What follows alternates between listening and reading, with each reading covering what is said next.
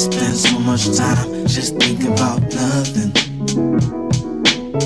Now it's time to turn that nothing into something, and see if that something wants to be with me, and we could be together, live happily. I spend so much time just doing nothing. I think it's time for me to start doing something. Find me a fun activity. Enjoy this life of liberty. Timeless, everything is. Time just keep on moving. I just keep on moving. Life just keep on moving. Keep on moving. Life just keep on moving. Keep on moving. Timeless.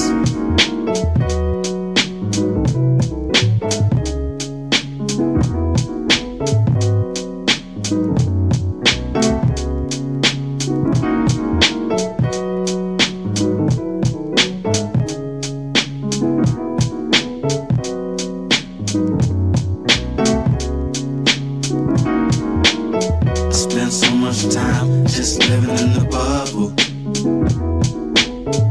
I just wanna lay back and stay out of trouble.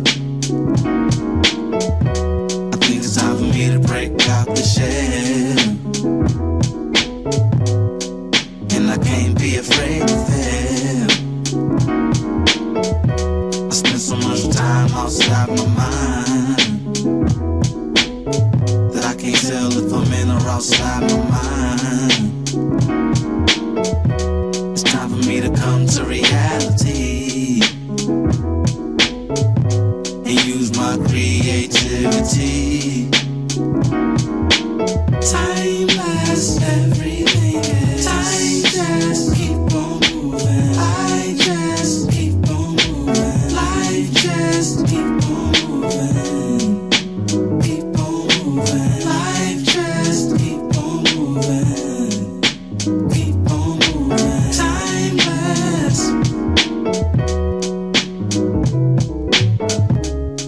Yeah, did it. Timeless. Timeless.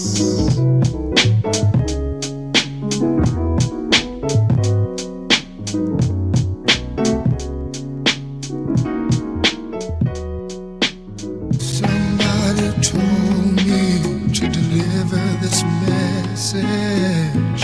Everyday children are being abused. Yeah, blessings. Yeah, peace be with all the people that are here. Got a special presentation for you guys. I'm going to let Raggamuffin go ahead and take over. If you're there, Ragga. Yes, Yeah, yes, blessings. yes. Happy Friday, everybody. Happy Friday the 13th. Blessings to everybody. Thank you all for coming through. This evening is going to be a really cool treat for everybody. And shout out to Machine Lies for hosting and allowing us to do this on his channel. This is going to be a reading from the Maggiliah Secret Scroll, an Essene document that has been lost throughout history, changed hands very cryptically. Some folks have lost their lives for putting out this content, and this teaching is very interesting stuff, man. The way this thing reads from the beginning to the end, it's very wild, and it actually correlates to the times that we are living in right now. So hope y'all enjoy, and much love and blessings to everybody. Stick around. If you don't catch the live, it will be available for replay. So, and we have a gentleman, friend of mine, Mr. JR, here tonight, who is going to be presenting and reading from this book. He found this book a while back. The publication is from 1997. It's very interesting content, and I hope everybody enjoys. So I want to go ahead and pass this on to JR right now to step up on the mic and introduce himself. Tell us a little bit about yourself, sir, and about how you came across finding this book, and what your thoughts and your mindset is on what you've read and taken in so far. Well, in the process, can you hear me, by the way? Yeah, we hear you good. Loud and clear. Okay. In the process of going through my life, I have searched through so many types of books looking for, well, no better way to say it, looking for God. Because my understanding is seek ye first the kingdom of God. So I went looking everywhere I could find any kind of books about God, Jesus, know Jesus, you name it. If it has anything to do with the word Jesus or Nasarian or Nasine or Nazarite or Nazarene, I looked up these words, and I was actually helping somebody clean out some storage lockers that people had abandoned. And inside one of the storage lockers, there must have been 2,000 books. And I love to read. I love information. I love to teach myself, because in the book of Psalms, fourth book of Psalms, I'm sorry, Proverbs, it tells you to get wisdom. It tells you to get knowledge. It tells you to get understanding. If it takes everything you have, get these three things so that you can get through life without having to be in the drag, if you understand what I mean. But this book that I found is called The Holy Megillah, the Nasarian Bible of the Essene Way. Like Chris said, or Raggamuffin said, it was copyrighted in 1997. And this is the intro to the book. And this is what got me interested just by reading this page alone. The source of this Bible is God and Goddess. Yes, there were human beings involved in the process, but the ultimate source of this Bible is God and Goddess. We wish to acknowledge the long line of men and women who have served our God, Goddess, by preserving and passing on the teachings herein recorded. Their loving work and personal sacrifice have made it possible for the current generation to receive and enjoy these ancient yet timeless teachings. The Nasarian Essene teaching have long been suppressed by the worldly powers, and thousands of men and women lost their physical lives in the effort to preserve these teachings for our generation. Our gratitude to our Nasarian forefathers and foremothers is immense. This Bible would not exist were it not for those dear ones. More than one person in our generation was involved in the preparation of this manuscript. None wishes to receive personal acknowledgement. Spiritually, that sort of acknowledgement does not feel appropriate. The primary translator of this scroll was simply a servant of his teacher, and his teacher preferred no personal acknowledgement. Also, each person involved in this project, which includes various specialists in ancient languages, graphic artists, and others, is fully aware that the hounds of hell would attack anyone associated with this project. And though some among us would happily confront their negative energy, our guidance from the chain of command which we serve, the source of which is God and Goddess, is not to do so. Rather, our strategy is as follows, and this is what caught me on the book. We will distribute copies of this Bible all over the world. Many will oppose it, most will ignore it, and some will love it. It is for the latter group that these teachings have been preserved through the ages. Exactly how they have been preserved? Well, they were hidden. Who hid them? How the current translation team accessed them? Our oath demands we remain silent on these questions, and so we shall. With reading that, I want to start. I want to start where everybody needs to begin. And this is chapter 1. It's called Existence, Consciousness, and Bliss. Being is. Without beginning, being is. Without ending, being is. Being is Yah. Yah is that which is. Hold on. My spirit's rising. When you read this book, it's It's a codex. It's a spiritual upliftment. It lights things up within you. I'm getting all emotional because it's popping me again. That which is truth. The word of truth is omen. Praises be to Omen, Omen. Here follows the story of Yah. This is the story of Omen. This is the story of the divine way of Yah. The name of the divine way is YHWH, all caps. To feel the truth of this name, chant it in ancient vibration. Yea, chant the holy name. This name is Hashem, for this name contains every name. Praises be to, I'm just going to say the way it's pronounced, Yahweh, YHWH, all caps. Though having always existed, Yah first existed as one alone, before becoming one another.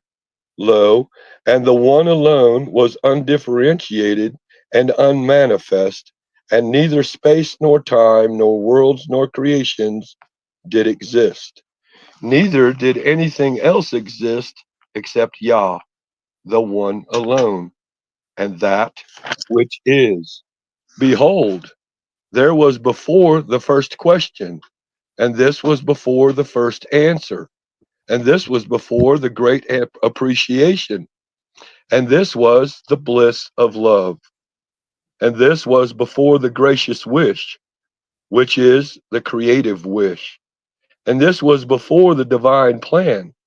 And this was before the divine couple. This was before the first children. And this was before the mother ovum. This was before the golden ladder. And this was before the great freedom. And this was before the great danger. And this was before the means of intervention. And this was before the spiritual dance. And this was before all things and before all other things. Yet everything that would ever be was latent within the bosom of Yah. Being contemplated, the first question arose: what am I? Being considered, and the first answer arose: I am. And then being knew itself to the being knew, I am I. I am being. I am existence. And with the first knowing, being realized consciousness. Being realized, I know. And with the first knowing, being felt the first feeling of bliss. And this bliss was that of great appreciation. Being realized, I feel. Yea, being felt great appreciation for the fact of existence. I feel grateful that I be. I feel ecstatic that I exist. I feel blissful that I am I. And I love that which I am. And being new, I exist eternally. I consider the facts of my existence and I feel profound feelings. I am existence, consciousness, and feeling. And that which is consciousness is the divine mind, and that which is the divine heart, and that which is the source and crown of each of the Yah of Omen. The first question was motivated by interest, and through the first question, consciousness had been realized. And a name for consciousness is divine mind, and divine mind is interested. Is somebody talking? And that which was first interested was the divine mind. The divine mind remained interested. Lo, divine mind realized, I am interested. And so divine mind continued to contemplate and to consider. And with each subsequent knowing, divine mind expanded. The first feeling was the bliss of appreciation, which was profound self-love. I love the fact that I exist, and I love that which I am. I love being, and a name for the feeling nature within Yah was the divine heart. And the divine heart continued to feel feelings in union with the thoughts of divine mind. And with each feeling, the divine heart expanded. Now, this is the second chapter is called the gracious wish. And this is the wish where Yah decides he doesn't want to be alone anymore. So he decides to make more of himself, his children. Behold, time as we knew it did not exist yet, but for fathomless duration of eternal now, Yah mind and Yah heart did think and feel as one being alone. And then arose within Yah the gracious wish, which is also the creative wish, the wish to share existence, consciousness, and feeling with one another. Yea, the gracious wish was the child of the realization of possibilities within divine mind and the desire within divine heart to share the bliss of love with another. Yah thought and felt being is bliss. I love being. I wish to share this bliss with another. I wish to love another. Yea, I wish to love many others and to give them the bliss of being. Yea, to give existence, consciousness, and bliss to another, to many others, would be the gift of life, and that is the greatest gift I can conceive. My heart desires to give this gift. My mind contemplates how may it be possible. Yah contemplated. Yah knew that within Yah was the limit, the unmanifested realm of all possibilities. That realm is An Sof, Ainsof, which means without limit. And Yah realized that An Sof was within Yah as an aspect of Yah, but was not a being such as Yah. Ein Sof is, and will always be the realm of infinite possibilities, an impersonal, unmanifest aspect of Yah, subordinate to the will of Yah. Yea, Yah contemplated, and Yah knew that within Yah was An Sof, which is without limit, the unmanifest realm of all possibilities. And Yah knew that whatever Yah wished to create, Yah would create from An Sof, the realm of unlimited possibilities within Yah. And Yah knew that Yah wished to share the bliss of being with another, yea, with many others. For no greater gift could Yah conceive than the gift of life. And Yah, the great giver, wished to give the greatest gift, the gift of life, which is the gift of being. And Yah knew that Yah would create, for this was the desire of the divine heart. But the divine mind of Yah wished to create in wisdom, for within the realm of infinite possibilities were infinite possibilities. And not all of these possibilities were equal in wisdom one to the other. And not all of the possibilities were as beautiful and joyful when compared to one another. Thus, the unfathomable duration of eternal now, Yah contemplated. Behold, the fruit of this contemplation was a great plan conceived in profound wisdom, the divine plan of Yah. And the divine plan of Yah included the great goal, that is, the great why, which is I and I, the way of sexuality, the lover, and the beloved.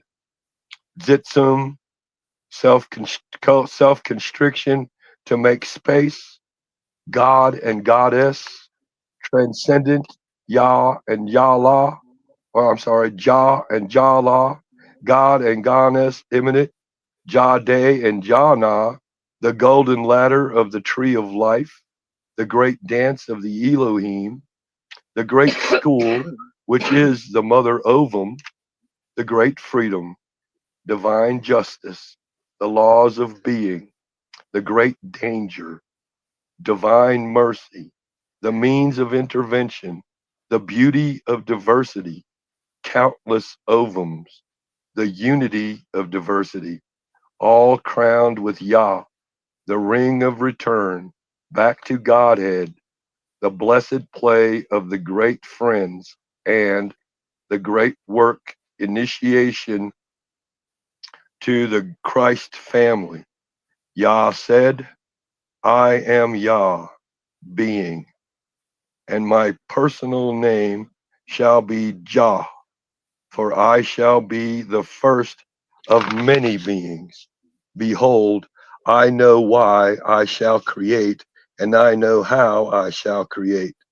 I will create because I love being and wish to share the bliss of being with another, yea, with many others. I wish my children to love me and to know me and to desire me and to fellowship with me, yea, even to play with me. Aw. But behold, they shall be free to choose this. Yea, they must choose this of their own free will. For lo, I do not desire to force my children to love me, or even know me, or desire me, or to fellowship with me, or to play with me. For I have contemplated infinite possibilities and perceived the wisdom of free will, even the freedom to reject the love and wisdom of Jah. Wow, that hurts. It just That's hurts to powerful. know Yeah. that. I mean, it just, how powerful is a God that it would be willing to create you to want to have, to share existence and consciousness with you, but also give you the opportunity to say, you know what, I want to try to do this without you. I want to know what it's like to go around walking without God. And I bring this thought to mind because I want to stop right here because it gets really, really intense here in a minute. It starts talking about the how Lucifer is going to come in at the time of creation, and you'd be surprised who the actual mother and father are of all creation. It's not Adam and Eve, it's Abram and Sarah. So when you recognize and watch, they also knew. I'm kind of going to give a little tidbit of truth away from this book before I even actually get there. But when Abram and Sarah came down, they came down knowing that there was life here that had not yet been given the breath of life. Everything here was in a dormant state. And what they did is they came in and they planted the tree of life on top of a mountain. It was on the night of a Sabbath. It's called Sabbat Shalom, which is Sabbath peace. During the time that they planted the seed in the Garden of Eden, and I'm going to read this in a minute, Lucifer planted the tree. What is it called? It's called the tree of evil disguised as good. That's a very important point. It's not just called the tree of the knowledge of good and evil. It's the tree of evil disguised as good. Now I'm going to move on from Jada, Jada, and all those, and I'm going to move into where the garden where Abraham and Sarah came in. Okay, Abraham and Sarah, the creation of the world. I've moved past 5 chapters. I'm in chapter 7 now. It's called Abraham and Sarah. Sarah's name is written S-A apostrophe A-R-A-H. Well, and it's called the hey, creation. real quick, do Go ahead. you want to talk about the original conception story with Adam and Eve and what happened in the garden with them breaking off the branch? Are you gonna? Well, that's what I'm doing now. Okay, cool. That's Okay, where. yeah. Okay, it Okay, very starts cool. off like this. Behold, the stars of heaven, hidden within each star is a temple of light. For the body of fire of each star is but the outer veil, which we of this world can see. But we cannot see the hidden realm within the star, wherein is the temple, just as no man can see the realm of spirits with earthly eyes. And that is because neither the temple of light nor the realm of spirits are earthly. Think not that the temple of light is hot, or that the cherubim live in fire. Rather, understand that they live in another realm within the star, which fire cannot touch. And lo, the beauty of the temple of light is such that no man can imagine. And the beings that live there are beautiful, kind, wise, and very helpful. Behold, the temple of light within each star is inhabited by cherubim, angelic beings of light. And the prince of the cherubim of each star is an Abram, for he is the high priest of the temple of light and plants the seeds of life on new worlds in his dominion. But only Jade and Janah create living souls. And the princess of the cherubim of each star is a Sarah, for she is the high priestess of the temple of light and plants the seed of life on new worlds in her dominion. And the worlds that circle a star are in the dominion of that star, and each star is in the dominion of an overseeing star, which is a star that oversees many stars and worlds. Yea, and each overseeing star is itself in the dominion of an even greater overseeing star. And all stars are in the dominion of the great central sun, which is the temple of Elohim. Come on, shut up. Okay.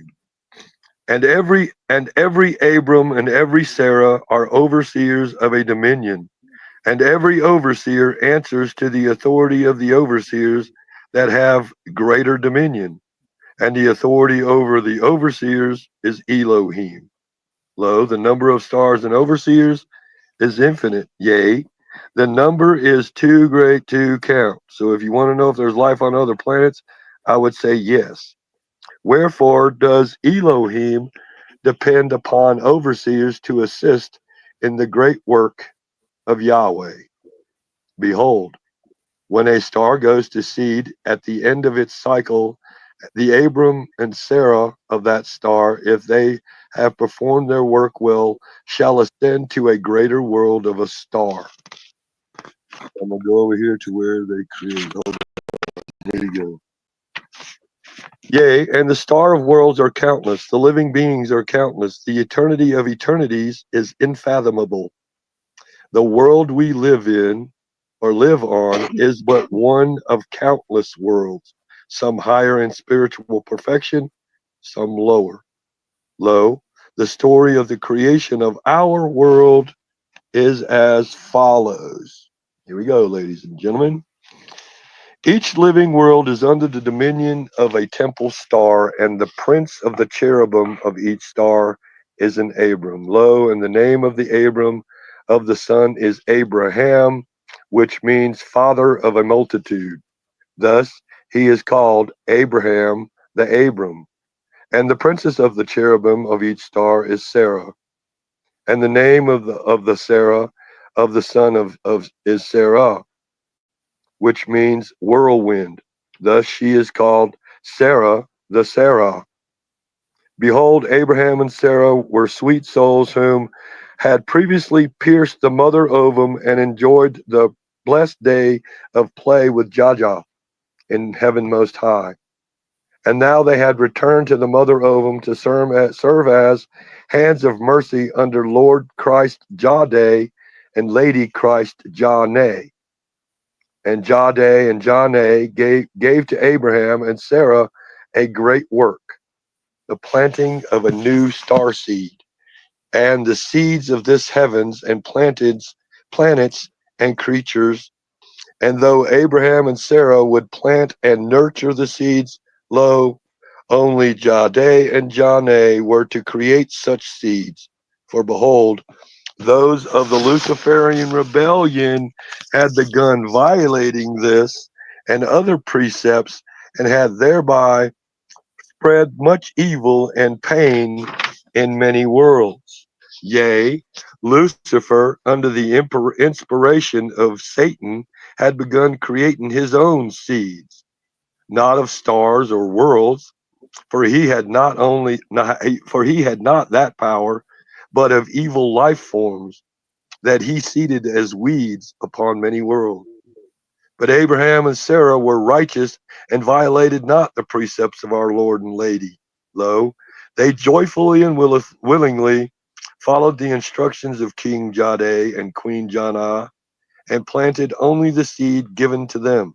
Yea, Abraham and Sarah, disciples of the Lord Christ and Lady Christ, were made overseers of the new star we call our sun, and they were given good seeds to plant. When Abraham and Sarah came to this realm to assist the great work of Elohim, the realm was bohu, a void, and they chanted a great invocation of Elohim, which is, let there be light. And they planted the star seed, which was the seed of our sun. And they watched the seed grow. They said, it now emanates spiritual light into this darkness. It is a good seed, and the birth of a spiritual light was during the first great day of the creation of our world. Then Abraham said to Sarah, now let the spiritual light form a body of light, which will be our temple. Sarah said, yes, I will plant the seed of air. It shall be the breath of life for the body of light. And she planted the seed of air, and the spiritual light emanated a body of fire. Abraham and Sarah said, it is good seed.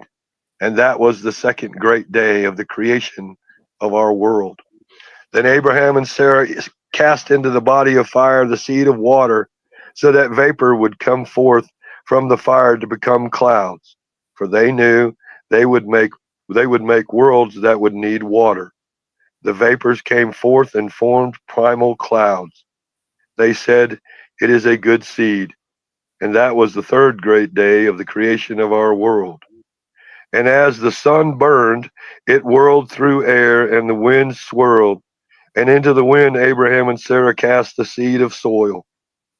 And the wind began to form the small particles of soil into larger particles. Abraham and Sarah said, this is good seed. And this was the fourth great day of the creation of the world. By the end of the fourth great day, some of the particles had combined to form large spheres. Abraham and Sarah chose the large spheres to be planets for this realm, and they chose one sphere to be the planet that would host the first heaven of this realm. Behold, that sphere is our world. Lo, Abraham and Sarah cast the seed of heavenly formation around our world. Then they cast the same kind of seed into 5 other places between our world and the sun, so that this realm would have 7 heavens. Yea, and the spiral stairway winds winds its way upward from the first heaven, through each heaven unto the 7th heaven, which is the temple of light hidden within the sun. And behold, the seeds of heavenly formation sprouted and began to form the heavens. And the heavens were beautiful. But no one can see a heaven except for those who live in that heaven, or a higher heaven. Abraham and Sarah said, it is a good seed, and the formation of the heavens continued for great duration. Lo, each great day of this great duration being a cycle of creation, unlike the short days of our world. and that was the fifth great day of the creation of our world. Then Abraham and Sarah opened the soul pathways of the 12 constellations, so that the souls of many living entities could pass into this realm to have birth in our world.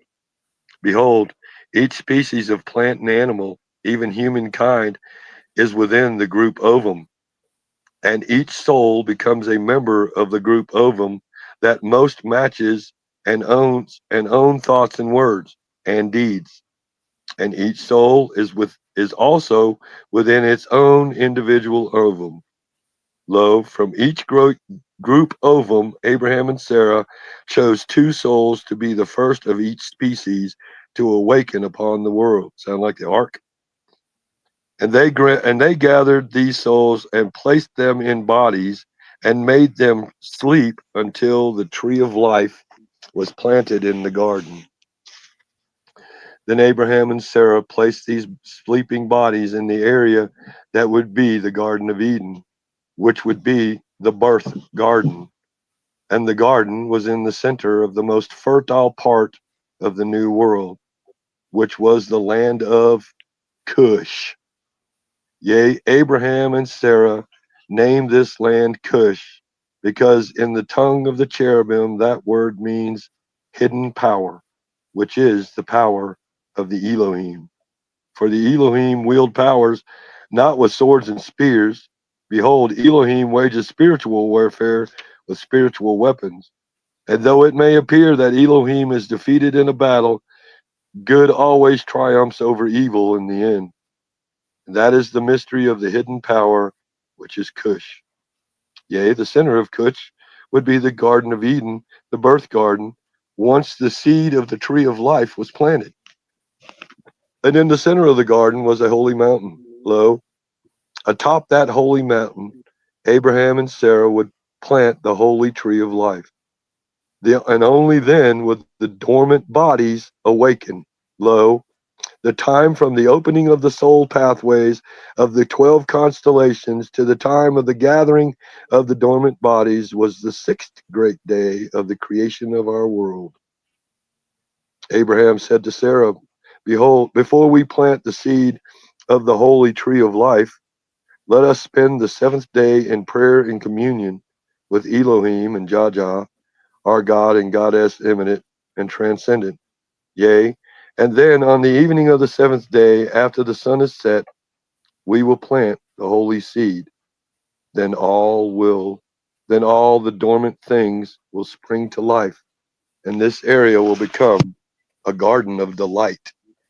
Thus, the seventh day of the creation of our world was a day of prayer and communion, which is called Shabbat Shalom, which means Sabbath peace. Behold, during their time of communion with Elohim and Jah, Abraham and Sarah were shown many visions of what would come. And Elohim whispered into the hearts and minds of things that they must do, for the agents of Satan were coming to do them violence. For lo, Satan wanted this new world for his own purposes and had sent his servant Lucifer to prevent the planting of the tree of life and to plant instead another seed. And on the evening of the seventh day, having held Shabbat, Abraham and Sarah made ready to plant the holy seed of the tree of life in the center of the Garden of Eden. Abraham held the holy seed, and in his bag a seed, and Sarah held the fertile soil in her bowl of germination. Abraham, the high priest of the temple of light, which temple is within the sun, raised up his staff and recited the words of the prayer of invocation, or the planting of the holy seed. And Sarah, high priestess of the temple of light, which temple is within the sun, raised up her bowl and recited the words of the prayer of invocation. Then Abraham planted the seed of the tree of life in Sarah's bowl. But behold, before Sarah had germinated the seed in her bowl, yea, before she had opened her bag of water and moved the seed from the bowl to the garden where it would grow tall, the agents of Satan attacked. Chapter 8. Lucifer attacks the Garden of Eden. Yea, as had been revealed to Abraham and Sarah during Shabbat, Lucifer, the servant of Satan, attacked the garden with his soldiers, fallen angels from the Luciferian rebellion. And these soldiers were called seraphim, for they spit fire from their serpent staffs.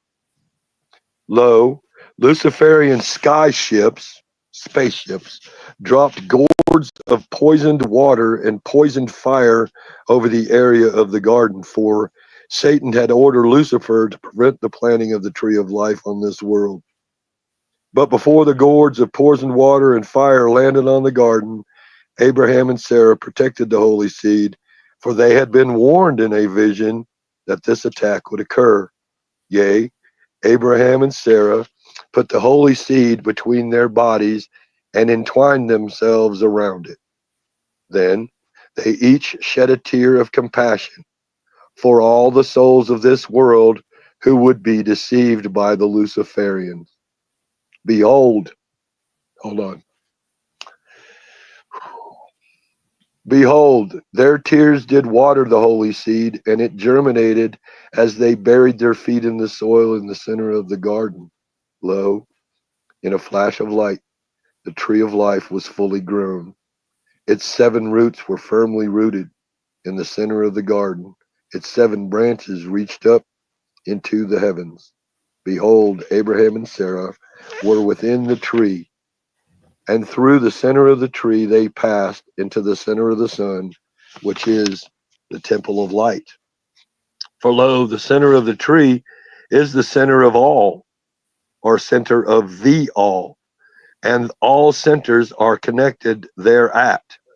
But Abraham and Sarah were not alone, for when they had entwined in the garden and wept the tears of compassion that watered the sea of the tree of life, behold, one of Abraham's tears entered the womb of Sarah, and she was now pregnant with child. Now, at the very same moment that the tree of life had sprung into the center of the garden, the entire garden sprang to life. Yea, all the dormant bodies and sleeping souls of the various species of plant and animal life were awakened. And when the gourds dropped by the Luciferian skyships hit the tree of life, lo, they did not harm the tree. For once a tree of life has been planted, it cannot be harmed. And the tree of life changed the poison water and poison fire of the gourds into good water and good fire. Behold, the Luciferians were dismayed that they had not prevented the planting of the tree of life in this world. But they had a second plan. We were the second plan. Though they could not destroy the tree of life, they could plant their own seed and try to deceive the creatures of this world to eat from their tree instead of the tree of life.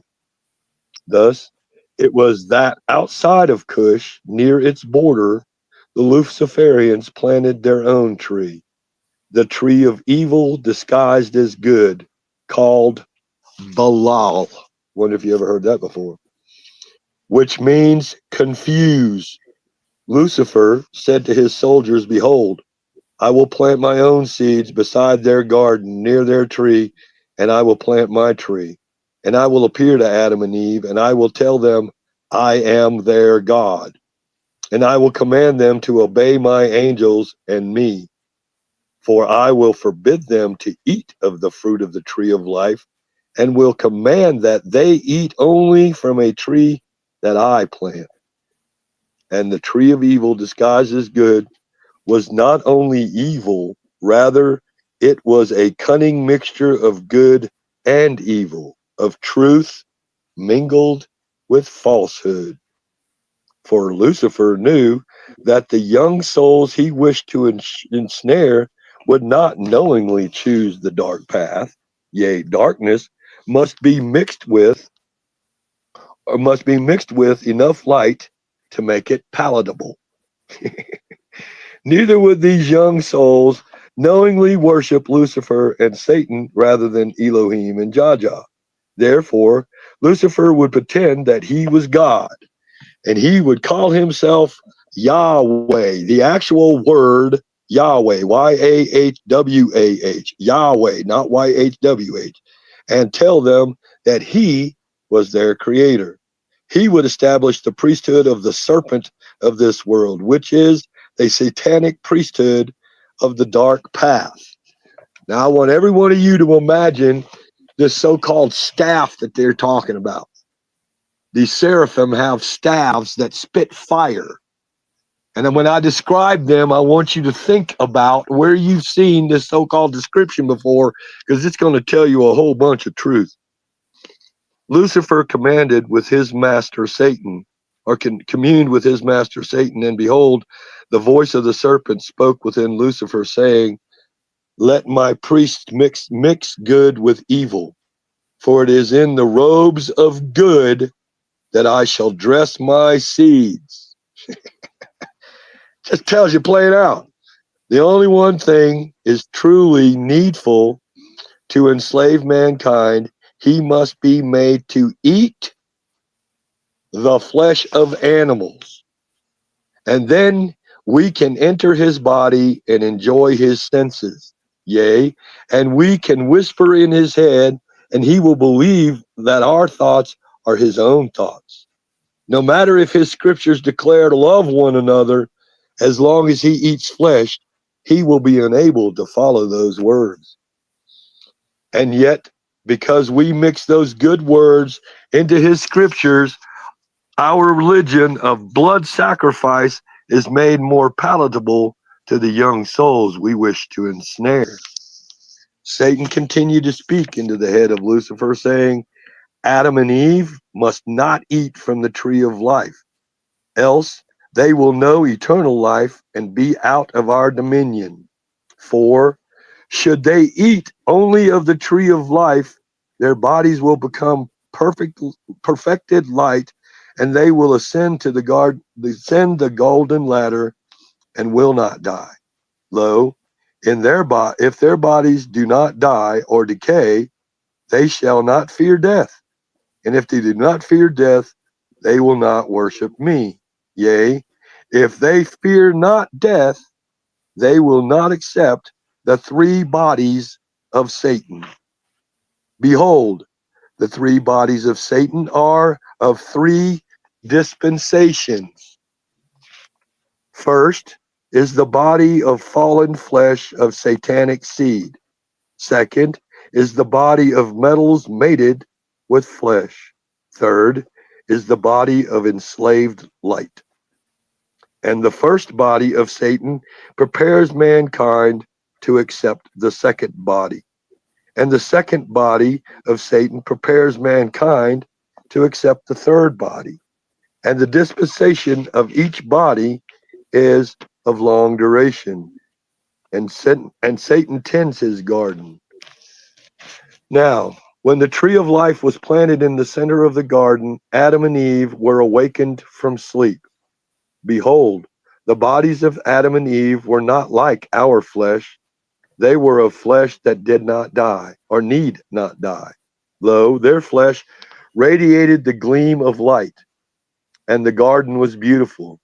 It was a place of delight. The colors of the soil, the plants, the flowers, the sky were vivid and radiant.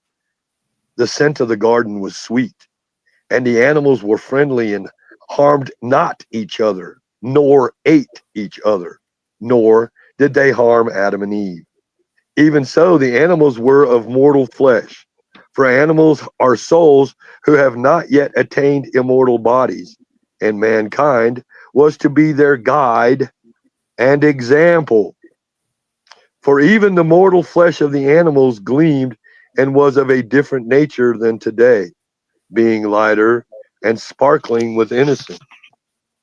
And the water was clear and sweet, yea, and the sounds of the garden were joyful and happy. Behold, Adam and Eve played, yea, they even played fair, neither disrespecting of each other. For though they rejoiced in their differences, the differences that being that Adam was male and Eve female, they knew their differences to be complementary and a source of great joy. Yea, they knew that even in their diversity, They were essentially a unity, and thus were equally worthy. And all these things they knew by intuition, which was the voice of Jah within. Then, behold, from the border of Cush came a voice like thunder. Adam and Eve went down from the holy mount in the garden to see what the source of the strange noise was. Yea, they walked for many miles, following the voice that boomed like thunder, until they reached the border of Cush. Lo, at the border of Cush was a multitude of beings with metal heads and long staffs of metal. Adorning each staff were two serpents of color of copper. Yea, the serpents were coiled around the length of the staff with their heads at the top. And upon the metal foreheads of the beings, yea, and upon their chests in the area of the heart was an insignia of wings, and on the wings was written the number of their master, which number is 666. For that is the number that symbolizes enslaved light. And that is the number of their insignia, because Satan desires to prevent beings from reaching the level of perfected light, which is 777. And these beings of 666 are called seraphim. And in the center of the multitude of seraphim was Lucifer. And Lucifer spoke to Adam and Eve, saying, Behold, I am the Lord your God. It is I who created you. Have you yet eaten from the tree that is at the top of the mountain that is in the center of the garden? And Adam said, No, my Lord. But that is what we were going to do when we heard the voice like thunder from the border of the garden, or from the border of Cush. Eve said, We have come to see what was the source of that sound. Lucifer said, I am the source of that sound. Yea, it was by my voice that you were called, even as it was by my hand that you were made. And I have come just in time to save you, for you were about to eat from the tree in the center of the garden. And if you eat from that tree, you will surely die. But I will give you yet another tree to eat from, and that tree I will give you will help you become like me. Lucifer, masquerading as Yahweh, continued to preach to Adam and Eve, saying, Behold, my flesh is not like your flesh. Mine is hard and strong, for my flesh is metal. And if you eat from the tree I give you, your own flesh will become more firm and will not break so easily. Now, your young bodies are so light that you may easily be broken, and that would grieve me, for I am the Lord your God, and I want you to become like me. Yea, I tell you truly, follow my voice, and your flesh will become harder each generation. Lo, when you and your descendants have grown dense enough, I will wed your bodies of flesh with metal. Then your minds will be connected to my mind, and you will become my kind of light. Then you will easily obey my voice, for I will speak directly to your mind, and you will hear no other voice. But now your bodies are too light, and your mind will hear another voice. Hear me. You must not obey any voice but mine. For it is I who have given you life, and and if you do not obey me, I will take away your life. For I am the Lord your God. I am a jealous God. You will have no other God but me. And if you and your descendants will follow my path, one day you will no longer hear the other voice. Then you will find it easy to obey my word. And now it will be hard, for your bodies are too light, and your minds are not yet wedded to metal. Now your bodies are mortal, and you can die. But if you eat from the tree I give you, and do not eat from the tree in the center of the garden, you will be immortal like me. Lo, before your flesh can be wedded to metal, and things like metal that you do not know of, your seed must become like my seed. Behold my staff. See the two snakes that spiral around each other? This is the symbol of my seed. In case you don't know what symbol he's talking about, it's called the caduceus. This symbol will become your symbol. And if you obey my voice, yea, if you eat from the tree and shun the tree in the center of the garden, your seed will become like my seed. Adam spoke to Lucifer, asking, my Lord, since you are our father, why are we not already of your seed? And why, when you created the garden, did you put a bad tree in the center of the garden? I wonder how many people ask that question. Lucifer grew angry and shouted with a voice like thunder, how dare you question the Lord your God? Your place is to obey my words, not to question them. When your body becomes hard enough, you shall feel the rod of my chastisement upon your skin, which is the rod of my justice, which is for your salvation. And now I cannot save you with my rod, for your body is too light to feel the fire of my correction. We must first harden your skin, yea, you must become more dense. But behold, I am also a merciful God, and the questions you ask I will answer. Behold, the tree in the center of the garden was created by an evil one. Yea, with the planting of that tree, the entire garden was ruined. Even your seed was damaged. For the evil one who planted the seed of the tree in the garden caused your body to be light like his. Beware of his symbol, for his staff is his symbol, and that staff is not strong metal like mine, but is wood, which is weak and can break. But my staff is metal and breaks only the backs and wills of those it corrects. For I am a mighty God, but he is weak. And whereas the symbol upon my staff, which is the symbol of my seed, is the double spiral of serpents, his is the double spiral of vines with flowers. At the top of my staff are two serpent heads, but atop his staff is a sun with two wings. Beware the symbol of his seed. Turn away from those who carry that staff. Now, no more questions. I am the Lord your God. Obey my voice and shun the other voice. Lucifer again spoke to Adam and Eve, saying, if I am to save you, you must do what I say. I will teach you many things. The evil one has trapped you in this garden. I have prepared a cave for you outside the garden, but you cannot yet step across the border of the garden because you are too light. Yea, before you can step across the border, you must become more dense. And I cannot enter the garden because my body is strong. Yea, only the weak may enter the garden. But I will reveal to you the way of to become strong of body, that you may escape the garden. You must eat the flesh of animals.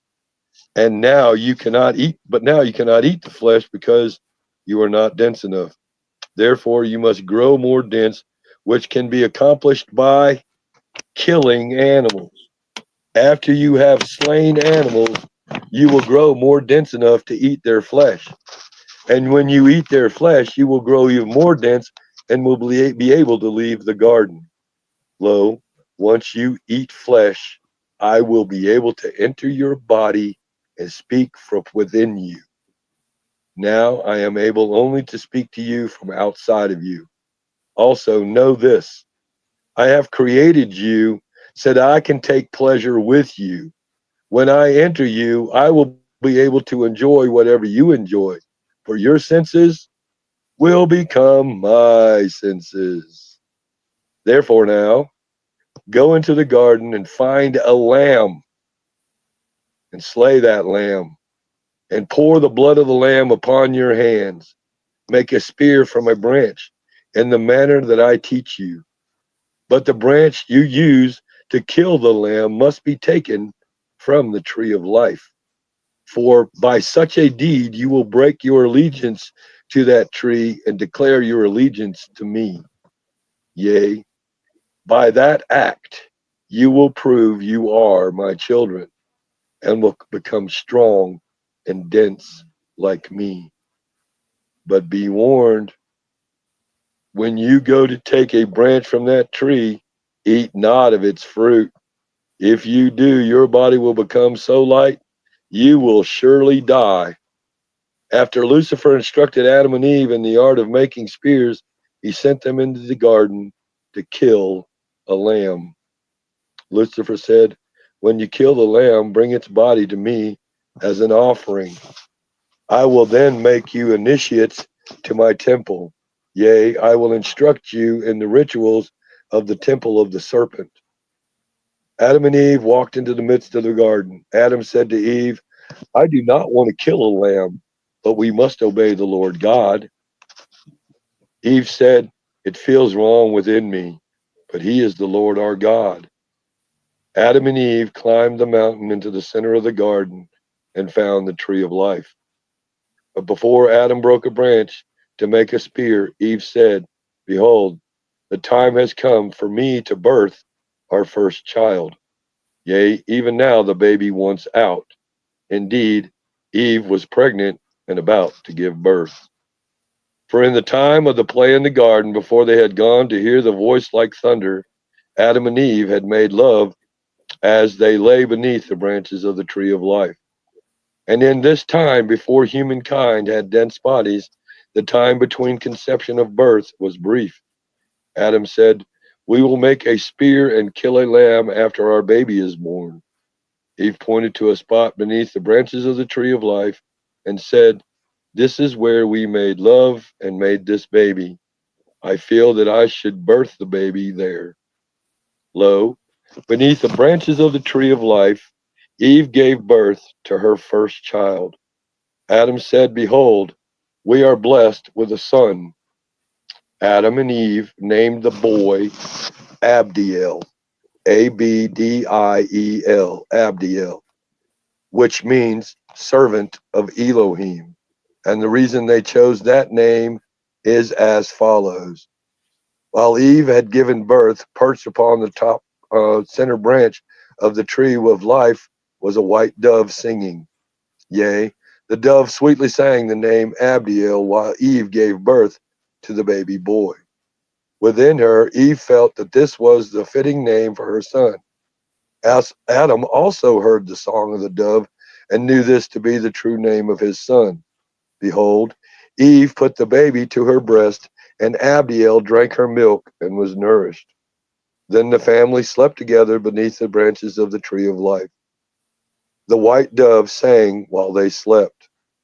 The next morning, when they awoke, Adam and Eve, we must break off a branch of the tree and make a spear. We must obey the command of the Lord our God. We must slay a lamb. Eve said, a voice within warns me not to do this thing. Adam said, I too hear that voice, but we must not listen. The Lord our God told us to ignore that voice. We must obey the Lord. Eve made a bed of leaves for Abdiel beneath the tree. She placed him upon the bed to sleep and said to Adam, I will help you break off the branch. Adam and Eve tried to break off a branch of the tree of life, but they could not. This tree is too strong, said Adam. Let us make a spear from another tree, said Eve.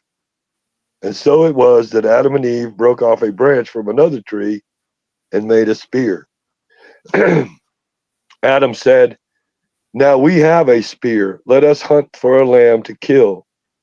For they had found a lamb and were about to slay it with a spear. Behold, another lamb came forth and spoke, saying, spare that lamb, spear me instead. Adam and Eve both took a hold of that spear. Together they drove the spear through the body of the lamb. As the lamb bled to death, Adam asked, Why did you offer yourself in place of the other lamb? The lamb said, I forgive you, for you know not what you do. Because I forgive you, the consequences of this act will not be as great as if I did not forgive you. The other lamb may not have forgiven you, and then the consequences would have been far greater. The consequences are still great, but this way you will have a second chance. And when my blood is spilled upon the tree of life, it will be as the water of life, and that will defeat the plan of Lucifer. The lamb died, and Adam and Eve understood not the meaning of his words. Then Lucifer, as had he instructed, Adam and Eve poured the blood of the lamb on their hands. Adam said, my mind is in torment. I am in anguish. Eve said, I feel terrible. I am sad and miserable. Adam said, let us take the body of the lamb to the Lord our God. Perhaps he can make us feel better. Adam and Eve left Abdiel in his bed of leaves, for he was asleep and they did not wish to disturb him. They climbed down the mountain and found Lucifer waiting for them at the border of Cush. Lucifer was pleased when he saw the slain lamb. He said, behold, I am Yahweh, the Lord your God. I am pleased with your offering, for you slayed the lamb with a spear made from the tree in the center of the garden.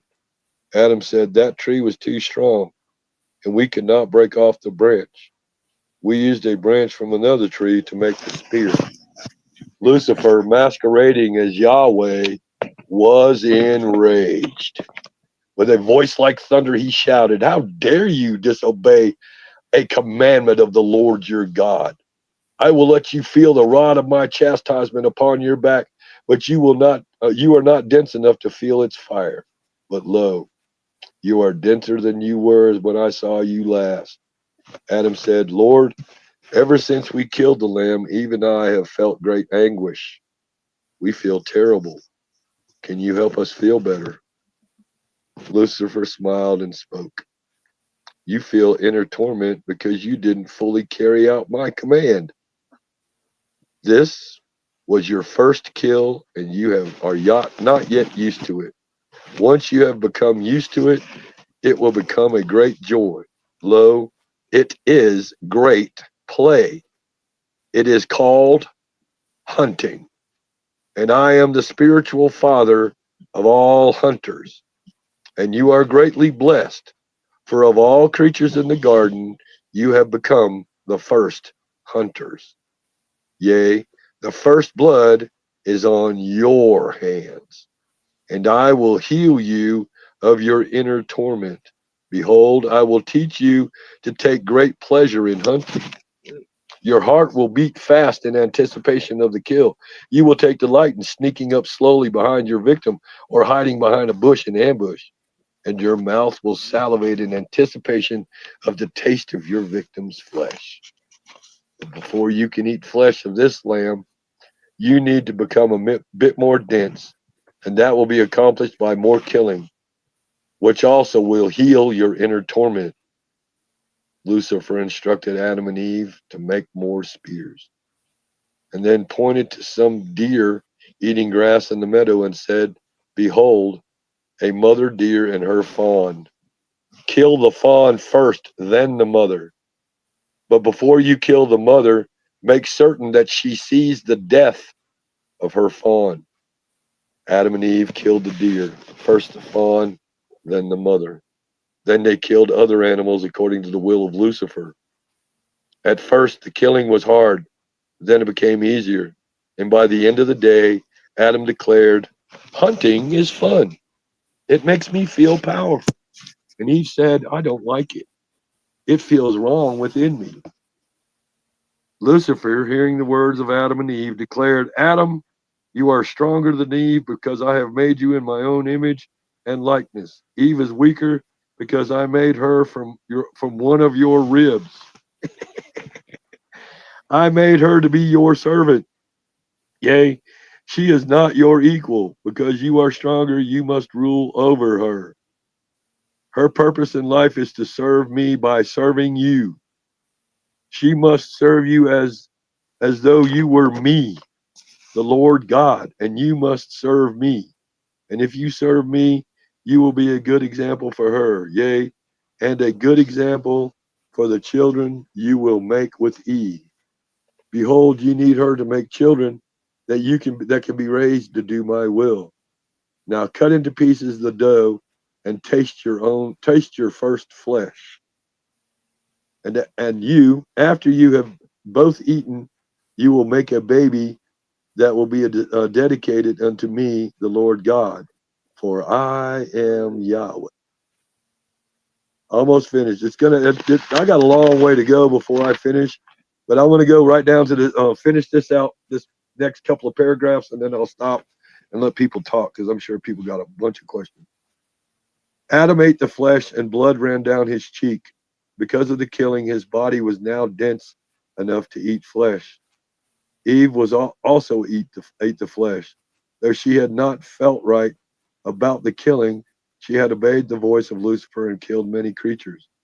Yea, blood was all over their hands, and her body had become more dense enough to eat flesh, though not as dense as Adam's, for Adam had enjoyed the killing, but Eve had not. But with the eating of flesh, Eve's body became as dense as Adam's. And so it was that Adam and Eve put on the bodies of animals. Yea, after Adam and Eve ate, Lucifer said, now I will teach you how to make a baby.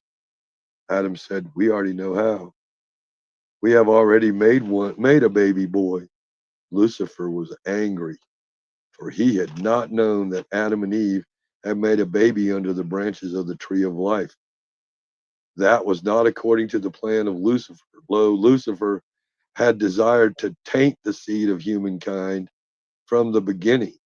Lucifer raised his serpent staff, and behold, enslaved light came from it and stung the flesh of Adam and Eve. Lucifer shouted, now you can feel the fire of my wrath upon your backs. Adam and Eve fell to the ground in pain. Lucifer said, where is the baby you made before you killed animals and tasted flesh? Adam said, we left the baby beneath the tree atop the mountain in the center of the garden. Lucifer said, you must bring the baby to me.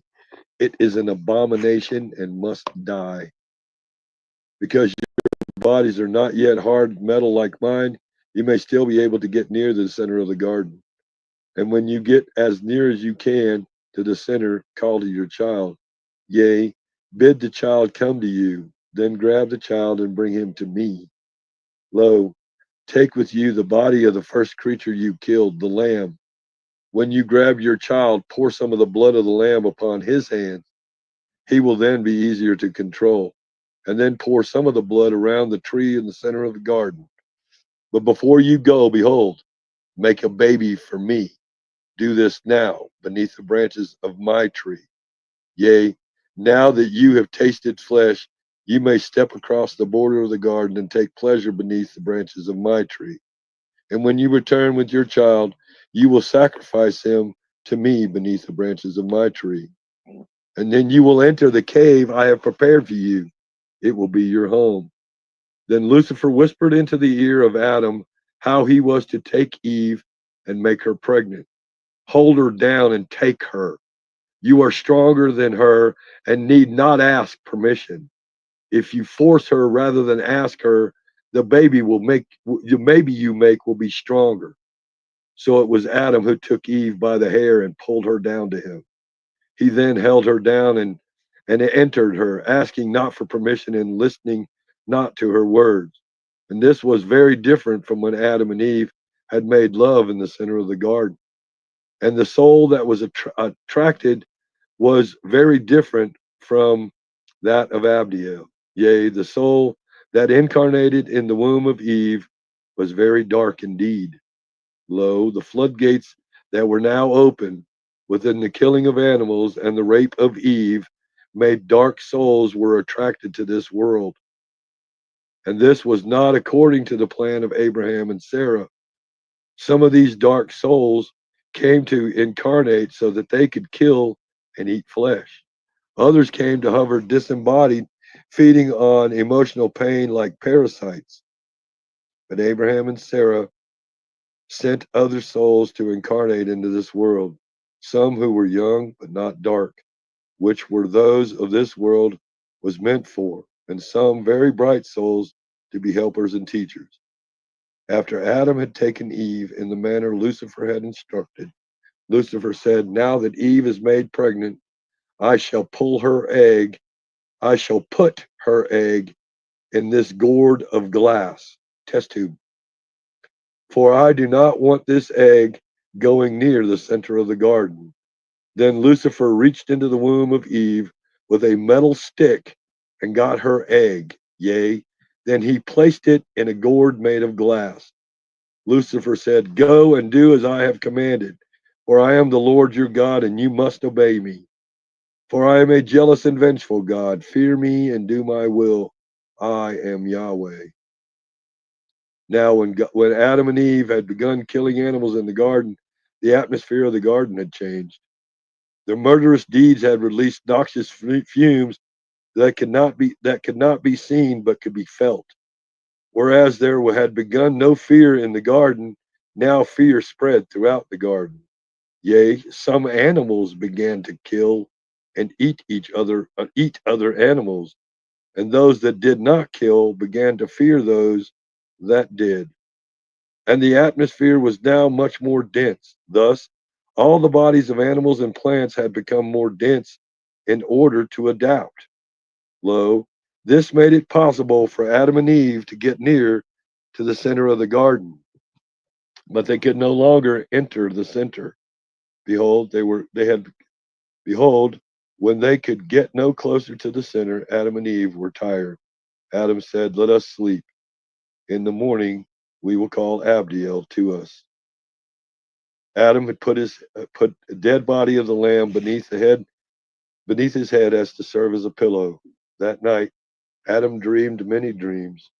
He saw the animals he had killed. They crowded around a throne, and upon that throne was a lamb. And the animals were angry and petitioned the lamb for justice.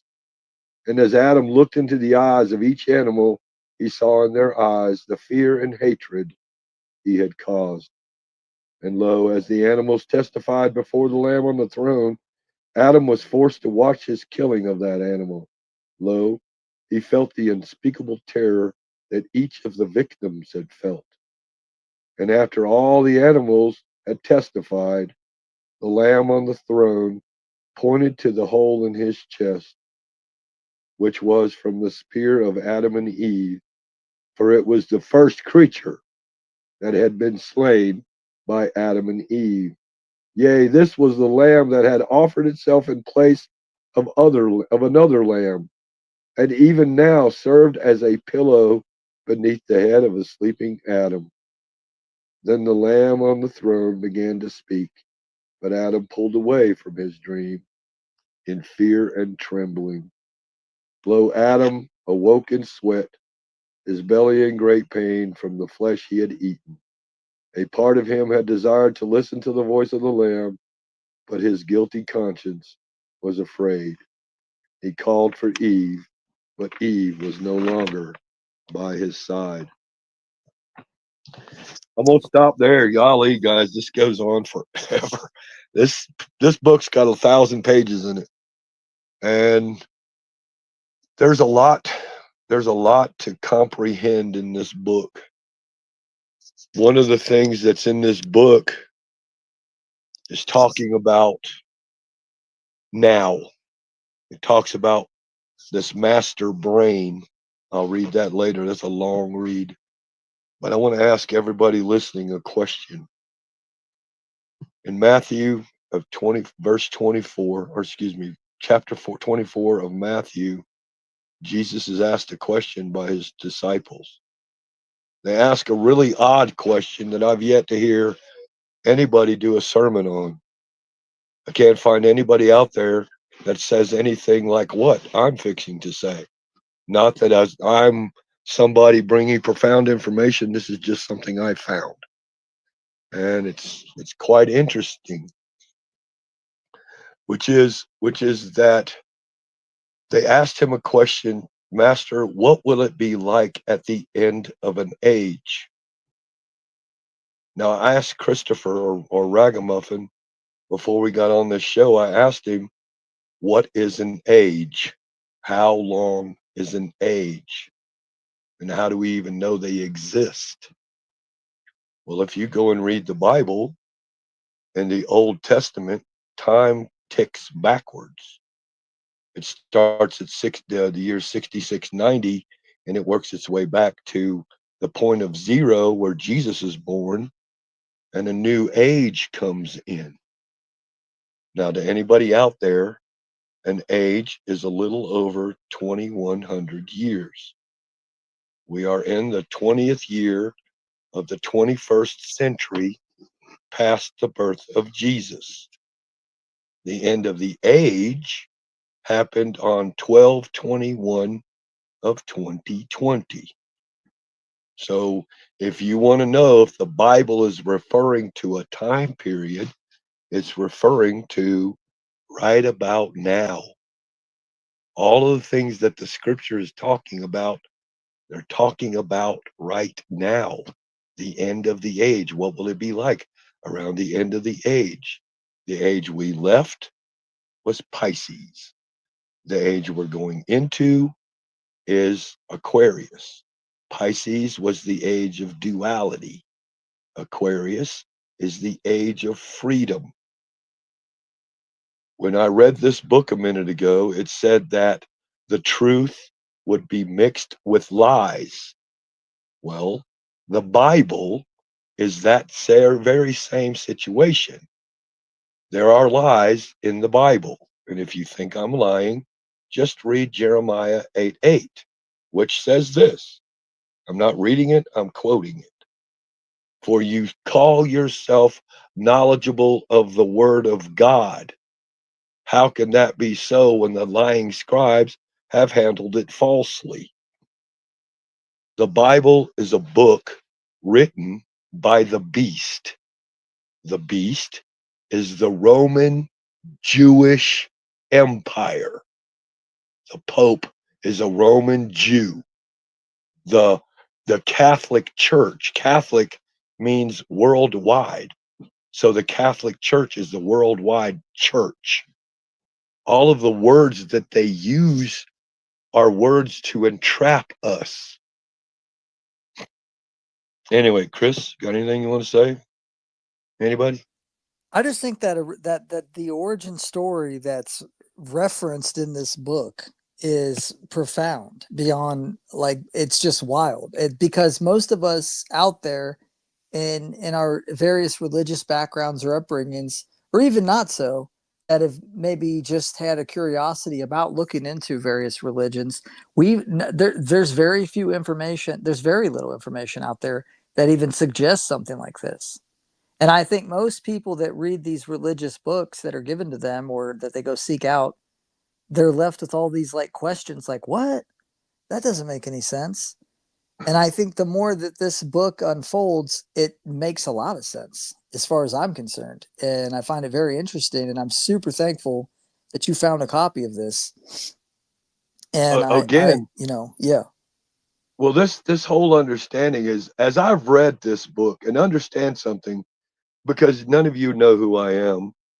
I'm a I've been studying the Bible for right at 35 years now.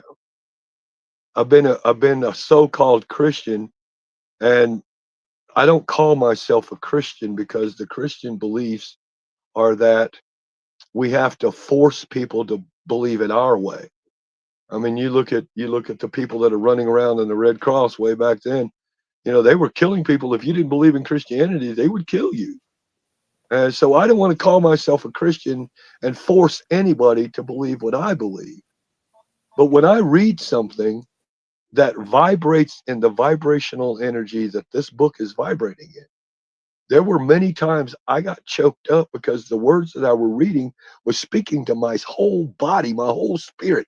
Every part of my body was being revealed to me again. This isn't the first time I've read this book. This is like my 12th time reading the words I just read to you. And I will read them more and more and more because I get more power out of the words.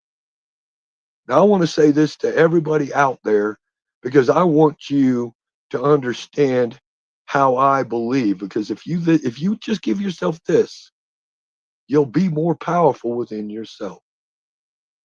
Everyone listening to my voice, you are a child of God, just like Jesus.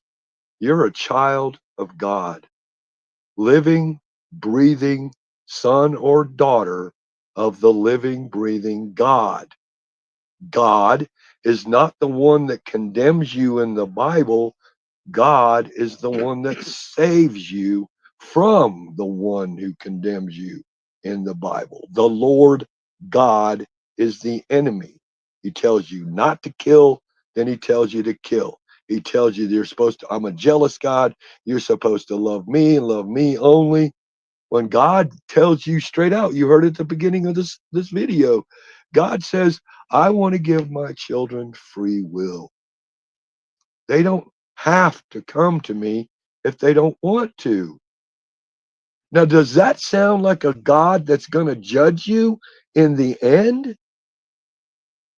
He's going to have sympathy for you because he knows, I imagine, actually, I don't even think God can imagine what it would be like to be without God. If Jesus paid the price for sin when he got on the cross and died, and I believe with every fiber of my body that that happened, if or when he did that, he took away all sin. Nobody is ever going to be called a sinner by God. He wiped that record clean. We are all now free spirits, free will entities to go and do as we please with no judgment coming down upon us. Now, that doesn't mean there's not going to be judgment. It just means there's going to be a judgment of a different kind. And this goes into being an even bigger story, such as in Genesis chapter 1, verse 6. There's a discussion of the firmament being between the waters. Okay. If you look at Genesis 6, you look that water, you see that water was used for judgment. So if you relate anything that's spoken of in the Bible as judgment, then you can go back to verse 1 or chapter 1, verse 6, and say that that man stands between judgments, the judgment of God and the judgment of man. Man being underneath the land, underneath being of the less than man, being underground, which means being of the water. Jesus walked on man's judgment, the waters. He walked on man's judgment. He was baptized in man's judgment, which is water. If anything you use water for, you can see that water means judgment. In chapter 21 of Revelations, the very first chapter says, and the new heaven and the earth were created, and there will be no more sea, no more judgment. The Vatican is the owner of the seas, sees, seas. But it's actually, he is the leader of what's called maritime law, the law of water, the dead entity. This is a ways away from what I'm talking about in this book, but it all comes together because I asked the question earlier, if the time period spoken of in the Bible is referring to what's going on right now, then I think everybody out there should pay attention to the leaders of the world, all of them, nobody in particular, just all of them, and how they are the children of Satan. They don't care about the other people in the world. They only care about the money and the politics and the power. And you can see them. They're plain as day to see. If you have eyes to see, you will see them. If you have ears to hear, you will hear them. This all comes down to we are either going to be free enterprises, being able to be on this planet with our unalienable God given freedoms and rights. And right now, actually, since before Jesus was born, and Jesus showed us what we're going to face. In John chapter 10, verse 30, the Pharisees and the Sadducees, or Jesus is asking the Pharisees and the Sadducees, why are you going to stone me? For what deeds have I done that you are going to stone me? Haven't I shown you the will of my Father? And they say to him something really uncanny. Oh, for your deeds we stone you not. We stone you for what you say, calling yourself the Son of God. Well, in clearer terms, in terms of today's words, Jesus died for freedom of speech. You can't go around calling yourself the Son of God. You will be crucified for it. You can't go around saying that you're a child of God. How dare you? These are the reasons Jesus got hung on a cross. He got hung on a cross. Why? Because man was holding, okay, here's a story I heard the other day. If your son is unruly and you cannot get control of your son, mother and father, you're to go to the council and try to get the council to help. And if you can't get the council to help you, and mother and father, then you're supposed to go to the township. And if you can't get the township to help you or control your son, you're to stone him to death. What kind of rule is that? Where's the love in that whole situation? It's all judgment. It's all man's law not being able to control man. They're trying to control us right now. You can't go on Twitter and or X or TikTok or YouTube or certain places and say certain things.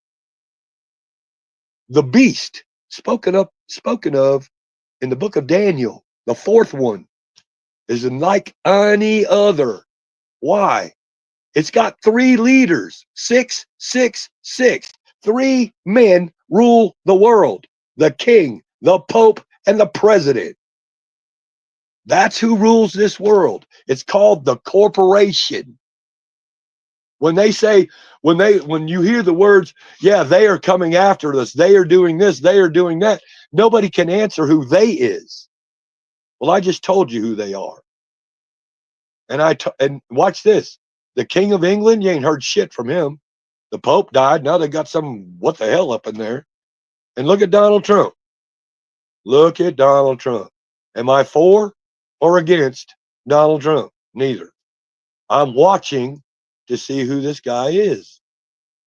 And I'm going to run a question by you because there's some things, information floating around that I think maybe you might have contemplate this question. In the Bible, it says, if not for the sake of the time would be shortened if not for the sake of the elite. So there are selected people within the Bible that are not going to be fooled by certain events.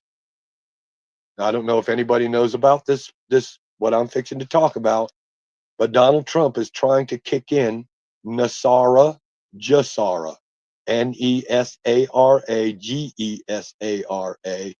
And what it's called is a global financial reset.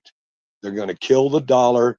They're going to bring in the XRP, the XDC, and the XLM, all these different currencies that are provided by Elon Musk. Elon Musk says that you go get under the quantum financial services, you get a free computer, you get a free phone, you'll get free whatever they call it, Skynet, you'll have, or whatever they call it, whatever he calls it, Starlink. You'll get all that for free if you join up to the QFS, Quantum Financial System. I'm just going to run this question by you, see if it makes sense. It says within that Nasara Jasara plan that all debt will be wiped away. IRS is going away. That there will be no more taxes, that companies will pay, blah, blah, blah. I think you're hearing all this is going around right now, that they're tariffing companies and letting people get away with not paying taxes anymore. It's part of Nasara Jasara. Well, then all of a sudden there's going to be what's called a, what do they call it? They're going to pay us, they're going to pay all the people of the world back, where they're going to give us all power, such as for all the times, I'm 66 years old, for all the times that I've been taxed throughout my years, because I'm over 60 years old, I'm supposed to be receiving as a retribution tax or retribution pay, I'm supposed to be receiving $61 million. Not just me, but anybody over 60 years old. Anybody under the age or over the age of 44 to the age of 60 is supposed to be getting $45 million. Anybody from the ages of 22 to 44 is supposed to be receiving $26 million. And anybody less than that, you got to wait until you get your Federal Reserve check back. But the whole idea is, okay, now here we are. All of us are rich. All of us have millions of dollars. And all of that millions of dollars is gold backed. So it's now powerful money. Okay. So I'm $61 million. I got a whole bunch of money in my hand, $61 million. But wait, I got to go get the mark of the beast to spend it. Hold on, I'm late. Does that sound familiar? Sound like a catch-22? You're going to make you rich, but you got to have the mark of the beast, because the mark of the beast, if it's not a corporation, then why would the beast care if you buy or sell anything? If it's all about Satan, then why would Satan care if what you're spending your money on? And your social score. And your social score. But what if by chance, what if that the whole buying and selling thing is that the beast is a corporation? Translate corpse oration, and you get the words dead speak. Any corporation is a dead entity. Any corporation is using anti-God code statutes. They're legal. Anything that has to do with legal is man subjecting God's children to man's oversight.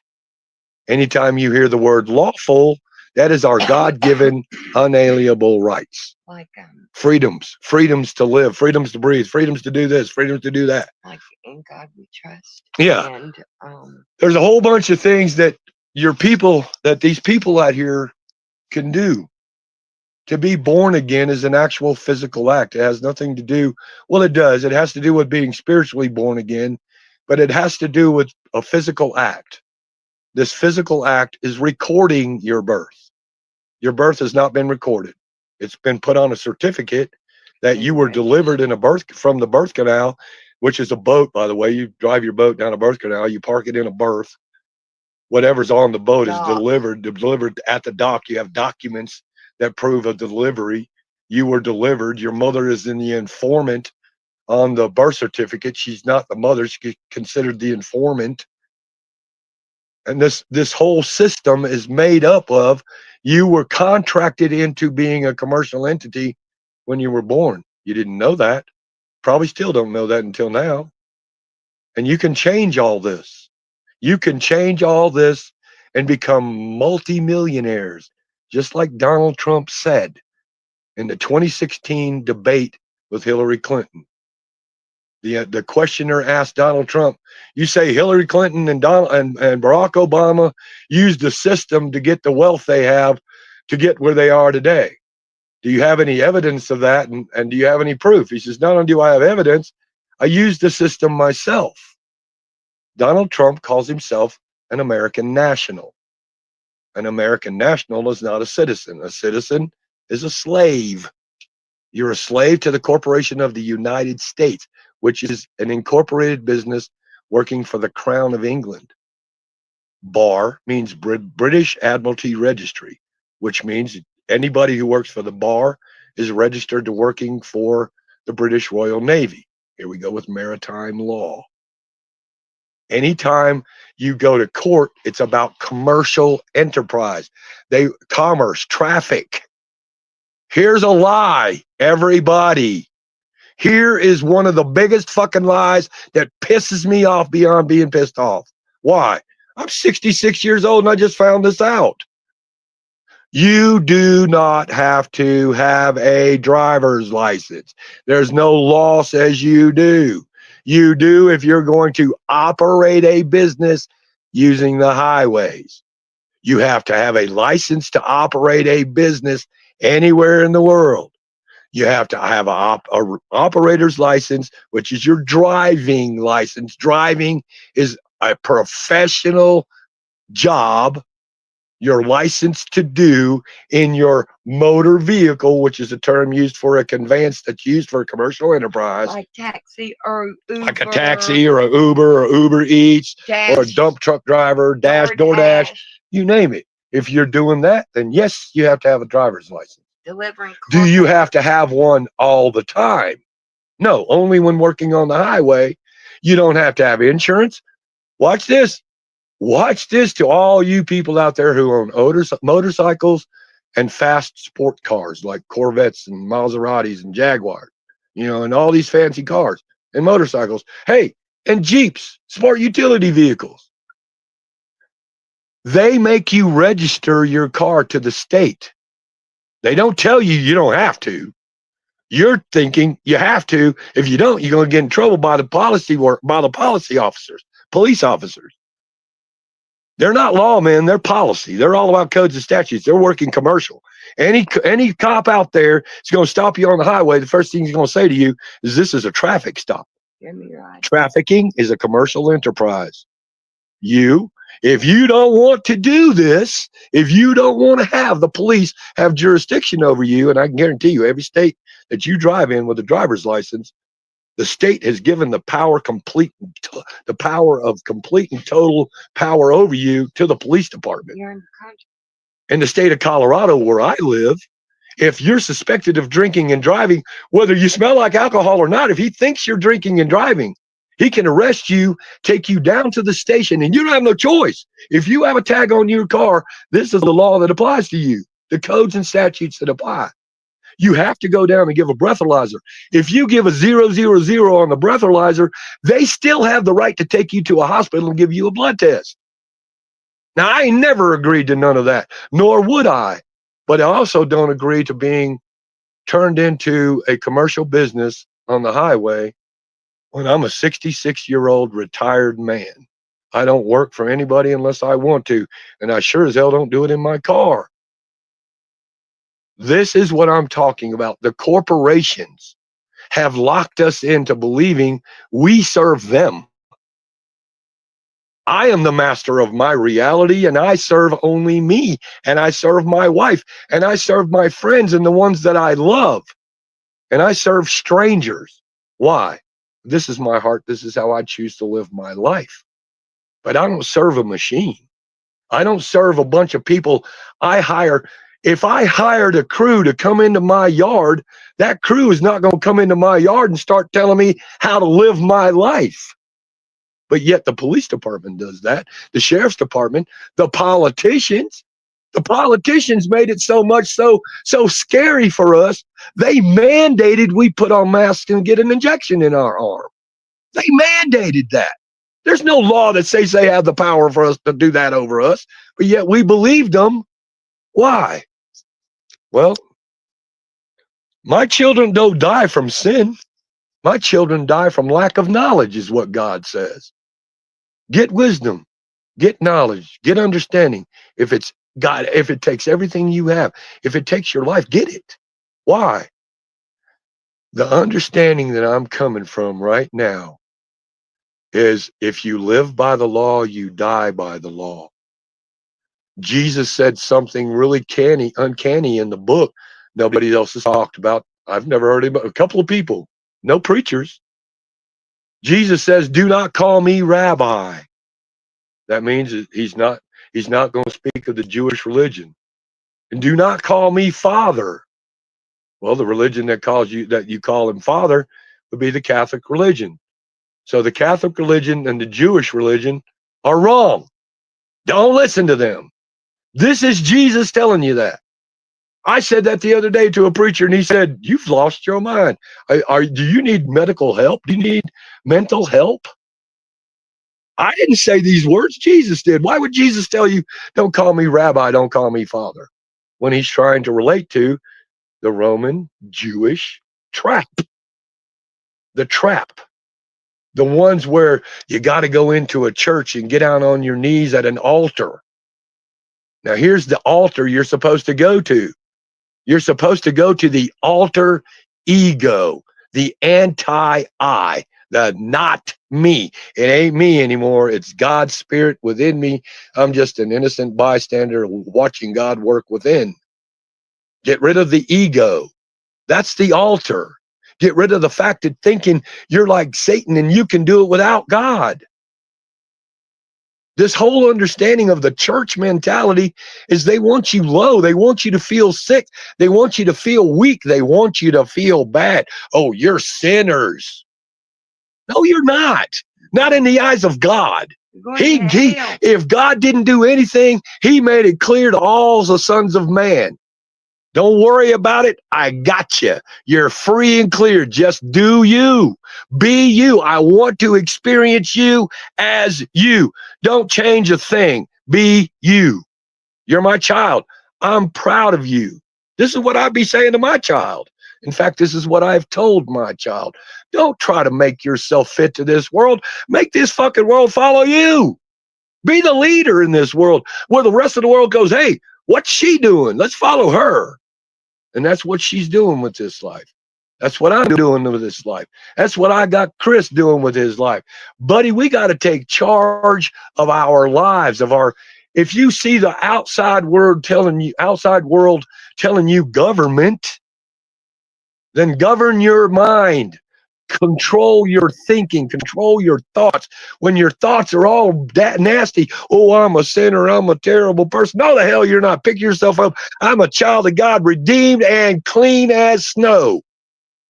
No dirt. Live your life as a child of God, not somebody that God's got his foot on. My daddy says, come look me in the eye, son. And when I go within my spirit, when I go within myself and I talk to God, it's a face-to-face thing. I'm not on my knees bound to his omnipotence. I'm looking him face to face, knowing that his power is mine and my power is his. Know that I am in you and you are in me, is what Jesus said. There's a code in the book Jesus says to live by. You must be born again. Go down to the county clerk in the state you're in and have your driver's license, your registration, or proof of who you are and a witness, and tell them, I want to record myself as a living man or woman. That's step one. Fill out the paperwork to become an American national. That's step two. Step three, contact the Federal Reserve, the In God We Trust. The trust that's in your name is in the In God We Trust, being held in your name, your firstborn, your doggone brother or sister, your merman, if you want to call him, the child that was born of water, the placenta, the water, the blood, all the stuff that came from your mama was collected and held in reserve as the firstborn. This is the system that's holding us. They have your firstborn held in reserve until you become adult enough and become the executor of your trust. And your trust has got millions in it. Millions. If y'all think you're broke, guess again, you're millionaires. You make Wall Street happen. You go to the Federal Reserve and you tell them, cease and desist on my account. I am now the executor of this account and this trust.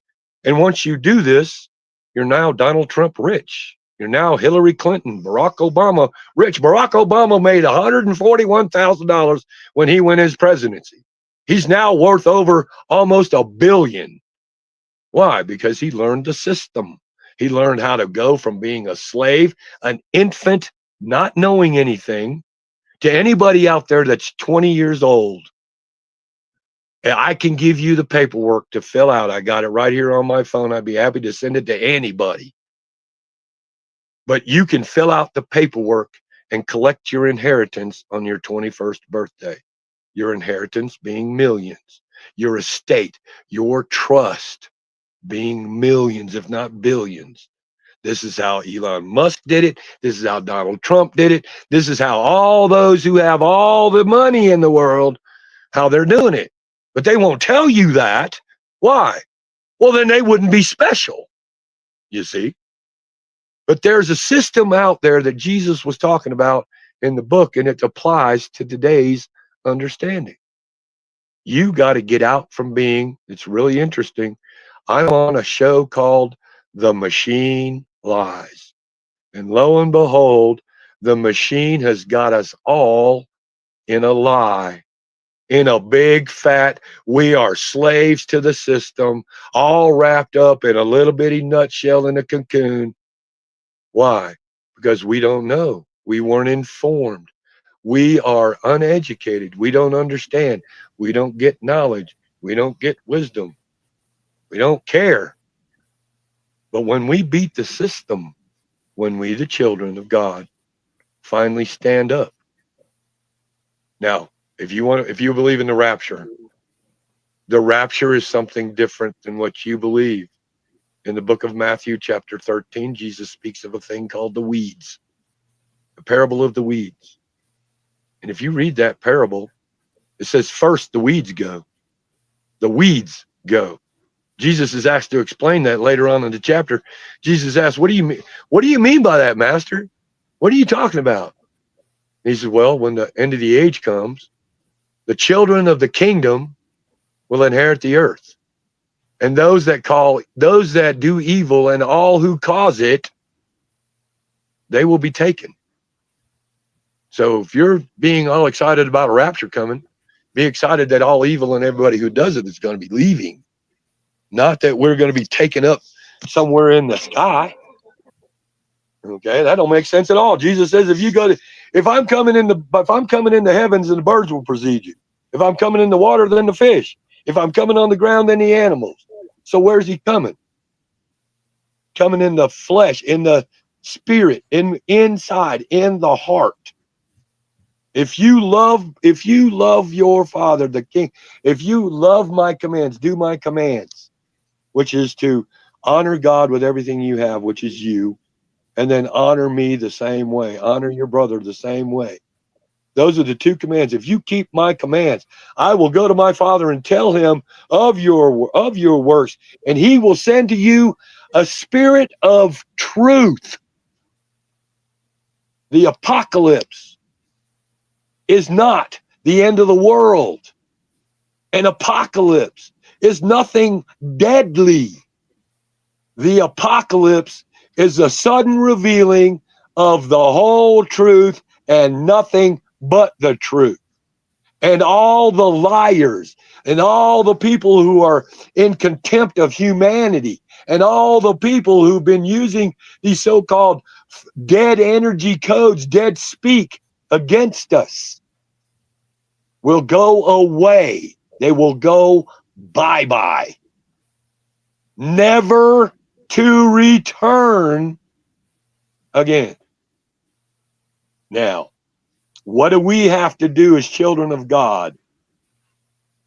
We have to show God in our walk. You don't have to lead anybody to God. You don't have to go over there and say, hey, you're a sinner and you need God, and you need salvation. No, salvation is from Satan. What you need is a clear understanding that you are God. Here's a trick I play on everybody. And if you could, I'd like for you to say it to yourself. When God was asked by Moses, what is your name? He said, my name is I am. So I'm going to ask everybody out there, Who is God? You should be saying right now, I am. And what you have done when you said those words, I am, is you recognize that your consciousness just agreed that you are bigger and more than just a simple human being. You are a powerful creator God, and your thoughts and your emotions and your words. That's the three. Listen, you got logic, which is dad. You got love, which is mom. And then you got the word speaking out of your face, which is casting spells. And if anybody out there believes that we're not magic, this is what I learned when I was in elementary school.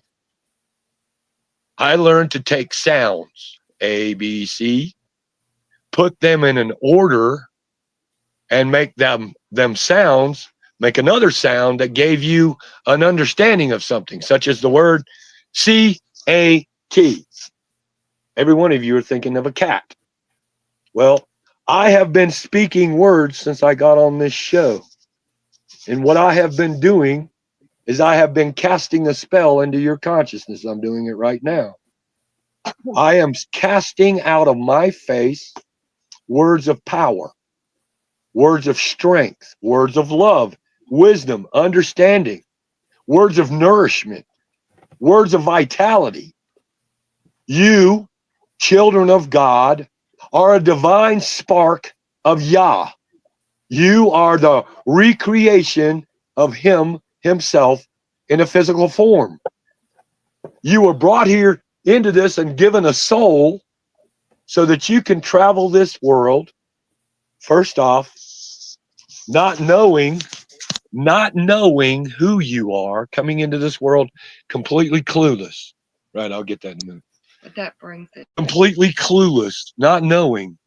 And you come into this world of chaos and confusion. Confusion was one of the words I read out of that Maggiliah. The confusion they put upon us is, first off, they don't tell us everything. They don't get us from the get-go and let us know that we are children of God and we are divine masters of creation, of reality. And we have the power of speaking our reality just by our thoughts being pure and our heart being pure. And when mama and daddy are pure, Jesus is created. The Immaculate Conception, the creation that you want is there in front of you. This is being a God, thinking it purely, feeling it purely, just like Yah did, and then speaking it into existence. This is the creation of the world. This is creation of everything that is divine. This is also the creation of everything undivine, everything dastardly and destructive. Why? Well, because we went through the age of duality. We went through the age of light and dark. We went through the age of good and bad. We went through the age of good and evil, being both at the same time. And now we're going to get clarity. We're going to get truth. The truth shall set you free. Well, if I'm a captive in the jail cell and I want to get out of this jail cell, I want to be doing what Jesus did. I want to be walking in a certain way, talking a certain truth, and I want to be living a certain life. I am the way, the truth, and the life. Nobody comes to the Father but through me. And that means nobody comes to the Father unless you have the way to live, the way to be, and the life to live, and the truth to speak. Verily, verily, I say to you, truly, truly, I say to you.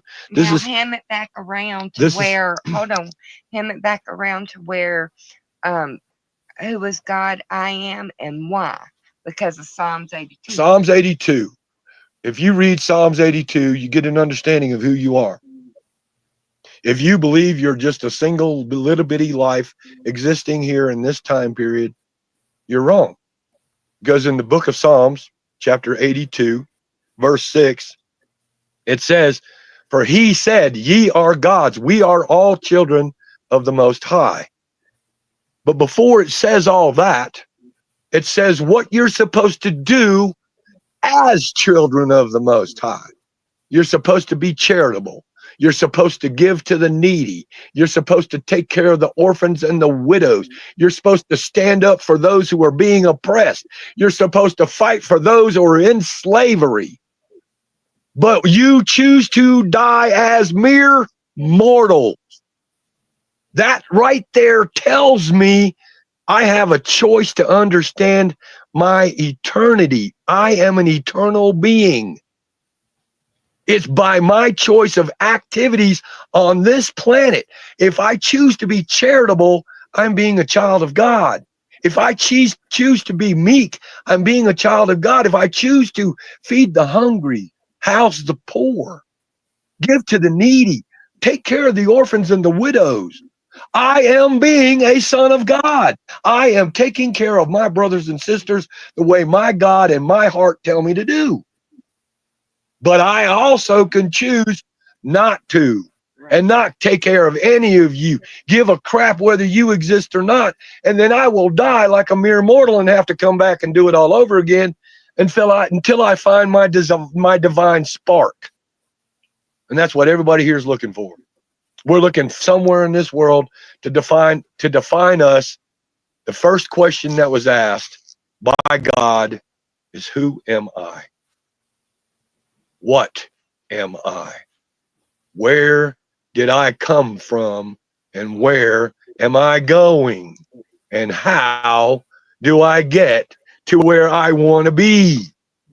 These are all questions that if you ask yourself, you're going to find out an answer within you is not a simple little human being and this direction you got to go is all physical. No, you start thinking eternally, then all of a sudden your eternal desires kick in. I want to live a life of loving and a life of charity and a life of giving to those, seeing those that don't have. Why? Simply because God gave it to me to give to them. Isn't this what our God wants us to be? Love your brother as you love yourself. If you're hungry and you have 2 pizzas, give one to somebody else that don't have one. If you go and buy 2 beers, let somebody else drink one. Why? Share your bounty and say thank you. You were created in the image of God. Therefore, I'm going to look upon you as that God, as God. I'm going to have to hold myself in the highest to do that, though, as well as hold you in the highest. So now I'm keeping my energy high. I'm keeping my consciousness up. I'm making myself like God, like a child of God, willing to do the work that God tells me to do. And I'm looking at you saying, okay, how can I serve you? Let me be a servant to you. Why? Those that are the greatest among you are the servants. The least of you is the greatest. The lowest servant down is the greatest. So be a servant. Serve your brothers and sisters. Give love. Let God's love shine through you.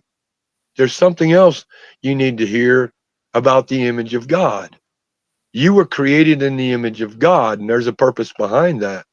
God made angels to serve you. One particular one, and a third of the angels decided, they said, hell no, we ain't serving these fucking humans. They're beneath us. But lo and behold, we are created in the image of God, and when we speak, it is as God speaks himself, and the angels do for us. But I would ask this question. If you ask the angels for mercy, if you ask the angels for wealth, or if you ask the angels for help, and they give it to you, do you say thank you? Because gratitude gets you a lot further than, disrespect. If I say thank you to the universe for the blessing I just received, whether it's good or bad, a blessing is a blessing.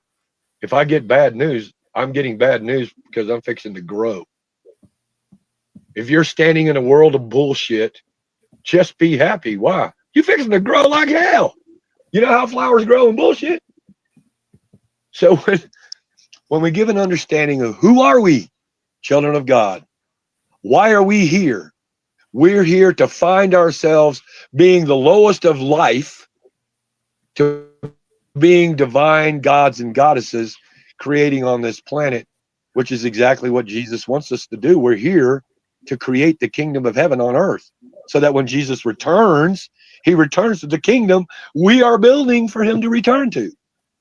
And when he finds us doing what's right by him, we will be considered good stewards. But if we don't, if we slack off, wonder if we get to stick around when that rapture happens. You know, wonder if we get to see the kingdom of God and what it's all going to be about. I understand it. I understand that it's going to be beyond our own comprehension. But you know, when we try to comprehend God, you know, he's in that being is incomprehensible. It is just a being. A being. Right. So anyway, I want to hear from y'all. I'd love to hear any questions, anything going on. I'd love to hear what y'all are saying. I can't read none of it.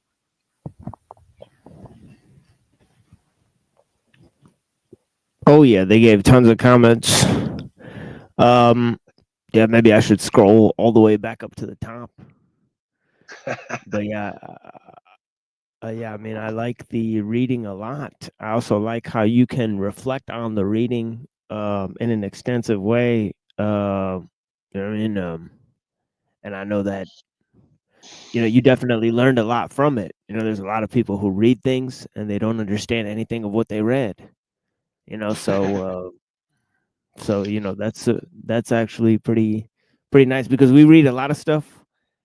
I mean, on the show here, and I know it gets pretty strenuous. It's pretty strenuous just to sit and read something, you know, to an audience of people. You know, people don't, especially if it's difficult, more dense material. You know, because you're thinking about it as you're reading it. You know, and it kind of hits you. But yeah, I liked a lot of a lot of interesting themes. I love the theme about being, the theme about uh, uh I mean the whole theme about timelessness, the whole Exactly. theme about combining with metal. You know how yeah, that whole thing was huge for this show. You know, I actually might get that part just get that 2-minute segment there with the machines and the snakes and make that a little thing with music or something. You know what I mean? Right? See? Yeah. Well, there's So another part of this book, talking about the book. There's another part of this book that it talks about how to wake up the 7 chakras within you. And it's called Waking Up the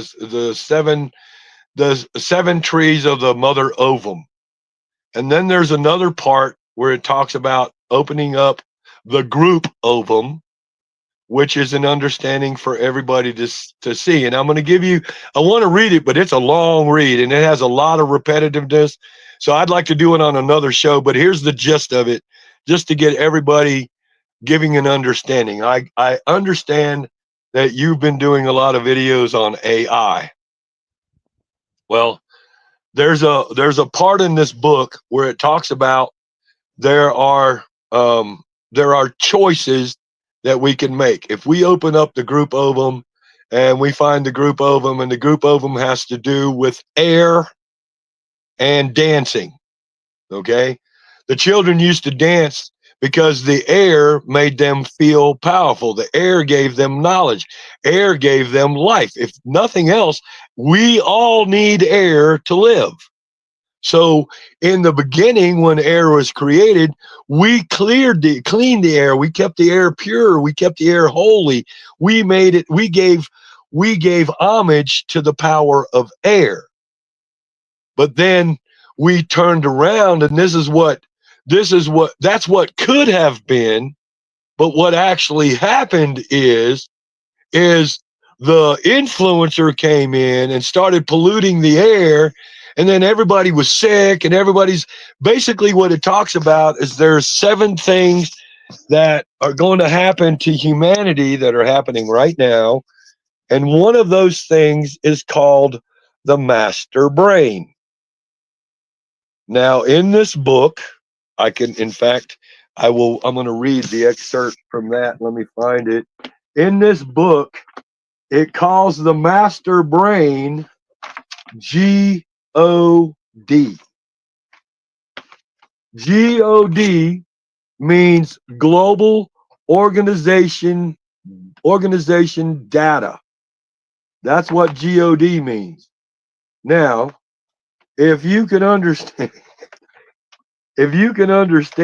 that data is held in a computer, and this God is under a mountain in the land of the eagle.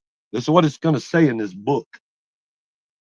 And that this master brain basically is a computer that has everybody isolated in their own little master brain collection zones called cubicles.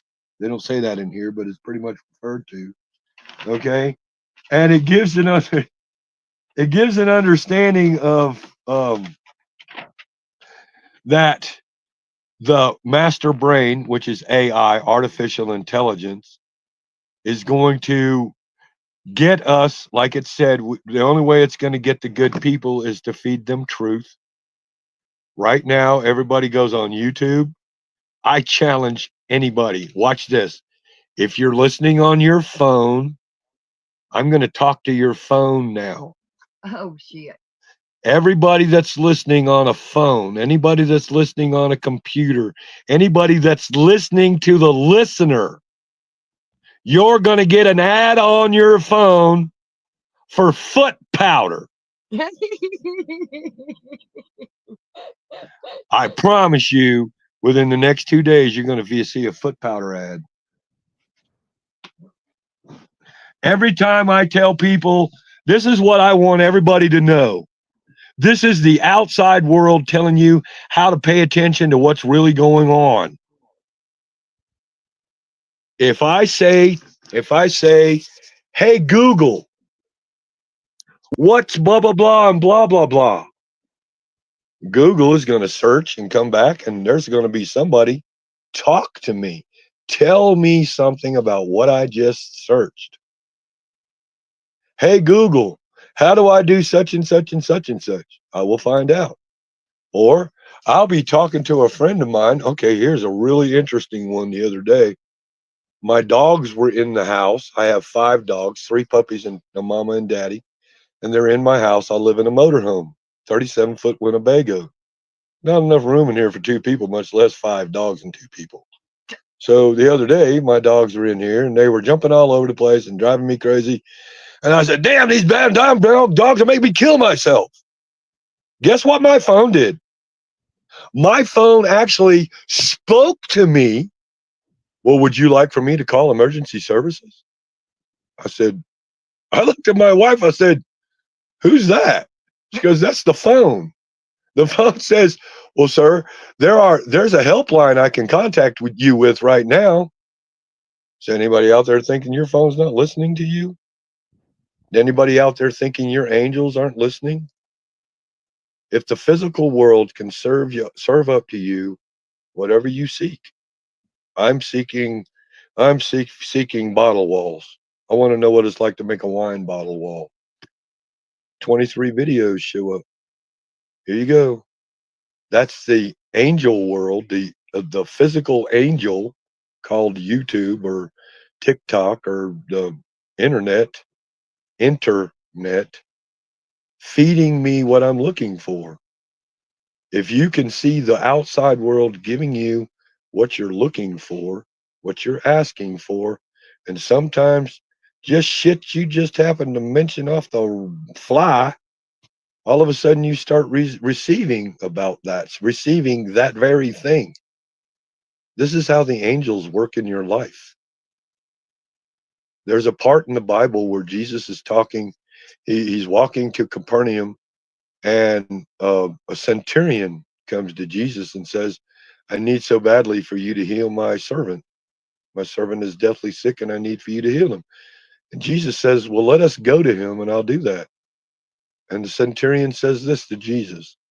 He says, no, I know all you have to do is speak it and it is so. For I too am under command.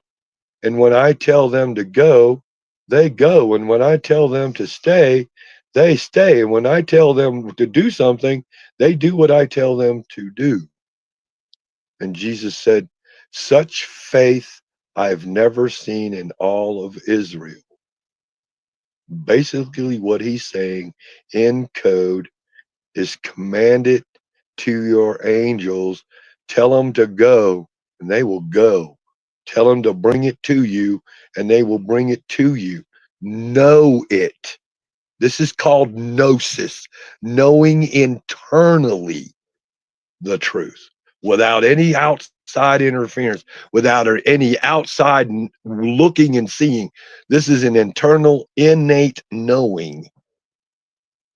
And that is the whole understanding. Speak it like you're a child of God, like you're a creator of this world. Speak it and watch it happen. And then say thank you because they did what you told them to do. And I guarantee you, if I was your servant and you told me, go do this, and I went and did this, and you come to me and said, oh my God, you did such a wonderful job, I promise you I'd pounce on you the next time you asked me to do something. I'd pounce all over what you want me to do. Why? That praise is all the spit and shinola right there. I mean, come on. You can't get no better than praise from somebody else when you're serving them. As a servant, I would love to be told thank you for doing your job. I did a really good job at work today putting up drywall. And the boss man looked at me, walks in, and he fist bumped me and he said, dude, thank you so much. I walked out of there feeling really good about myself internally. Why? Well, I gave myself completely to this job because I want to serve the owner of the house and build his house for him the way he wants it built. I want to give him what he wants. It's not about me, it's about him. And that's what I want to do. And as I'm serving him, I'm being told I'm doing a good job serving him. Well, that's like God telling me, in you I am very well pleased. If you're hanging on to a church understanding, get out of the church. They don't want you to find God. They want you to find religion. They want you to rely on them, rely on their belief system. Most every preacher out there knows the truth. They just can't tell you because they're a part of a 501c3 corporate enterprise. Here we go with the corporation again that says, oh, yeah, you can have freedom of religion. You just can't have freedom of speech in your freedom of religion and tell them the whole truth and nothing but the truth. Because you can't do that. We won't let you do that. And if you want to own a business, you got to go down and become incorporated in the machine. And we all know the machine lies. We all know the machine takes away all your stuff. When you register your car to the, I live in Colorado. When you register your brand new Corvette to the state of Colorado, you just gave it to them and you're now leasing it from them. It's their car. They can do whatever they can search it. They can take it. They can impound it.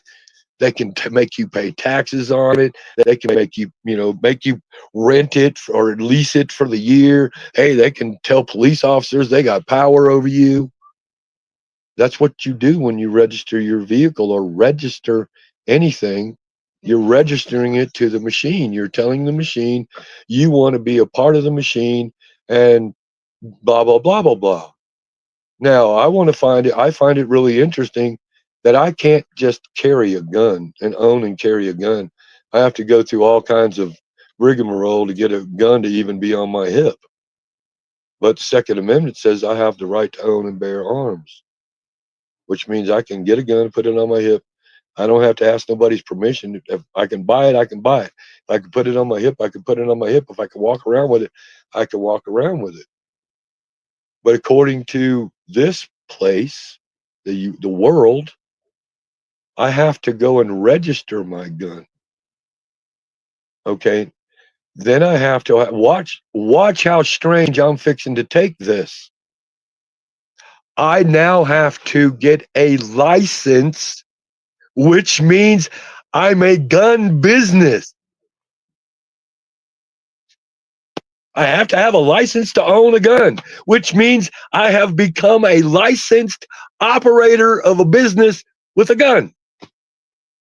Here, you want to hear some oxymorons? Here you go. In the state of Colorado, you can buy weed, but you have to have a valid driver's license. That sounds, but yet you can't drive, you can't smoke and drive. In the state of Colorado, you have to have a valid driver's license to buy cigarettes and alcohol. But they don't want you drinking and driving. Then why do you use your business license to buy alcohol? Because they can tax your business. They're not supposed to tax the person. They're not supposed to tax the individual. But everybody is a business from the days we were born until the day we correct our status and give the machine that lies the finger and saying, no, I'm a son of God. I'm standing on my God-given rights, not some man's law. Man could kiss my ass. There's too many. You know, there's 80 billion codes, rules, and statutes that rule man. 80 billion. Who knows all those codes and statutes? But let me show you some you should know. And if you're ready, I'll wait get till you get a pen, or you can go back and listen to this recording again. 18 USC 241. That's conspiracy against your rights under the color of law. A police officer operates under the color of law. He's not operating under law. And every time they stop you for traffic violations, they're doing that. They stop you for traffic violations. They're trying to tie you into being a business on the highways. If you're not, take the tag off your car, take it back to the state you registered in or the county you registered in, turn your driver's license back in, expunge your record that you never have anything on your record whatsoever, completely clean it off, and they have to send you I can send you all of this paperwork. And understand something, I don't know nothing, but I know what I'm being fed, and I'm being fed a lot of truth because I'm seeking the truth. Seek and you shall find. Look on YouTube, type in something, and you're going to find it. Seek and you shall find it. I'm looking for the truth, and I'm finding it on every avenue I can find it on. Oh, tell them about Rumble and Killbox. Oh, yes. I challenge every one of you to go watch a video that a friend of mine and I made. We were on Crestone Podcast Radio. His name is Jeff, and my name's JR. And on Rumble, there's a channel. It's called CPR, Your Lifeline. Your is capitalized. Life is capitalized. The E in life is a 3. Line is capitalized. Or the L is capitalized in line. And there's a 3 in line. So you got capital Y-O-U, capital Y-O-U-R, capital L-I-F-3, capital L-I-N-3. CPR, Your Lifeline. Go there and watch the Kill Box. You want to know what's going on with the world. You want to know who's doing it. You want to know when they say, well, they are doing this and they are doing that. I promise you, this 2.5 hour video that you're going to watch has got so much information about exactly what's happening in the world. And I promise you, if you watch that video, you're going to think about everything you eat, drink, breathe. You're going to think about all the drugs, all the stuff you put in your body as far as drugs, prescription drugs. You're going to think about going down and getting x-rays. You're going to think about anything having to do with health. Oh, by the way, the caduceus, that twin serpent wrapped around each other, wrapped around the staff, that's the medical emblem. The hospital emblem is a caduceus. So anything that has to do with health is from Lucifer. If they're telling you, this is for your health benefit, bullshit. If it ain't natural, and I promise you, there's a part in this book where Jesus talks to those, and this is something else I want just a little tidbit so we can make this a little bit better show next time. There are things in here that in this book, this Maggiliah, that the disciples of Jesus had to do for him. They had to collect his body. They had to store They had to store his bodies in herbs and minerals and tinctures. And when he died, when he went into the grave for 3 days, they literally had to keep his human body alive while the Spirit of God left and went to the vortex to clear the vortex so that the minion or the fourth dimensional creatures would stop us from passing through. He kept that from happening. He opened that threshold for us to go through. That's what he did when he died for 3 days, is he went and cleaned that vortex. He went into hell, got all those that were in hell for no reason. Their contract with Satan was cleared, and he cleared the vortex, and now we can all rise to heaven. We don't have to come back into this place. That is what Jesus did when he did that on the cross. That's just a little teaser about what the disciplines are, because Jesus had 12 disciples. Now I want to throw this out. Here's a left field throw.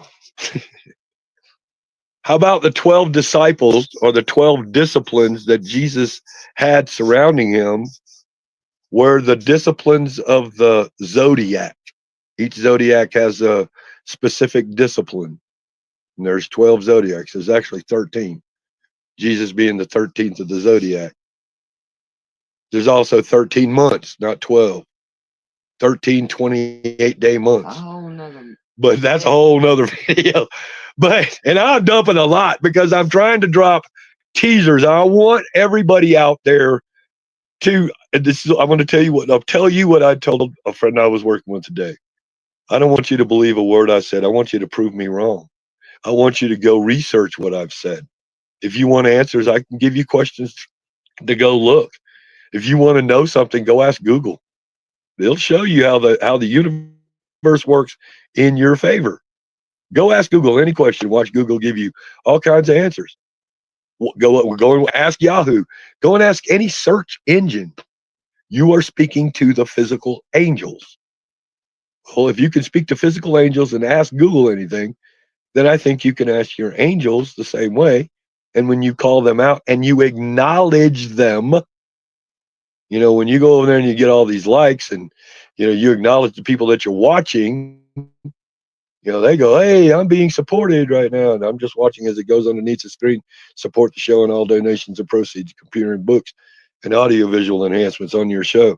The whole understanding is that be a king and a queen, not being led by the government, because the government is it means mind control, to govern the mind. Govern means to control. Mind meant to mind control your own mind. You don't need Donald Trump to save you. Be your own savior. Find your own truth. Look at the world outside of you telling you truths. You get information from everywhere. I'm getting information from spirit that's being fed to this channel, that whoever listens to it, if they listen to it, they're going to get content to lift themselves up within. And that's what I want to do. I want to tell everybody on this channel, JR loves you with everything he's got. There's nothing you can do that would ever make me condemn you to hell, or to condemn you as a sinner. You're free and clear to be who you choose to be, because my Father wants you to be free. Do what you wish to do. Don't feel any anxiety about being you. I need you to be you. Why? I don't want you to be me. I'm me. I don't want you to speak my truth. It's mine. It belongs to me. Get your own. Use your own. Be in power with your own. This is who I want you to be. I come here to tease your mind. I come here to wake you up. I come here to be apocalyptic to you, to give you a sudden revealing of the truth, because the truth shall set you free. And I told you a minute ago, I wanted you to be free. I speak like I'm somebody powerful, but I'm speaking as the Spirit of God speaks through me when I say the word I. I'm using I in the term of we, all of us need to be thinking this about each other. We don't need to be holding grudges. The final judgment will be where we all have to go to court. Okay, well, Joey spit in my damn cereal when I was 3 years old. I've been holding against him ever since. Well, Miranda, she took my boyfriend. I loved him so much. But we have to go to court and we have to settle these cases so that we can figure out God ain't holding nobody accountable. Why are we? We should be letting each other be free. Free to do, free to feel, free to think, free to act, just being free. When we allow each other that, and we give each other unconditional love. This is loving you without any restrictions, without any stipulations. I love you just the way you are, as you are, because you are children of God. Now go and I'm gonna stop now, and I want to hear what Chris and everybody else has to say, because what I've dropped on you is truth, Mom. The truth shall set you free. I am living the way God shows me to live every day. I am telling the truth that God tells me to tell every day. I am living the life that God gives me to live. He shows me every day that He's right there with me. I speak it, it's done. He shows me all the time, you are not without me. Simply grab the spirit I've given within you and hold on as it takes you for this ride. And that's what I've been doing for the last 12 years now, is holding on to the spirit that drives this expression within me. I am nobody, but I am everybody because God makes me that. I am nothing, but I am everything because God makes me that. And the way I understand the code that Jesus spoke, nobody comes to the Father, means that you need to drop your ego. You need to drop your body. You need to drop your mind.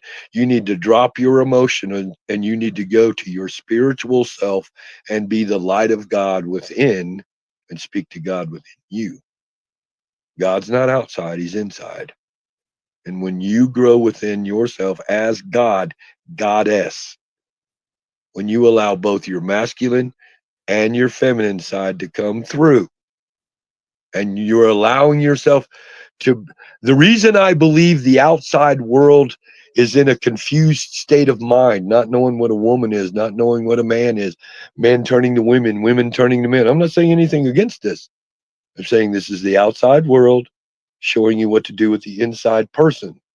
Okay, the outside world showing me it's trying to balance itself on this little teetering scale of male female. Okay, well, maybe I need to get in here and balance myself on my scale of, on my teetering scale of male and female, and be both left side and right side, nurturing and loving and logical and truth. Be both, but be in the middle. Straight is the way, narrow is the gate, very few are they that find it. It means a lot of things, but it also means you have to stay in the middle. You can't look to the right, you can't look to the left. You got to stay in the middle, balanced between both of them.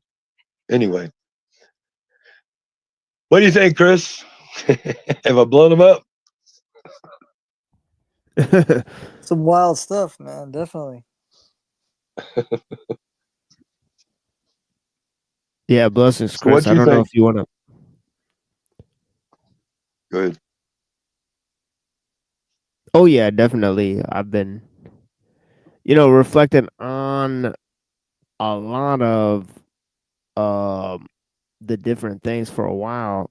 Um, definitely, I think that God has a strong connection to nature, right? I think nature is intelligent.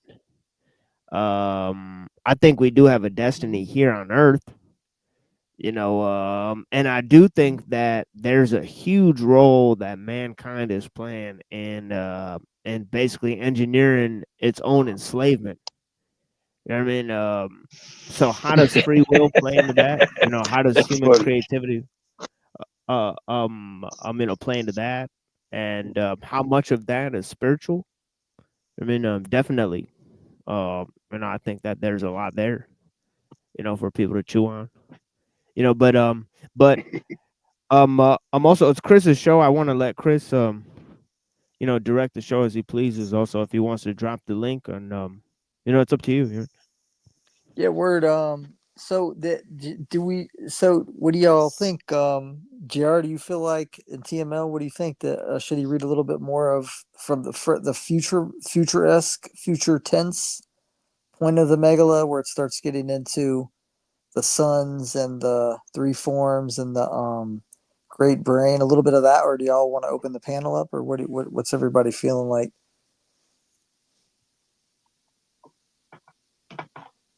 Well, let's see. It's 10 o'clock, 10:46 here. Means it's probably 12 where you are. 1 o'clock, almost 1 o'clock.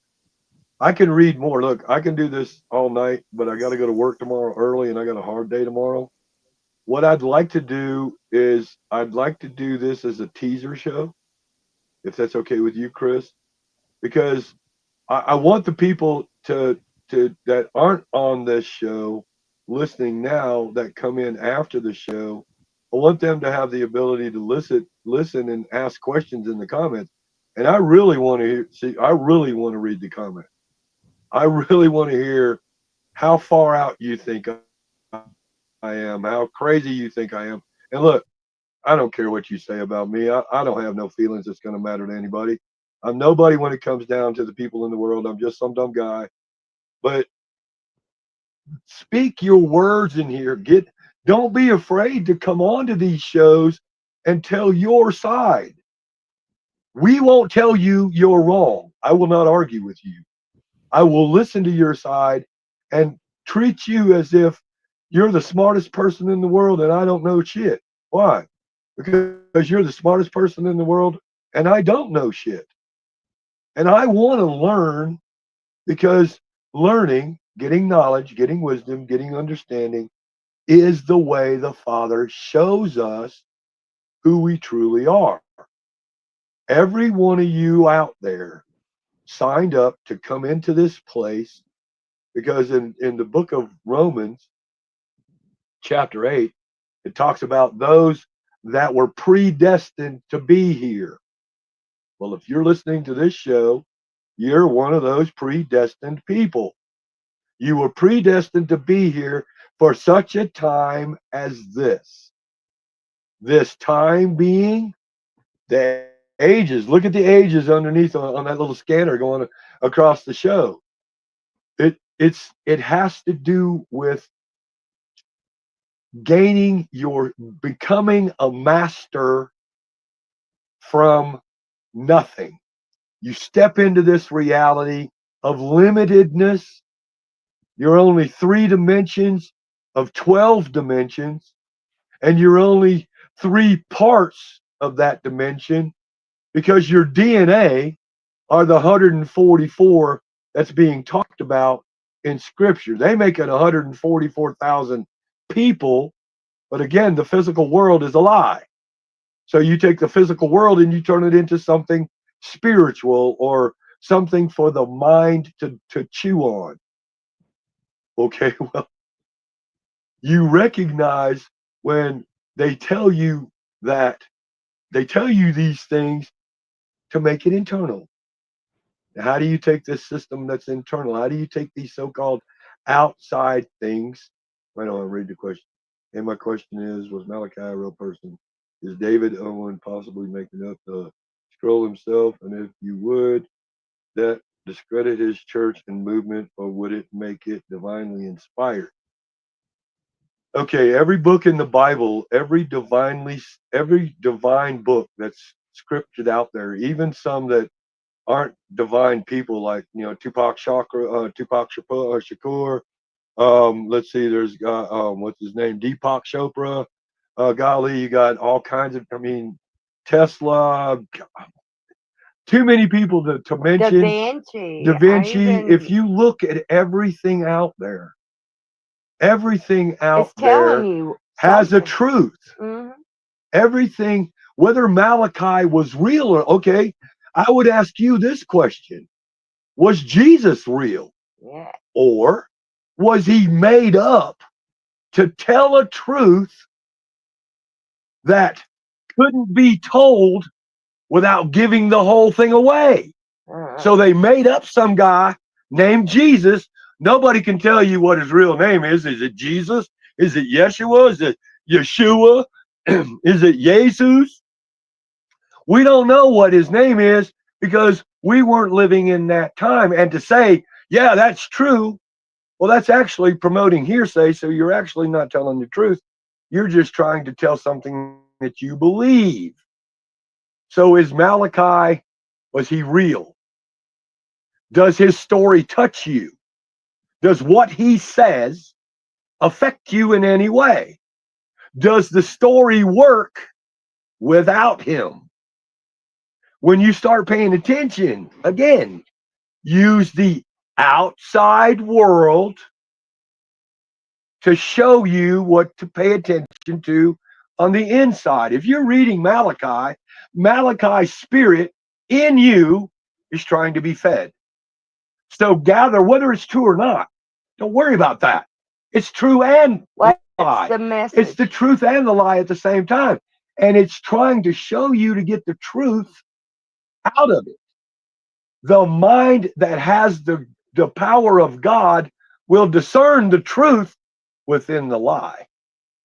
And this is where you become the master. This is where you you use the outside world, you become the alchemist, you take what's given to you take your thought processes, which are energies, you take your feelings, which are energies, you take your words that you've written down, which is one kind of energy, which you've spoken, which is another kind of energy, which you've shared is another kind of energy. And when you start putting all these energies into force and you start using the outside world, the book of Malachi, David, is David real? I mean, the way I look at God, let's look at David. David was a criminal. David killed another woman's man, sent him to the front line so he could sleep with his wife. And they called David a man of God. How can he be a man of God and he's sleeping around? But I would ask this question, and I ask this a lot, and here's a question I'd really like to see somebody speak about. Why is sex so sinful when the Bible is nothing but sex? He begat, and he begat, and they begat, and these begat, and begat, and begat, and begat. And I'm sorry, that's a whole lot of sex happening in that book. The Songs of Solomon. The Songs of Solomon, a whole lot of sexual activity going on. I mean, everywhere you turn around, I mean, hey, they talked about the sex that Mary and Joseph didn't have. Right. So, but never in the Bible have I read that sex is sinful. Now, watch this. In this Maggiliah, and here's another tease, in this book of the Maggiliah, it asks the question. There are people who want to become life partners. They call life sharing. And what they do is they make a promise to each other and they get married. And there was a question asked, is it okay for a girl to marry a girl? And he said, let me find out. And he went back and he came back and he said, as long as it's all about love, why would it matter? So the understanding of homosexuality or gay marriage or gay sex, any of that being wrong. Well, again, I think it would be wrong only under man's law, not God's. There's lies in the Bible. This God doesn't want us to be in love. This God doesn't want us to know unity and happiness. What does it matter if the person I fall in love with is a man or a woman? If I'm in love, if I'm loving that person and that person is loving me, then I have every right to be with that person and they have every right to be with me as long as it's consensual. But watch, what if after a couple of years you don't want to do it anymore? Well, they have what's called divine separation, to where you can separate and go marry somebody else if you choose. And there's nothing that says that sex, because sex is part of living in life, creation. So anybody that is being held back because of sex, you're a bad person because you're a whore, you're a prostitute. No, you're a person making a living selling your body. Why should that be wrong?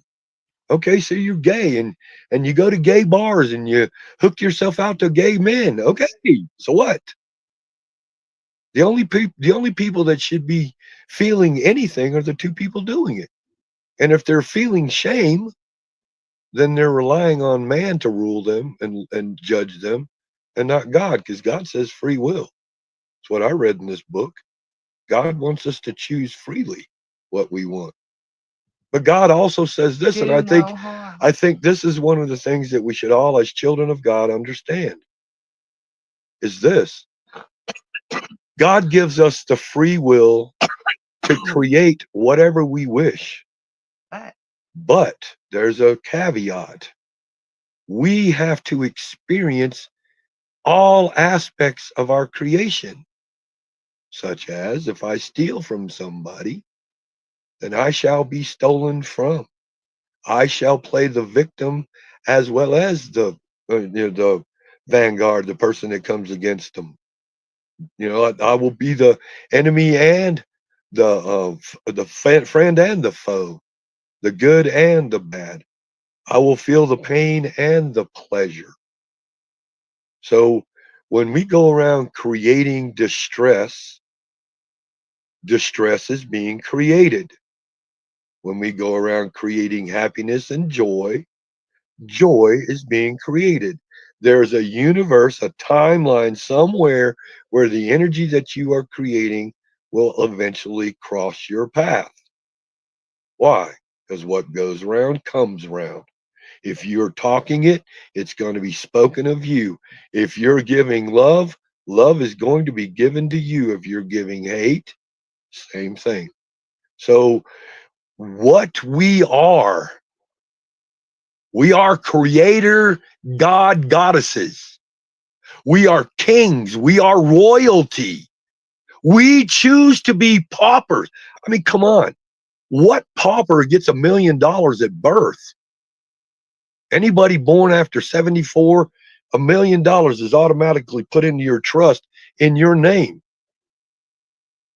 It's in God we trust. Trust. It's a trust company that holds your money. And when you recognize they don't want you to know this, what I'm telling you, they don't want you to know, because then you're going to get up on your feet. You're going to dust off the slave clothes you have. In fact, probably going to take off the slave clothes and put on the robe of the prodigal son, put on the ring that the paupers that serve us will have to kiss. Just like they kiss the Pope's ring, they'll have to kiss your ring, the ring that God gives you. The prodigal son comes back. He's given a ring and a robe. You never lost any of your inheritance. You just took what you were given and wasted it. But you didn't lose it, because you still have your inheritance. If you come back to what? Come back to being a child of God. Not somebody that thinks you're a lowly ass human and you're broken. If you're broken right now, let the love of God engulf you fully right now. So be it, so it is. Don't feel down and out when the love of God can set you free and teach you how to get past misery and conflict and anger. And love yourself. And where you can love yourself for who you are, just the way you are. God made you that way. You chose to be this way. Yet, red, yellow, black, or white, male or female, skinny, fat, young or old, it doesn't matter. You are the perfect you. And you should strive to be nothing else but you. If somebody tells you they don't like who you are, they don't like how you make them feel. Screw them. Be you. Somebody tells you you're ugly to them. You're beautiful to me. Who matters more, the person who lifts you up or the person who puts you down? Who's going to be your friend? The person who comes over and says, okay, daddy, I'm going to put them on my shoulder. You take them first. Let me lift them up first. Or the person that says, hey, let me step on this motherfucker so I can get up there first. I'm going to be your friend. I'm going to be the person who shows you and gives you love. Why? I want to be the epitome of my Father's being in physical form. I want to be God incarnate. I want to know what Jesus was like. I want to know what it was like to be in Jesus's shoes. I've been spit on. Watch this. I've been speaking these loving words for a while now. Raggamuffin, you can tell them all. This is for sure. I was actually told, here you go, ladies and gentlemen, I'm speaking love words of the Christ consciousness. I'm promoting Jesus. I'm talking all this love. And this old lady in this room, she says, I rebuke you in the name of Jesus. I laughed at her. How are you? She's rebuking me. She's vomiting out this spirit that's falling upon her. Why? It doesn't match her energy field. Well, guess what? I'm not her shepherd. I'm not the one speaking love words into her ears, because all I was doing and all I have been doing is speaking love words to you. I don't want you to fall down. I want you to get up. I don't want you to be down. I want you to come up here with me. Let's stand eye to eye with God. Let's be equal to our Father and our Mother. And let's stand as children with power and presence. Let me show you the presence under the tree. Right now, I have your presence gifting me. You are giving me the presence, the honor of your presence right now, gifting me. The greatest gift I have to offer my brothers and sisters is the presence of God within me, the gift of God flowing from me. And my God does not condemn, and my God does not judge, and my God does not hold you accountable. My God says, children, go play, go create, go have fun, go love, go experience, go talk, go cry, go feel, go think, go be, because you're a human being. What is the whole thing about? The being is. You're a human being. The being is you. You are the being. What are you being? You're being what you think. You're being what you feel. You're being both of those at the same time. And because you give yourself this daily, when you go to bed, your subconscious thinks that's what you want more of, and it creates it for you again. Tell yourself you're a king, queen before you go to bed. Tell yourself you're royalty. Tell yourself who you really are. You are the son and daughter of God incarnate in man. Living, breathing, showing the world the Spirit of God within you. Stand up and be powerful. Stand up and know You are God. You cannot deny that. There's people out there to say they don't believe in God. It's because they don't believe in themselves. Everything they faced is tragedy. Everything they faced is godless. Therefore, they don't have anything to believe in because they've not been shown love. If you found love at any time in your life, you've met God. You've met the understanding of God. You can't explain love. You can only try to express it, bring it forward fastly. But you can't explain it. You can explain hate, but you can't explain love. And this is because God is love. God is you when you're in love and giving love charitably, humbly, being the least in the room, being nobody. Nobody comes to the Father. You got to live the way Jesus lived. You got to talk the way Jesus spoke. And you got to live that life. Give yourself to this life of serving the God within you. Don't look at anybody else to save you. Look for, I would ask you this. If you and God are one, why would you need salvation? If God has forgiven you for everything that's ever been done against humanity, is never to be held against anybody, why would you ever feel that you were guilty or shameful in front of God? You would believe, I would think, you would believe now, I can pretty much do anything I want to do and it's okay. But it's not okay if you hurt somebody. Why? Because you don't want to hurt yourself. You know. You know, you don't want to do any harm. First rule of God's law is do no harm. So don't hurt yourself, therefore you don't hurt me. And don't hurt me, therefore you don't hurt yourself. Because what you do to me, you do to yourself. So be understanding of you.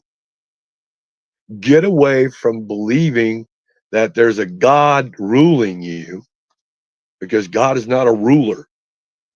The beasts are rulers. God wants you to choose the choice. It's a choice. And there's not a good choice or a bad choice. It's a choice. Please choose me. Please choose to let me lead you. Please choose to let me show you love. Please choose me. That's what Daddy says. Is what Daddy's saying. Please. Let me show you how much I want you to be a part with me. Come play with me. Come to me as little children means come play with me. Play with Dad. Laugh and joke. Have a good time like a daughter and a son would with their father and mother.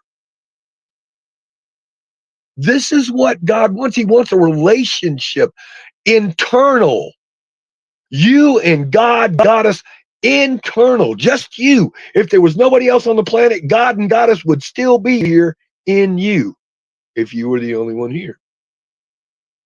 God's in everything. He is everything. He's the land, he's the air, he's the water, he's the trees, he's the breeze, he's the sun, he's the planets, he's the stars, he's the space, he's the black he's the black hole, he's the white hole, he's everything, everything, everything. Let me see if I can say that again. He is everything. There is nothing that is not God. Even the angels that went against God are God. I can only imagine Satan not falling, this book having it wrong just a little bit. Is that Satan went against God. Well, I would go back into eternity and say that God had to have something that wasn't him. How would he know what wasn't if he never introduced himself to something that wasn't him, something that didn't know him, something that didn't want to give power to him, something that said, I can do this without you, something that said, you know what, I'll rule these people. Sounds to me like Satan was somewhat human, because here we are as humans, and sometimes we say, I don't need God, I'll do it by myself. Or screw God. You know, Jesus ain't never done nothing for me that I know of. I've heard a bunch of them because I speak of God, and I've been speaking to God for 35 years. Every day. You want to know how many days, how long I spend in the Bible? Oh, I'd say about, I would say 200 hours a week in the Bible. Every day, learning, reading. Every day I'm reading something, gaining something knowledgeable. Now I'm learning about law, wisdom of how to apply the law. I told you earlier, 18 USC 241 is conspiracy to against your rights under the color of law. 18 USC 242 is deprivation, depriving you of your rights, your freedoms. When the words rights come in, you should actually put the word freedom in. It lets you know how many times they take your freedoms away. Freedom of speech, freedom of religion, freedom of the press, freedom to assemble, freedom to address my government, freedom to own and bear an arm, freedom for oppression of rights, from them being secure, being in my personal papers. You know, freedom from search and seizure. I'm sorry, the three amendments of the okay of freedom to not incriminate myself, freedom to have a lawyer stand in my stead. These are all freedoms given to us by God, unalienable. They cannot be changed, cannot be taken away. Man is coming in and trying to circumvent every one of those by saying, okay, we're all businesses. You're a corporation. You're a dead entity. Jesus, Jesus was, God comes up to Jesus and asks him, says, how do I get into the kingdom of heaven?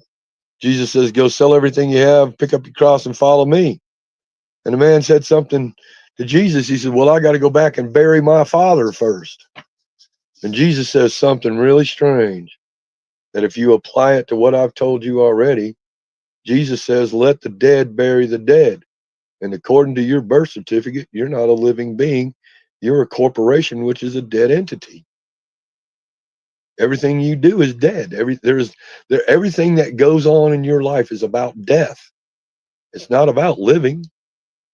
And it's not until you go change your status, you become a living human being and walking this earth instead of a corporation, and you pick up your trust. Now you walk the world as the true royalty that you were born in this world to be from the get-go. And this is how we were all subjugated to that seed. They planted this tree of life. When you were born, you are the tree of life. You have branches, you have roots. Every part about you is just like a tree. You have a root chakra, you have a crown. That speaks of a tree. So everything that you can understand about the tree of the tree of life and the seed planted, well, that was you being born into this place as well, and you having to face the matrix, the machine that lies to you, lies to you, lies to you, lies to you, and you're not told any difference. We lost Chris. You're not told any difference. So this is what I'm doing. This is what the Spirit has told me to do, is to tell this truth. Speak it. Just speak it. Don't worry who's listening. Don't worry about what they're saying. Don't let them interrupt you. Just speak it. Why? Because they need to hear it. And when they hear it, the truth shall set them free. And brothers and sisters, I'm going to end it with this, because I really want to hear some things y'all have, especially what you got to say, Machine, is about this whole thing comes down to you researching, you finding out your own truth. If something I said to you made you go, oh hell no, I don't believe that shit, prove me wrong. Prove it, prove it wrong. Write it in the comments. Maybe I don't give a shit if it's 200 pages long. Write it in the comments. I'd love to read it. Hell, come on the show. Let's hear what you got to say because, like I said before, you're important. And for me to say you're not, I'm wrong. In fact, you're more important than me. So I want to thank you for letting me come on here and ramble. I want to thank you Of for letting me course. read the Megala. Go Of ahead. course, yeah, we'll set it up again. I mean, I know you Well, got to go to sleep and get to work and all that. well, Sundays are my normal days off. If you want to do it, we can do it like on a in a daytime on Sunday, so we don't get a bunch of sleepy people and people all around the world falling asleep during this message. But I don't care. Look, I'll give you my number. Anybody out there, I'll be happy to give you my phone number. I'll leave it the message, or I'll give it to the machine. He can hand it out to the people he knows is trustworthy. Because I don't need a bunch of creeps calling me. But and by the way, just so you understand, I hate everybody, including me, because human beings are shit. We are all just fucking nasty, damn, shitty ass people. All we have to do is choose to not be that. And we could all be in love with the world again. We could all be in love with ourselves. So I want to do this again. I want to get on here and I want to have a conversation instead of me just speaking. I want to have questions back and forth because the questions and answers is where the real truth comes in. So what's your name, by the way? I didn't get to meet you. What's your name, Oh yeah. Machine? Uh, uh, well, my name's Muhammad. Muhammad. But Okay. yeah, Well, my yeah, actual one of the name is most. James. My Yeah, actual James. name is James. I'm a Leo. I said earlier that the disciples disciplines could be the zodiac sign. I'm a Leo. I'm a strong man of honor, and I'm a loud. I got a loud voice. I'm passionate, compassionate. July 23rd is when I was born. So all of this information, these things, what I just said a minute ago, when I was born, these are the keys to your kingdom. Get a natal chart. Go put the natal in the natal chart. These are keys to your kingdom. Tells you who you are, what you're about. These are the keys to the kingdom. Go get your natal chart. Where the moon was in your chart, the sun in your chart, Jupiter, Venus, Mercury, Mars, all of those planets, where they were in your chart, have different pulls on different aspects of your body, of your psyche, of your being. And when you go and look at all your natal chart and you figure out what all those things have to do, it'll tell you some of your disciplines automatically. That's automatic within you. Mine is honor. One of those, I'm just an honorable person because I'm a Leo. I'm the lion. I'm the lion of Judah. I'm the honor of God. Aries is the truth of God. And Sagittarius is the love of God. And I'm just using those because I know those are three fire signs and I'm a fire sign. And there's four elements: earth, wind, earth, air, fire, and water. And when you take all of those within you, you're all of those, you're all the zodiacs. Okay, one more thing. Santos Bonacci does this, and I've actually had it happen to me 3 times. My wife's had it happen to her 4 or 5 times.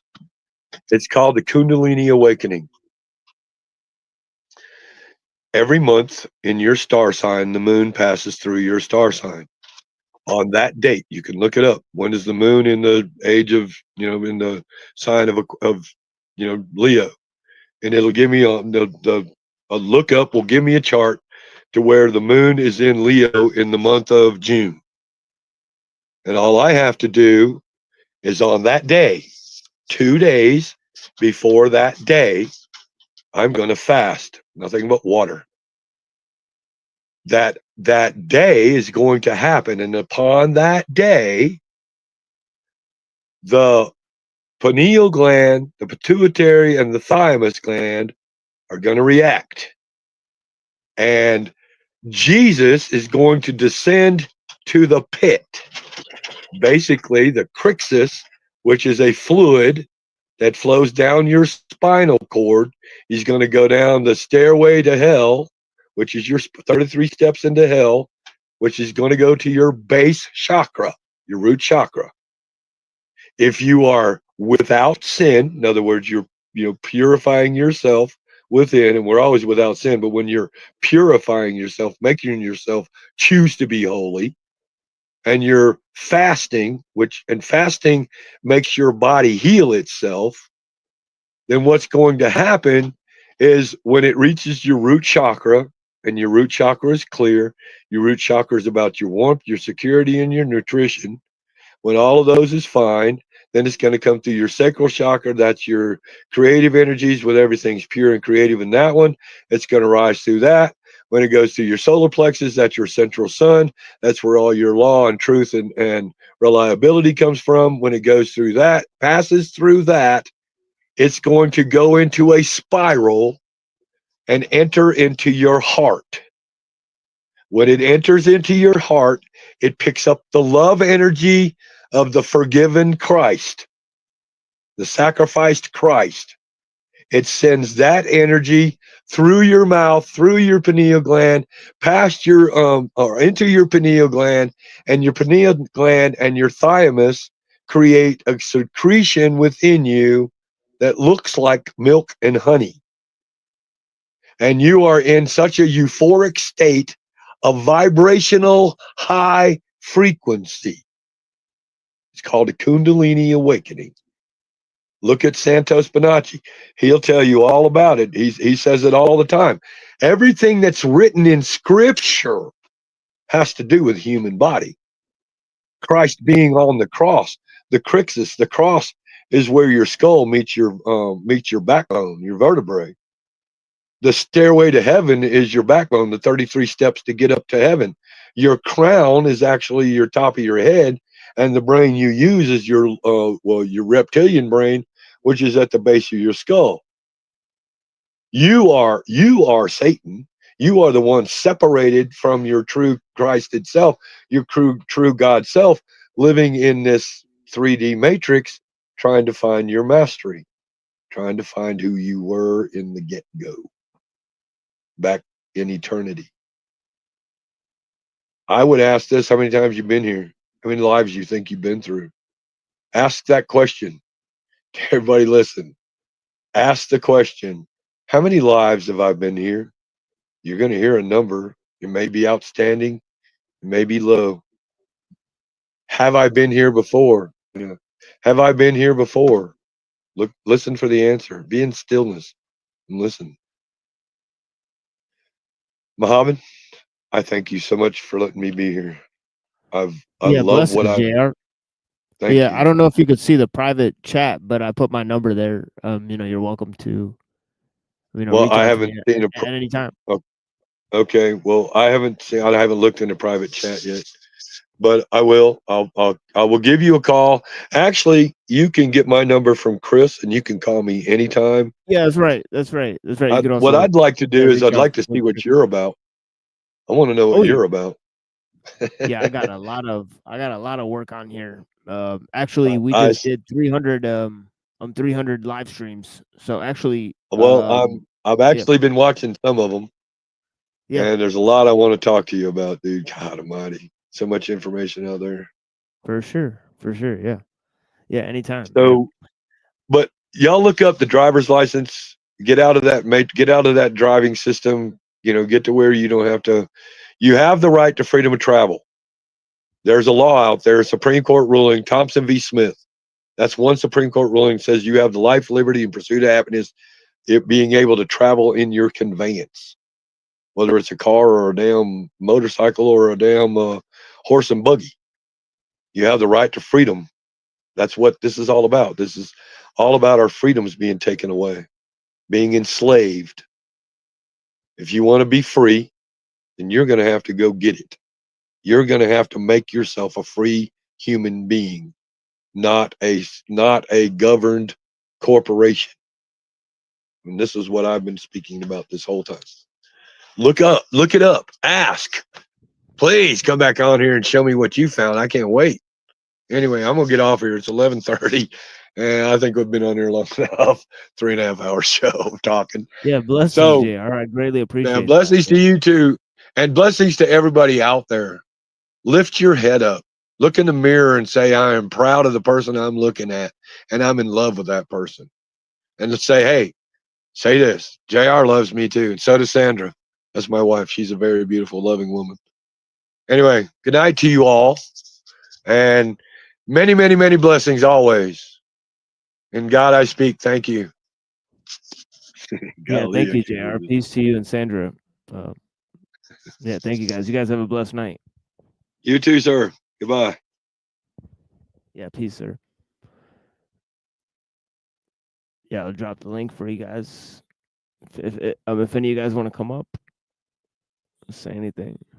I'm gonna play some music, and yeah, I mean, what a nice gentleman. I mean, I really like this. You know, he's got a good spirit. I mean, for sure. I mean, I appreciated the presentation. I mean, I tried to look up that book. You know, that Facebook page led to nothing. I mean, the thrift books. It's like $100 on thrift books. I haven't seen it before. You know, so definitely hard to come by. I mean, I like, yeah, try to do a Google search. I mean, Nazarene. I mean, a holy Maggiliah, Nazarene. Um, yeah, you know the whole spiel. You know, I mean, if you search it up, it's pretty hard to find. But yeah.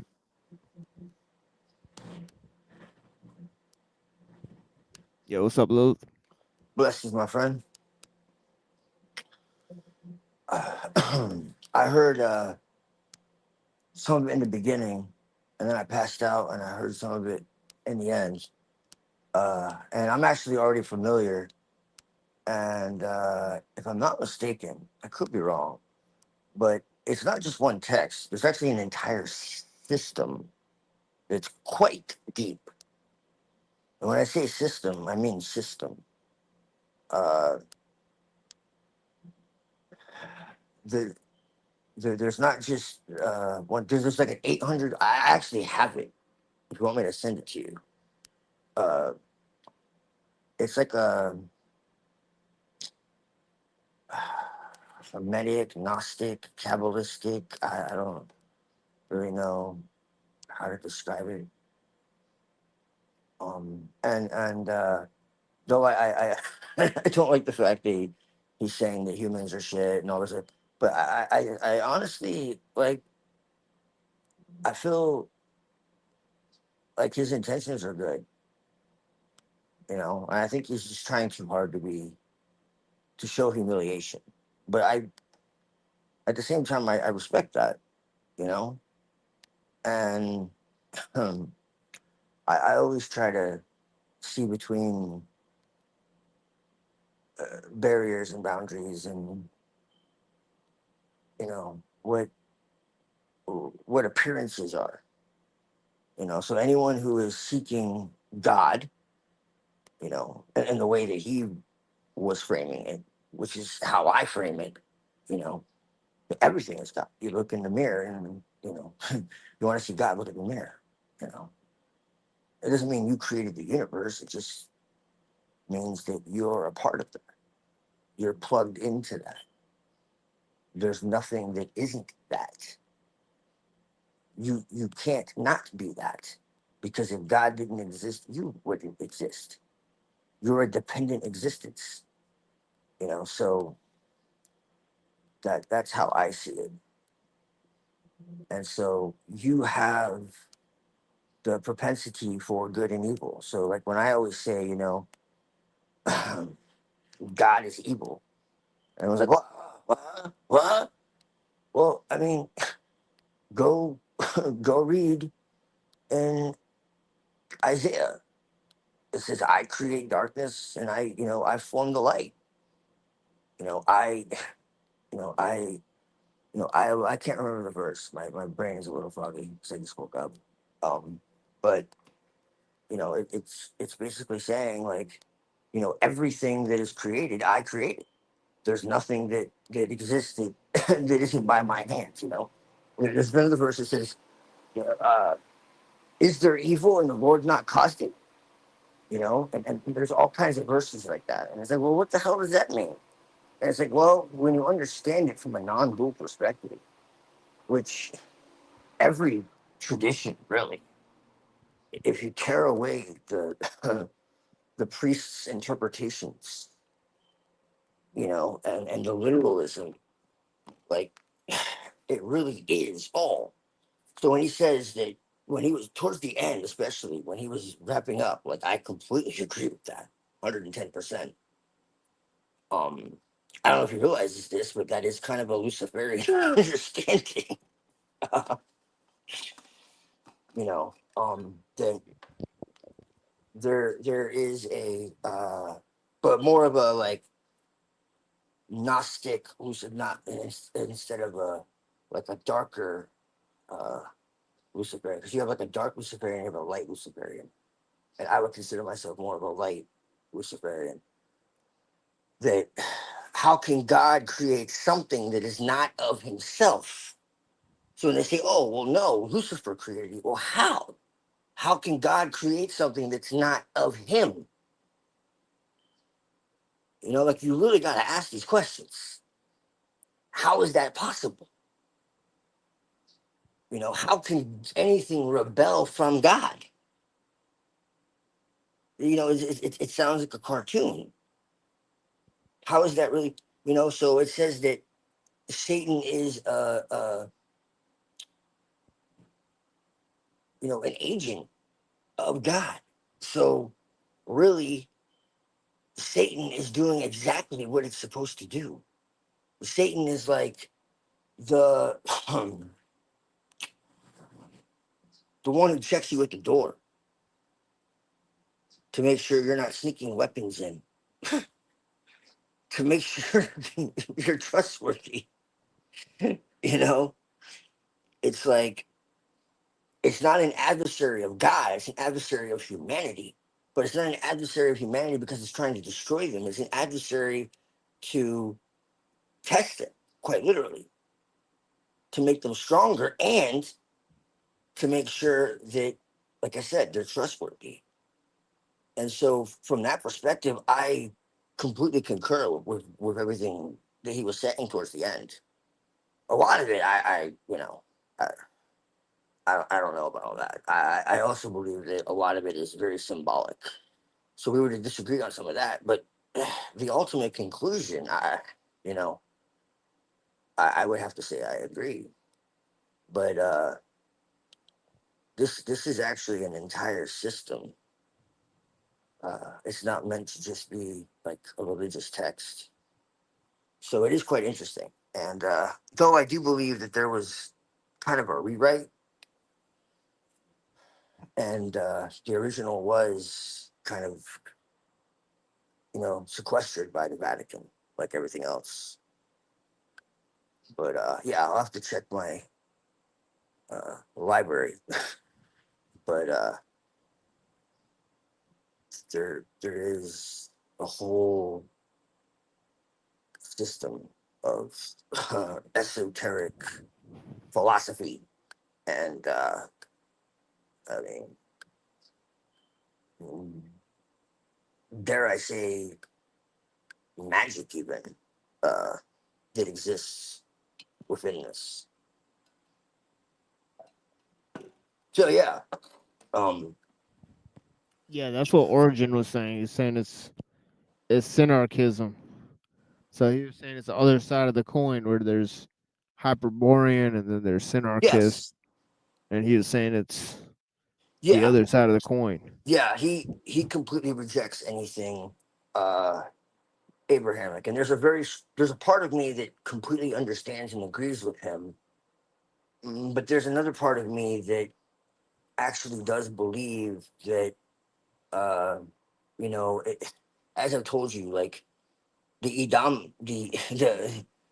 Edomonians are you know, which he and I would agree are the enemy, and you would too, are not the no, he would just completely reject that there was any uh The real Edomonian necrosophists. Yeah, well, The if you the, look, if the you look, Edamonian, the crucifix. well, this is really interesting, Machine. Like, if you look at the older translations of the Bible before the King James, there's dozens of verses where the word J, okay, wasn't there, okay? And that might sound like, okay, so what? Okay, well, it's a big deal because it changes the whole context of verses and it makes them as the chosen ones when they weren't. And then when you look at the encyclopedias, their encyclopedias, they say that their roots are in Edom. Now they claim that they are fighting Edom, and they're you know that's one of their main objectives is to erase the existence, which is Amalek. It's the same thing. They always talk about the destruction of Amalek. That's like part of their messianic, prophecies with the Sabbateans and all this other stuff. Well, when you really do the research, they say in their own encyclopedias and to each other that their roots are in Edom and that 97% of them are not only not Semitic, but they're not actually even. And so when they claim to be, it's not like they were the chosen people at one time and now they're not. Like people, that's what people think. No, they never were. So this opens a whole ball of wax because it's like, whoa, hold on a second. They were called the Edomonians. It's like Idumaen or whatever. And so those who were supposedly chosen, when you dig deeper, it's like, no, they're not the chosen ones. They're the cursed ones. And this is actually part of prophecy. So then they conflate Israel with the Judeans when they were actually enemies from day one. And it opens a whole nother ball of wax. And then you look at ancient Israel 7,000 years ago and realize what the people looked like. And man, it it's a whole other story. And you start to realize that Israel was not just in Palestine. And when it talks about a mixed multitude, it's exactly that. There was, it was a global thing, essentially. And so there was this battle between the Judites, that's what they were, and Israel. And there was the Mosaic, there was the priesthood of Moses, and then there was the priesthood of Aaron, and they were at odds with each other. And it's a whole big thing. I might do a stream on it eventually because it's wild when you really look at it. It gets into what's called the seed war. It talks about the serpent seed and all this. It's in Genesis. It's in a lot of different verses. The curse from the very beginning. You know, and you start to look what's going on in the world now, and it's just like, whoa, hold on a second, this is weird. Like they're literally identity thieves, and they talk about this in their own writings. And what's really interesting is like when you get to the highest levels of the Kabbalah, everything that they say that they are their history, and what they are from their, like if you look at like Birkness and all that, and his his exposition of what they believe. Okay. And you look, and if you're any familiar at all with the Kabbalah, which I am because I practiced white magic before I got into black magic. uh everything they say about their enemy, And everything they say about their history at the highest levels, you realize everything is the opposite of what they actually say. Their whole story of being slaves in Egypt and all that, is a fabrication. And them being the light and trying to be, a light to the nations, and Esau and Edom are the darkness. You realize that at the highest levels, it's the opposite. They want to steal the light of the Gentiles, and they're the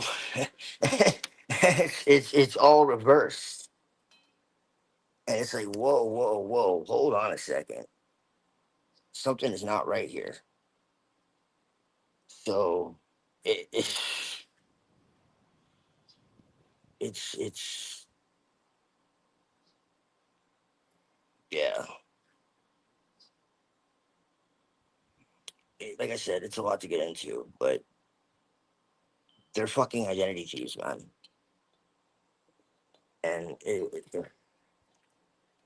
they've they've been adversaries from the beginning, and then they conflate themselves with Israel when really they were the enemies of it from the beginning. And they say, "Oh, it's the lost tribes." No, they're not lost. They've forgotten who the fuck they are. That's what's happened, and it's just wild. I was completely, I was, I had completely rejected all of this, 110%. I was completely focused within a pagan framework. And then I got to a point and realized there was no paganism left. It had been Christianized, and it pissed me the fuck off. And then that's when I had my experience with Lilith.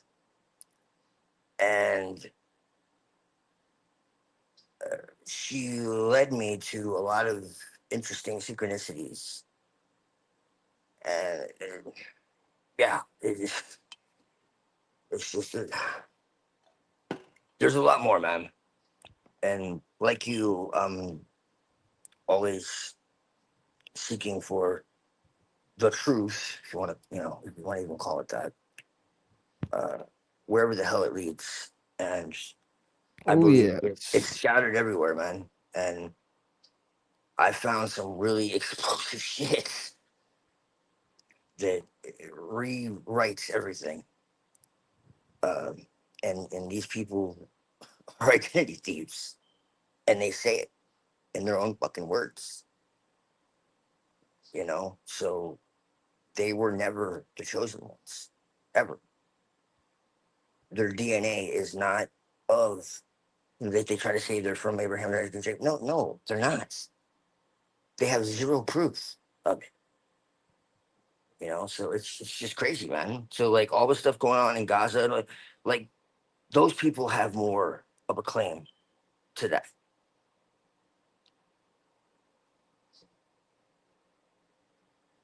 So when they call them anti-Semitic, like it's actually insane.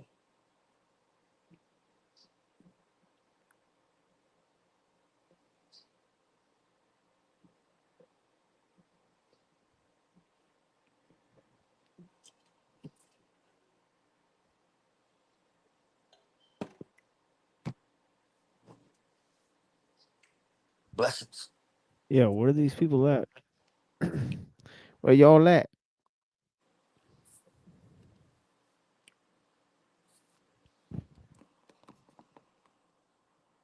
But yeah, I'd be happy to go into a deep dive. Uh, but I don't want to keep you forever. But I could show you all the information I stumbled across on this. It blew my mind. Yeah, I did a whole series on this. We should definitely plan an episode of it together. Yeah, man, it led me back. Like it led me back into really like looking at the Bible again. So I was just like, yo, this is nuts. Like, what the fuck? And then I realized that there are literally verses that talk about it, that there would be this forgetfulness of the true Israel. And it's like, whoa, this is too much, man. Like,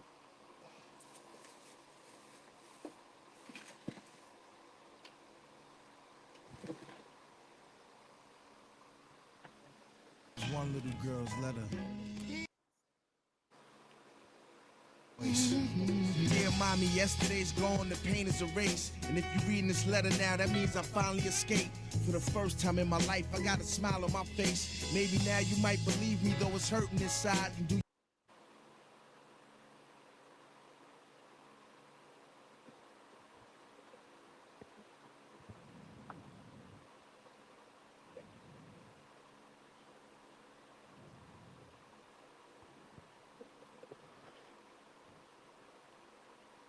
Yeah, I can't believe Raggamuffin. Yeah, where is Raggamuffin? Blessings to Raggamuffin. Thank you for being here. I appreciate you. Um, yeah, I thought it was yeah, strange that he just dipped without saying anything. I wonder if anything happened. yeah, I think his phone just died or some shit. But yeah, it is Okay. late. But yeah, hopefully he's okay. Everything's all good. But yeah, I'm gonna wrap this up, and hopefully we'll do part two of this at some point if the homies Oh, for want to. sure. Yeah, for You know what sure. I mean? But yeah, I will be back here tomorrow night, 9 p.m. We'll be doing a show, The Machine Lies.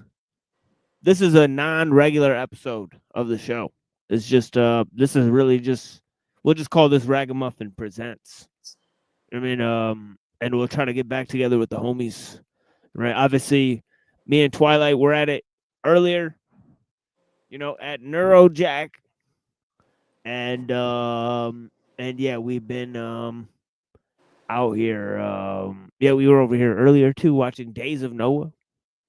So yeah, we'll figure it out. I mean, yeah, what you got going on tomorrow, brother? Are you gonna be out here?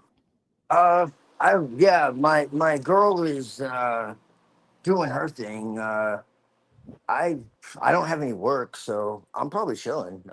Actually, yeah, Yeah, yeah. I've nice. been hella busy lately, but I'll probably have a little more free. I've had a little more free time lately, For so sure. yeah, yeah, it should be good. I might actually do a stream. If you want to join me. Are you, have you been up like all day, all night again? Yeah, I'm gonna probably pass out for at least 3 hours at this point. But Okay, okay, at least until 5 a.m. But yeah, okay. 5 a.m. I will arise. If you're up at that point, I mean, I will definitely come check you out and see who's Yeah, yeah. online. I will definitely mosey on out to the computer. Thank you, Marty. Yeah, Blessings, yeah. homie. Because I was thinking about doing a stream. But yeah, this is something that I would want to go a hell of a lot deeper on, and that's why I was just like dropping little subtle hints. But that's why I call it the Edom bomb. And all that. Like I'm not just being funny. Like You know, this shit really, yeah, man.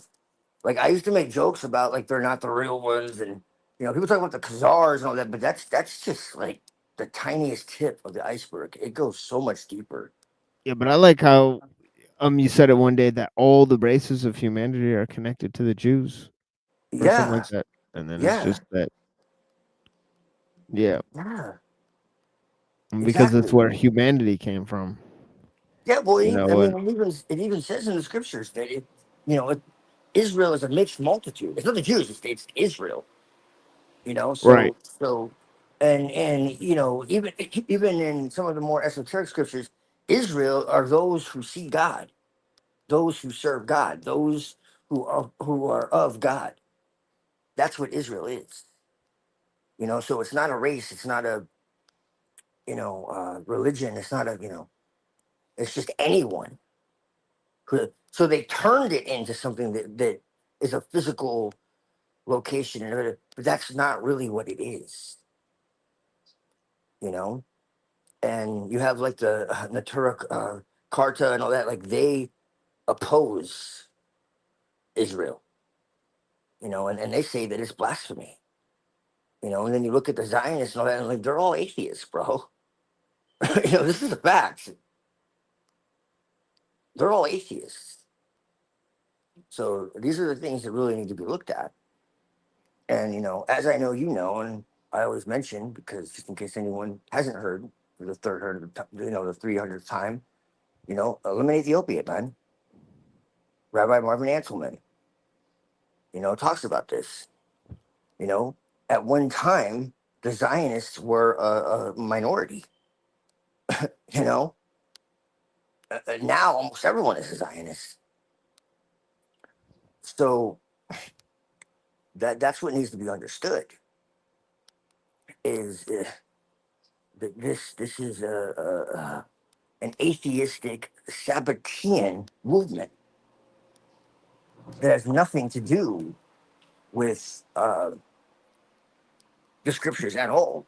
They're using it as a tool to fulfill their agendas and to divide and conquer. And this is really the situation we find ourselves in. And Iran just launched a bunch of ballistic missiles. And I say good for them. But anyways,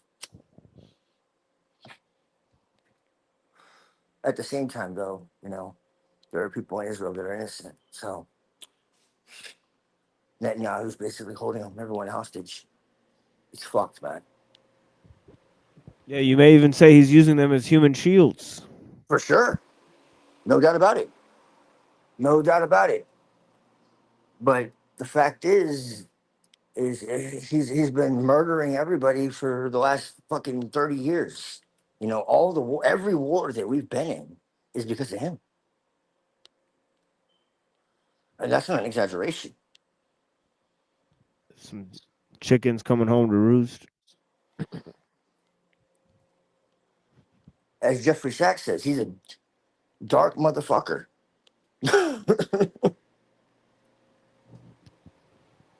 Dark son of a bitch, that's what he said. And Finkelstein as well said this. This is a very evil man.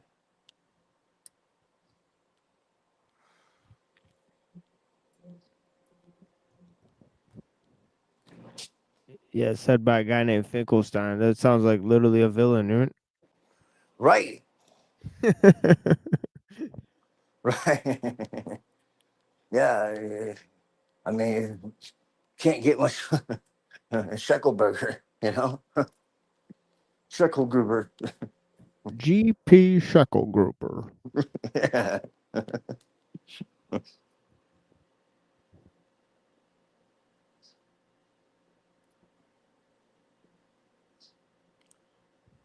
The Yeah. Twilight Zone. Yeah, man. This is the Twilight Zone, bro. And I am the Twilight.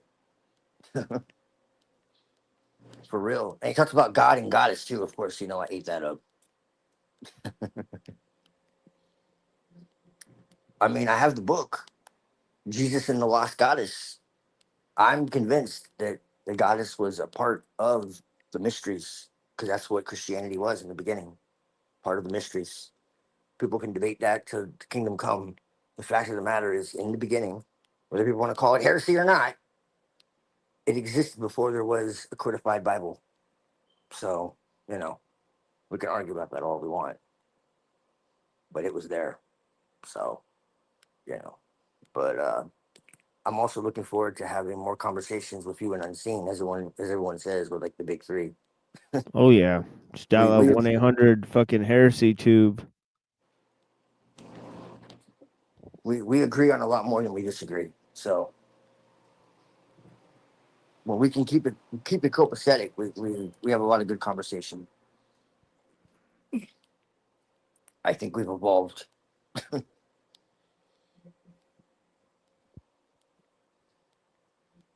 Yeah, I mean, look at the other selections of programs. Oh man, Oh yeah, for sure, man. just comparatively, it's pretty He's good. he's definitely a bright dude. I don't deny that. And I respect that he went as far as he did to be a monk. So even if I disagree with him on shit, like I gotta give him respect for that. What I Yeah, thought I was mean, fucking hilarious. I don't know if he was joking I mean, But there's even not Father even any. Suaden was like, "Have you ever thought of being a monk?" And what's funny is I don't know if he was joking, but at one time I actually did. Yeah, yeah. There's not even one of these shows that I actually learned anything from about the Orthodox Christian shit other than Unseen Warfare show. Yeah, You'll literally learn no, it's nothing on the true. entire YouTube Yeah, no, it's true. other I agree than with that for sure. yeah, other than his show. There's literally not one show that actually teaches you a damn thing about the Orthodox Church or where it came from or why it's important or what they said. He's No, no, literally the only show. It's kind of weird. no, I do believe they have a lot of truth for sure. Like suppress I it. This is I just weird. don't. They suppress their teachings. I mean, it's kind of crazy. Man. Well, Like no, even yeah, the guys like even the guys that are much more like mainstream than Unseen Warfare that don't talk about conspiracy shit, yeah, like they even suppress their shit. So it's crazy. Like for sure, for sure. It's because they want to see. This is what I realized when I got into the occult and I got into paganism and all that. And like I still hold that to my heart. Don't get it twisted. Like I still see truth in all that. Just like I see truth in parts of Sanatana Dharma, and I see truth in Norse pagan. Like I see truth everywhere. But they want. Okay, there's a difference between being against Christianity, being against anti-Christianity, and being against Christ. And when all the, you know, the predicites, I call them, hate Christ and what he represents, something is amiss to me. That it's so fashionable, it's so trendy to mock him. And this is why I believe he actually existed. You know, because why do they go so far to mock him? You know, it's like mocking Superman. You know, you get what I mean? Like it really doesn't make any sense. Why would you do that? Why go so far out of your way to disprove something that doesn't exist? Like, why does it bother you? It's just like with atheism. What's the point? You don't believe. Okay, so that's your thesis. Okay, so cool. You don't believe. Great. That's wonderful. I'm happy for you. That's great. I understand you're against religion. I am too. I'm completely against religion. I'm completely against what it's turned into. I'm against the institution, the institution of religion and what it's been used for as a system of control. But when you start going against the spirit of what Christ was about, that's when my alarm bells go off. And it's okay, what is your agenda, man? That's when I start looking at the Christians like we're in this shit together. Regardless of how strange that may seem to you, like we're in this shit together. And I look at the Muslims and I say, we're in this shit together. You know, because it's like, yo, this isn't right. This, like, it just doesn't make sense. You know, because I'm not here to divide. You know, in some hateful way, except against something that is actually trying to attack me. And the only thing trying to attack me are these Sabbatean,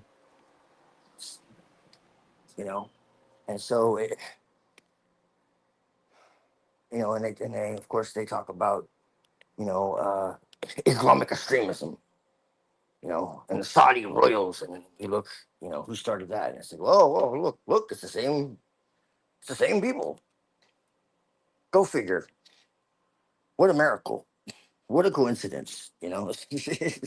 And you look at the history of Islam and it's just like, oh, right, everybody was pretty much, you know, living in peace.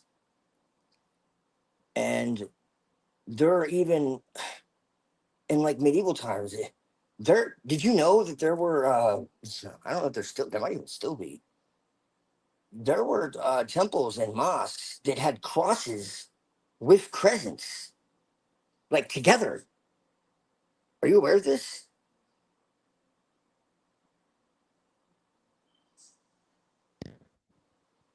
Yeah. What's that about, Muhammad? Well, If they there's well, always been this antagonism between them, then no, why? there's no antagonism Right, because Islam ruled in India, right? So they had Hindu temples and mosques too. so this is what I'm saying. What? So why is it that Christianity preaches that Islam is of the Actually, devil? one of the Indian rulers, right, Akbar the Great, right, he tried to combine Hinduism and Islam. Right, You know, and then you had the philosopher Avicenna, right? right, yeah, And I mean, basically, Ghazali had called him an atheist because he had went so right, far as to say that God is immaterial, same as Maimonides, right? sure, yes, So that's what some of the Christian philosophers believe. They believe that God is immaterial as well. yes. So so it's pretty interesting that there's all sorts of variety of beliefs because they didn't go around killing people who are Neoplatonic like philosophers, Well, in Islam. yeah. Well, Like Christian. like they had to write treatises, like they literally wrote arguments and declared them atheists, and then they just went to go pray with them. You know what I'm saying, right? Right. So it's like So you know what I'm talking about? something else is going on here. Like these people were Yeah. highly intelligent. Well, Judaism and Christianity became Neoplatonic later on, and Christians get mad about this, but it's true. But it's a distorted form of Platonism, because what Plato actually believed is something very different. But it became this warped version. And I think I actually saw an interview that you did with Android Wilson about this. Like I watched the whole interview. I was looking. I was like, I was trying to find it at first, uh, and then I saw, oh, it's like way back. And I actually watched it, and I believe you were talking about that, how there was a Neoplatonic influence. Uh, Someone was trying to say there was one on Islam, and you're like, no, no, no, no, no. And it's true. Like the church fathers talked about Yeah, this. I turned it back on them. No, no, it's true. You're right. And you totally crushed it. And Android was like, no, no, no. You absolutely lost the Yeah, it's debate. kind And of I'm just weird like, this is because kind of like I ridiculous started because they showed no evidence yeah, whatsoever for because their I started position. debating him and the dude I was debating. Like the Yeah, moderator was jumping in on their side. It was he crazy. literally had no argument whatsoever. And he's like, yeah, I crushed you. It's like, what? He provided no evidence whatsoever for his claims. And yet somehow he destroyed you. And I'm just like, what? He couldn't even answer your one question, like the whole time. I was cracking up, dude. I was just like, what the fuck is he talking about?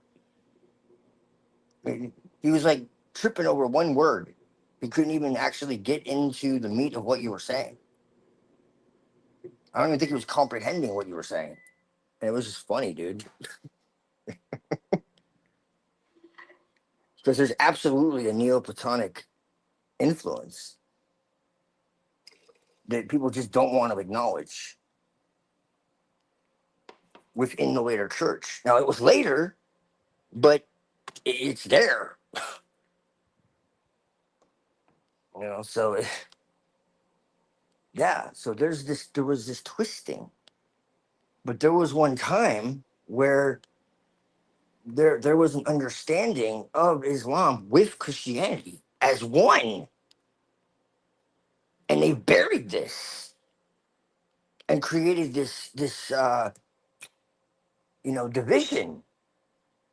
So basically, the long and short of it is Islam and Christianity were both antagonistic toward Judaism in the beginning, and it was almost like they couldn't have that, and so they made them enemies. That's what my research has shown. And Arabic was actually being spoken in Europe as well. That's a whole other thing, and I can show this. Like in the Middle Ages.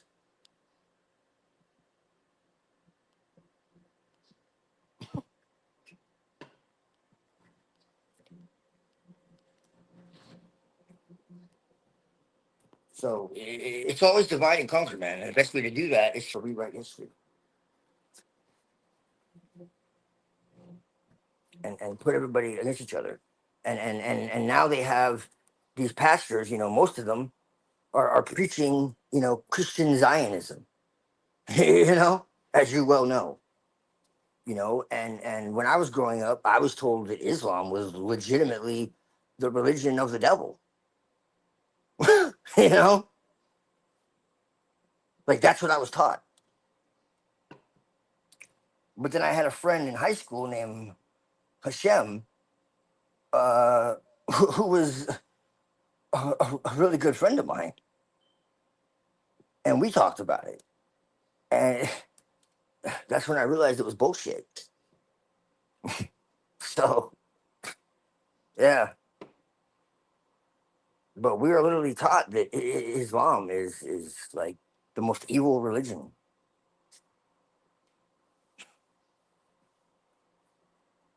It's crazy, man.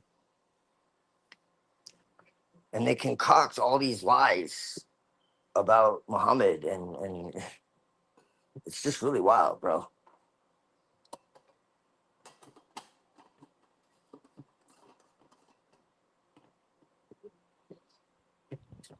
Yeah, it's kind of weird that like on YouTube, like yeah, I mean it is kind of weird that like on YouTube, right? You could literally make an anti-Christian or anti-Muslim channel. Mhm. Right, it's kind of wild, right? Like like you could literally just make an entire anti-Muslim or an entire anti-Christian channel and say like Yeah. Jesus was a liar, like Jesus was a PDF. I mean, Right, Muhammad yeah. was a PDF, like Muhammad was a liar, murderer. There's a lot of it, yeah. You could And they say get tons so. of You could views. make entire channels, but you can't like if you literally make a channel like that about Judaism, it'll literally get taken down. What? Immediately. It's so weird. It's so fucking weird. And like I seen a couple of them that like that yeah, like that was one of the main topics. Like they also talked about other shit, and the shit still got taken down. I Yeah, mean, that's what pissed me off about so it's Amin wild. Hillman, is I really appreciated his research, because I think he's dead on about a lot of things until he started saying that Jesus was a part of it. I would make the case that Jesus was exposing the shit. The rest of it, I think he's dead on about. I think there was this cult aspect that exists with the drugs and with the the other PDF, whatever that was going on, you know, within the church and within some of the, and Jesus was actually exposing the shit. But then he tries to say Jesus was part of it. And I'm like, whoa, whoa, whoa. But guess what I found out? Amin Hillman is ex-CIA.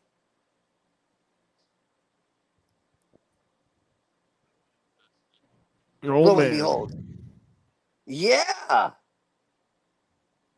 Now, supposedly, he has nothing to do with it anymore, but I don't know. He has all this immaculate research, but then that little bit of poison,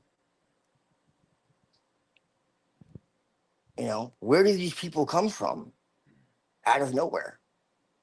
Like you're saying, you can make these anti-channels, and they have no viewers, and then all of a sudden, like they have a channel for a month, and all of a sudden they have 100,000 viewers. Like how? This makes no sense. Well, we know how.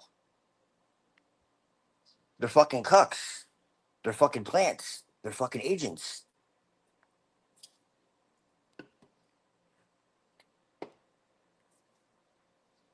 But if you start showing the cover-ups and you start speaking the truth, you don't get shit.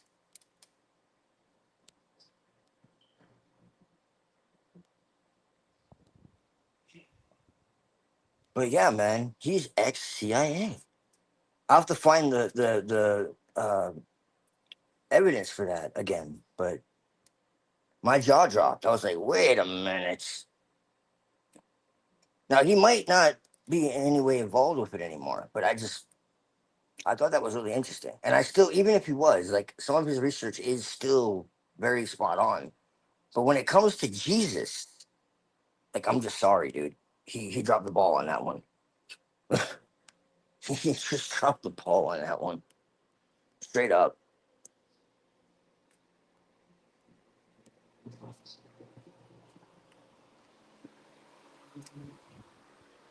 Yeah, yeah, but I greatly appreciate Jr. for joining. I greatly appreciate Raggamuffin, doing his thing. You know what I mean? Hopefully he'll do a lot more shows out here. Obviously, as I said earlier, anybody can do a presentation out here. You just gotta let me know. You gotta clear the topic with me. You gotta let me know the format of the show, and yeah, we can hold it down, share the screen, and you can present whatever material you'd like to present, right? And all we'll do is we'll just put whoever wants to present presents, right? And you can give a presentation as I give at the beginning of my show on a range of topics. Obviously we're looking for topics in political theories, arcane philosophies, occult theology, conspiracy stuff. Obviously our main topic is about religion and science, spirituality and technology, and combining those topics. So it's all we hold the space. Usually we get about 18 to 30 people in here. It all depends on how engaging your presentation is or whatever. All right, but this is a free public service channel. Really, as far as I can discern. You know what I mean?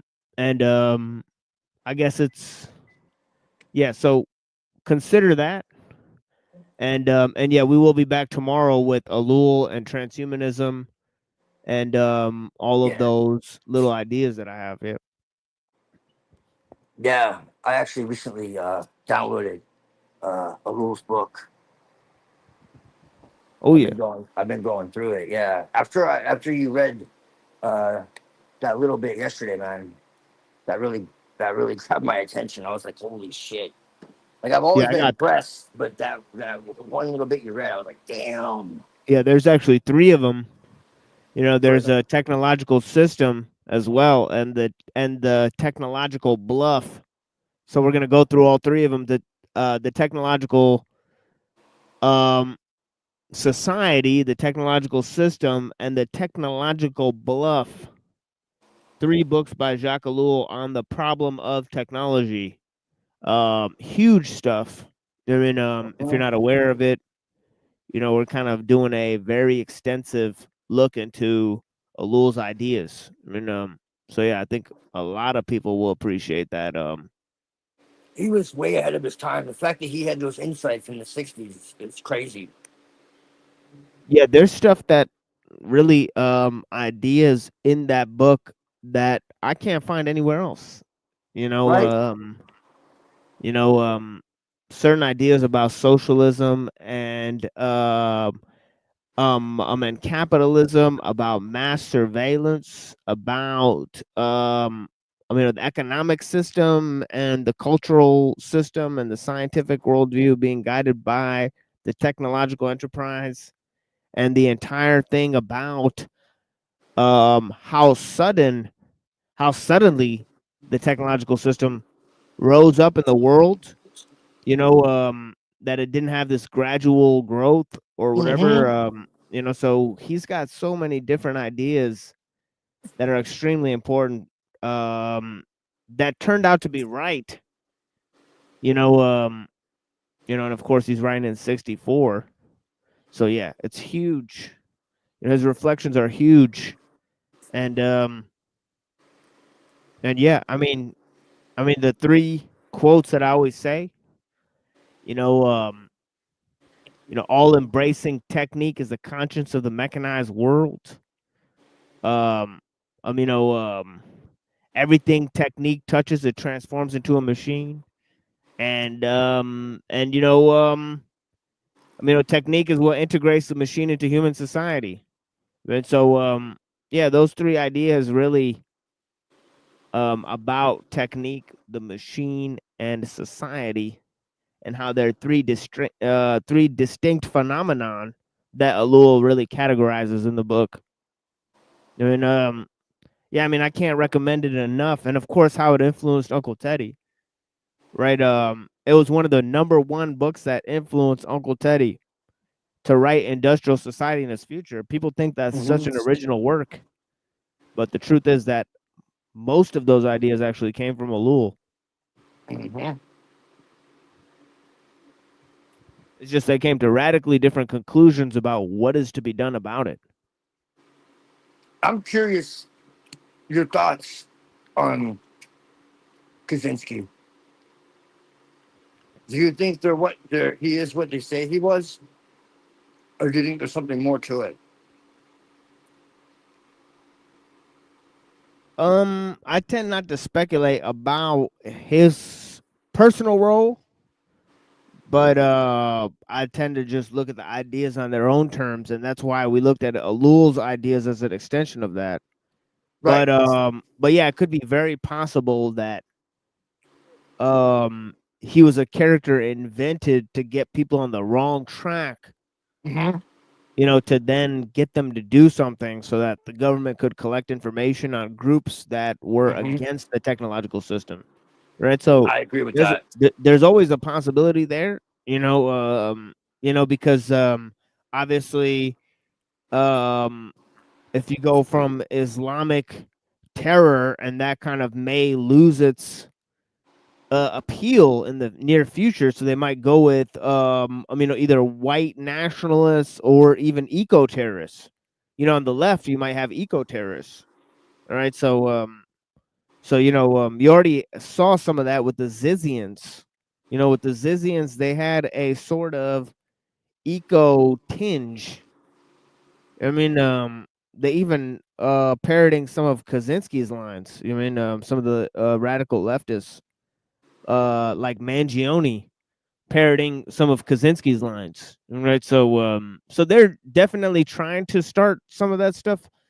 Seeing some of Kaczynski's lines on Mangione's Twitter page, that was very strange. That did seem like there was some psyop stuff going on there, where they're trying to incite violence, right? Based on the manifesto.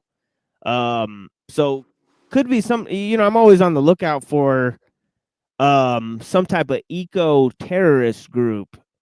I think that might be a thing as the cyber thing ramps up. It just seems like some that they might want to use as a psyop.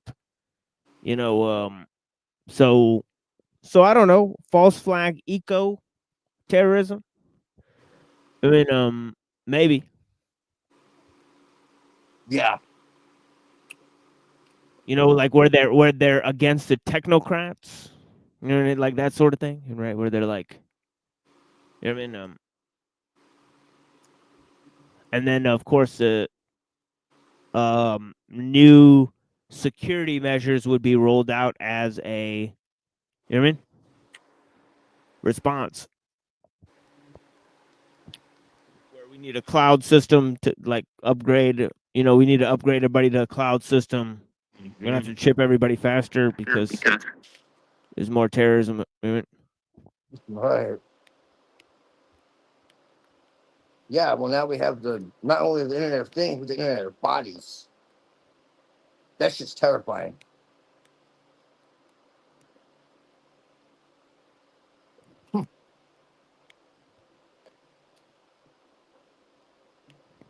Yeah, I mean, I think it was very significant in that book that he was reading earlier. Where the god in that book was angry, combining the beings with machines so he could control them. All right, Right? crazy stuff. All right, that was wild part of that book. Definitely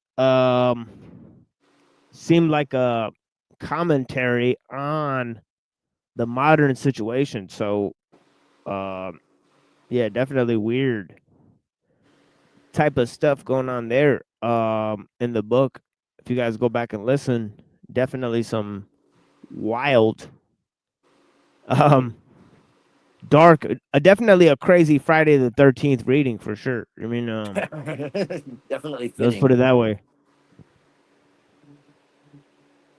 Yeah. I mean, Topsy turvy. they're pushing for an atheist techno spiritism. It's quite strange, really. Yeah, advanced pneumatechne. Right, pneumatech. Right, yeah, yeah, yeah. I like that. Yeah, yeah. That's perfect. That's a perfect way to explain it.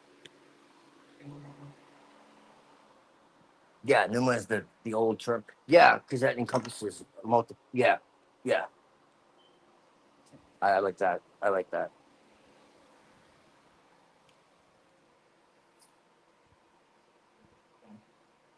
Yeah, blessings. I mean, I appreciate the 16 people still rocking with us. Um, yeah. But yeah, you got anything else to say to these people, Lilith? Nah, that's it, man. Except I should be around more. Looking forward to collaborating. And as I said, man, if you ever need me, hit me up. Uh, you know, don't Yeah. hesitate. Yeah, I definitely need you. I mean, powerful rituals, bring out the big relics. Yeah, I'm hugely depressed. I mean, I got you, bro. I so feel yeah, you. man, yeah, you already know because Well, definitely I'm having some very strong emotional issues. I mean, I yeah, so I really respect you for even having the balls to admit that, man. Like that's big. Like oh man, all the time. Actually, I've always admitted on the show. Actually, I've been separated from my wife for a very long time. That was during the show. I mean that my wife sort of you guys seem so left. close. That's fucked, man. Yeah, so I've been dealing with that for a very long time. I've been very lonely. Obviously I've trying to work things out with her and always trying to stay committed. I mean, right, to the relationship. So it's just been extremely lonely for me and extremely um dulling experience at this point. I mean, because there's not a lot of thoughts. I feel like I haven't, you know, done a lot, talked to a lot of people. I mean, right, like the only thing I've really done is a show for a very long time. So not a lot of clarity in my personal life. And the future is definitely not looking like clear as to you know what I'm supposed to do. So yeah, we'll figure it out. But yeah, blessings. Yeah, man. Well, you can hit me up privately, bro. Like as I said, like I know people say like, "Oh man, just hit me up anytime." Like I'm serious though. Like Yeah, we thank met you. for a reason. Yeah, for sure, homie. Yeah, I appreciate that. So But yeah, yeah, I hope you know I'm not just saying that shit to sound like righteous or some shit. Like I genuinely mean it. Like if you need me, hit me up. yeah, of course, homie. I mean, but yeah, it's more of a thing where like where I like talking to you guys, but it's just like I never reach out to people. I'm usually pretty just I'm the same way. solitudinal. Yeah, so And that's Yeah, why so I'm stressing it, because yeah, so I'm the that's why I same way. tell I just tell people I'm depressed. That means you guys reach out to me, right? But yeah, right, holler back. Oh, But yeah, you know okay, what I mean. okay. I I got guess you, I should man. make that more clear. But yeah, Sure. yeah, but yeah, Yeah, well, keep I me in don't the like loop. to bother people, and so you Oh, do have to definitely like bother stress me. that. Oh no, Okay, oh no, I like to be okay. bothered. I mean, Oh, right, okay, for okay, sure. okay. I Yeah, got hit you. me up whenever. Yeah, Yeah, for sure, yeah. guys. Yeah, All all right. you guys in the chat, hit me up whenever. You have my email there on the channel. Obviously, there's a Discord. But Yeah, yeah, blessings to all the people. I yeah. appreciate you guys being I've here. just had my hands hella full, but now I have more time, so I will definitely hit you up, man. Yeah, Yeah, no, you. Yeah, I just don't like bugging people. I have a very small circle, Mohammed. I really do. So there are very few people I talk to online and offline.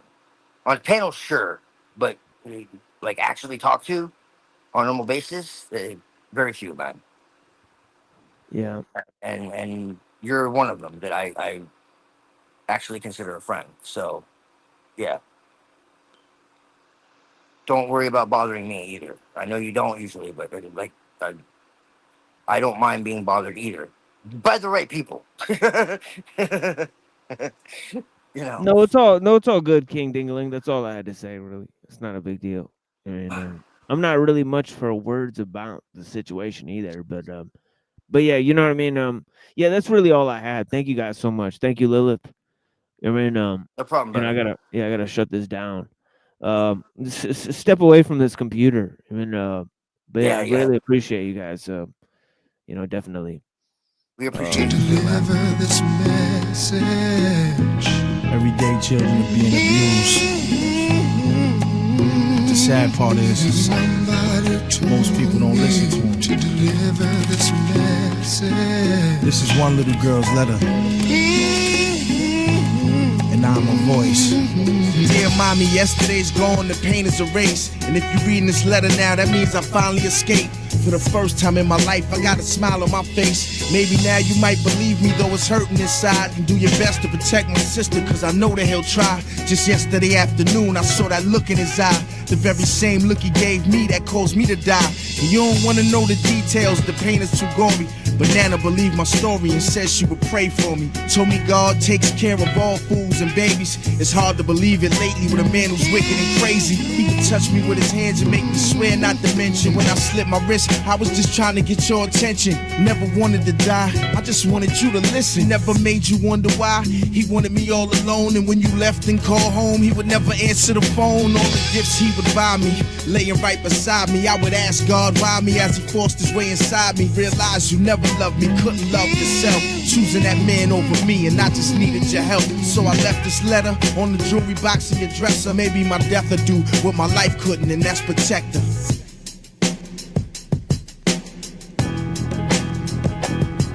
Somebody told me to deliver this message.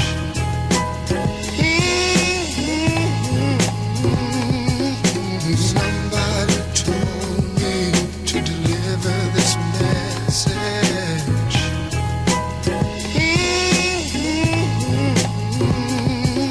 Yeah, heroes die, the villains survive. I take the side of the realest guys to chill in the sky. Malcolm X, Martin Luther, William Cooper, freedom troopers and shooters, squeezing Rugers to free Larry Hoovers. Get more vexed for more vets, SEALs and parachuters. Evildoers got many schoolers using water for sewers. Use daughters for moolah, know they like fells. Step across shells on battlegrounds, mortar rounds, bazooka salute. Love for those that lost blood for the struggle. Libyan cane that rain and caught slugs in the rubble. Any offspring of the great ones that's love off the muscle. When the day come, the slumber take mugs off in Brussels. Person rug drug dealers, these ain't the thugs you accustomed to. No faith in leaders cause they ain't got a fucking clue. A lot of people gonna starve hard when the buck is through. People be clutching they tools. Fuck all instructions and rules. Fuck all discussions on news. What's red or covered in blue. Fuck all the Democrat crap. Fuck Republican dudes. Somebody told me to deliver this message.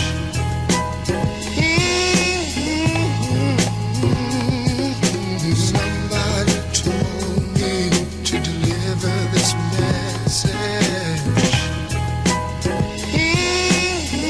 Yeah. Once upon a time, not long ago, black people were slaves, we came here on a boat. 85 is the mass, 10% is the trash. Bloodsuckers of the poor, 5% on their ass. God, the devil wicked, so there'll be no peace amongst them. Put them out on the poor part, they weak. The babies the jewels, but we feed them the wrong food. Complain about the oppressor, but send them off to their school. Sit back and think about it, in my CLR rule. Keep us ignorant and use as tools. I contemplate in the conscious state, doing the 8 that's building to elevate a constant melanin face. I got a duty to teach, you wanna learn, come sit with me. That's my word, I refuse to die in my own iniquity. Today's reality is knowledge cipher. All being born to knowledge, I see it like a telescope. I'm focused, my people in public housing. The only hours, knowledge swimming your 9,000. Somebody told me to deliver this message.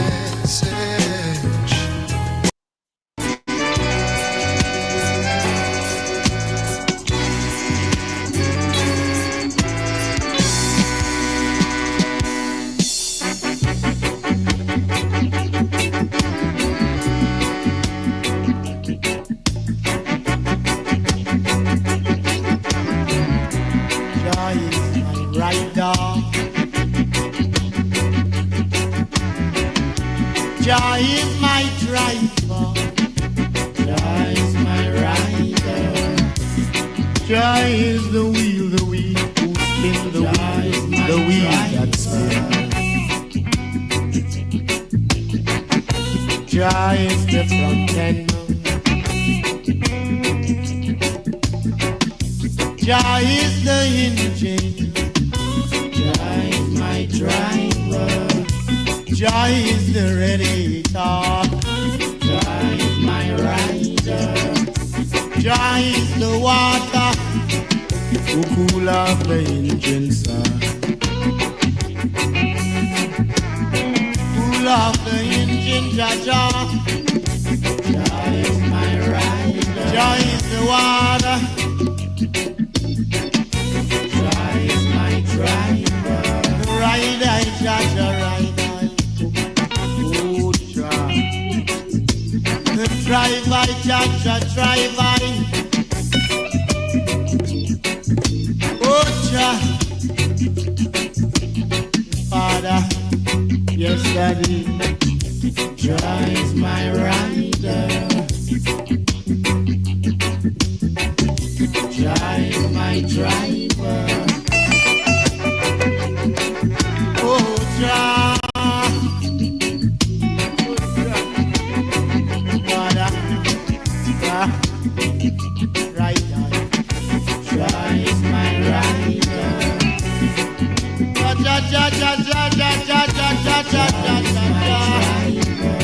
Rider, Jah driver. He takes iron for a sightseeing. Jah is my rider. The sightseeing was so real. Jah is my driver. The place was so green.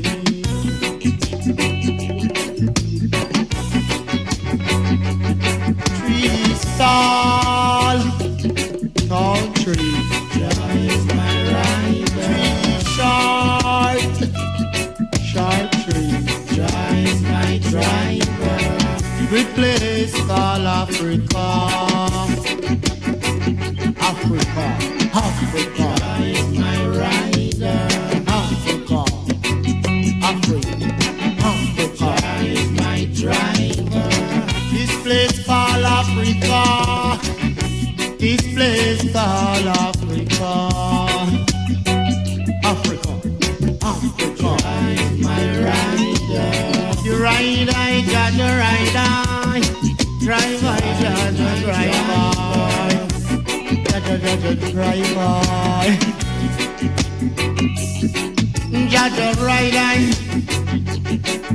Jah driver. Is my rider. Oh, Jah. Africa is my driver. Africa. Oh, Jah. You ride, Jah. Your driver is my rider. Africa. Africa is my driver. Africa. Ja ja ja ja. My rider. The rider is ja ja. The driver is ja ja. Africa. Oh ja ja ja ja. My rider. Rider is ja ja. The driver is ja ja.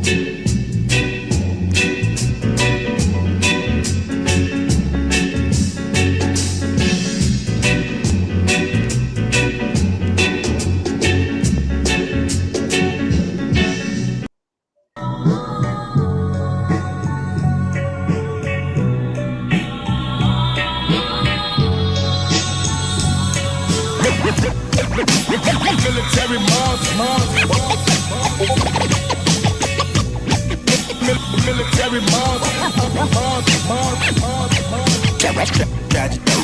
Tragedy Gaddafi. Black Medine. Military mob. Got these devils petrified. Got these devils petrified. Military mob. Military mob. Got these devils petrified. Got these devils petrified. Tragedy Gaddafi. Black Medine was military mob. Military mob. Ghetto apostle. Soundtracks to the streets. Military mob. Military mob. Ghetto apostle. Soundtracks to the streets. Military mob. Military mob. Ghetto apostle. Soundtracks to the streets. Military mob. Military mob. Ghetto apostle. Soundtracks to the streets. Military mob. Military mob.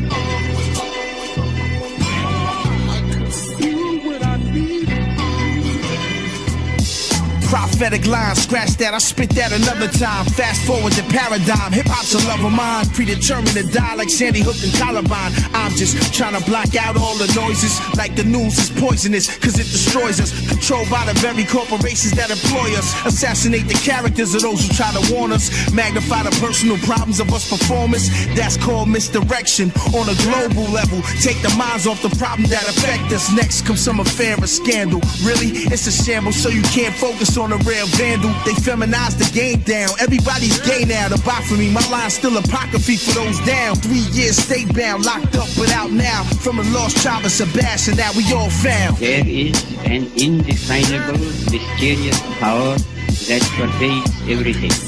I feel it, though I do not see it. It is this unseen power which makes itself felt and yet defies all scrutiny. Because it is so unlike all that I perceive. Mind over matter, manifestation of great minds. So much pain in my life, at times I hated mine. But the past built character for Adam and shine. Maybe I'm just similar to semi-autos when they bust. No justice is just us. In this world of lust, crushed by the past, resurrected at last. Time will move fast for those who move slow. Show and prove though. Life is a blessing if knowledge of man grows. Religion is confinement. My alignment is like stars laid in the galaxy on consignment. Far as rap go, illness intellectual flow, you know, like a Rosicrucian, my lines produce solutions. Comedic sciences, esoteric alliances can tell you what the future hold. I did it on Illuminati, Mahdi, same wisdom of Gandhi, buried in Palestine, Asia Minor, where you find me. It transcends the senses, but it is possible to reason out the existence of God to a limited extent. Even in ordinary affairs, we know that people do not know who rules or why and how he rules. And yet they know.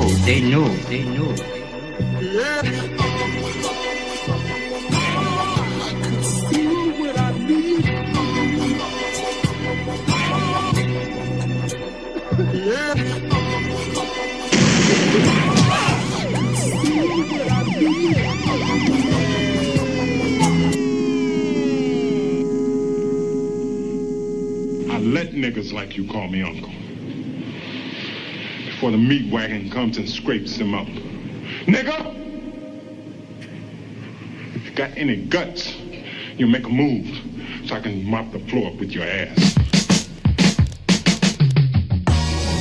And I go take you to a place you say you never been there before. I own you now. No, I have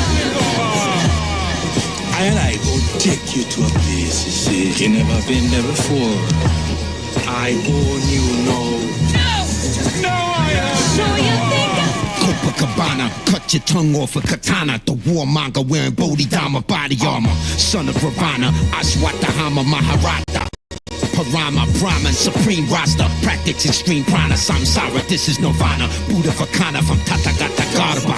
My forefathers conscious like the honest. You don't even understand what I'm saying, be honest. Lightning bolt, fight Triana, Thunderbolt, Obama. With B.A. Baracus in a black tomahawk chopper. Mr. T doing the cha-cha, dressed like Zulu shakas, eating green eggs, Hassan salsa. You know you wearing bootleg when the logo is too big. When the tag says made in Manolo, Jesus crib. Matte Black AR, ACOGs and K-bars. We make duck sauce out of Gog and Magog. The airborne flippers with meteorite zippers. Tell a skipper to use his helio light dimmers. You know you ain't in the right business. You like to spit, I like to listen. We like hyenas babysitting some kittens. I swoop down like a winged griffin and pitch him. Leave his limbs missing, dirty ass feet like city pigeons.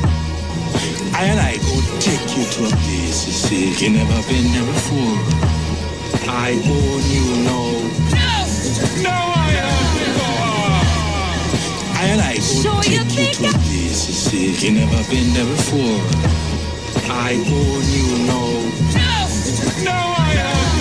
Yeah, I promise piranhas, minor marijuana farmer, white widow, spider lighter, plantain clips for llamas, atomic, Verlander slider, shell providers, catch comet, cigarello, spell, cumulus climber, spit shiner, uterus, finder, secluded survivor, diva, scuba diver, combined with urban MacGyver, rhymer, matte black clouds on top of my family opera. My mood is chupacabra, sprinkled with ocean liners, in St. Lucian water, screws loose and hardest armor, the constant garden mixed with George Carver, Pearl Harbors, swirl diamonds in my verse, train of thought robbers, chisel chopper chapters, Montego Bay climates, visible monuments inside the sound, acknowledge it, Kevlar halos, when I rise, we go polycan, meanwhile demolishing, disembowelment, sledging college and hologram, disappear like hollow man, sharpened pen, drill darts through his cardigan, autograph a camel toe, marvelous artisan, casual to the cannon, blow, harvest my sonogram, there'll never be another like me, you probably REM, you hate to admit you feeling it like a phantom limb, no plaques but I plan the platinum whip, Jesus feet not one of the kings, sacrilege.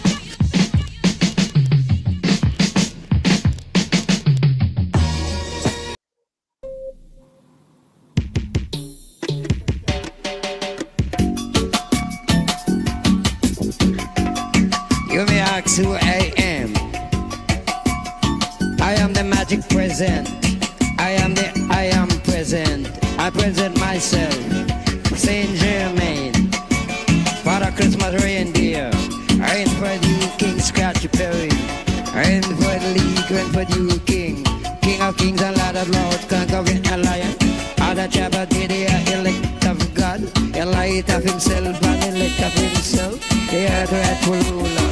He said to Professor, play the jungle drum. I'll hit you with the sun. I beat you with me drum, hit you with me tongue. I hit you in the head and change you from being a rum head. I make you take a college split.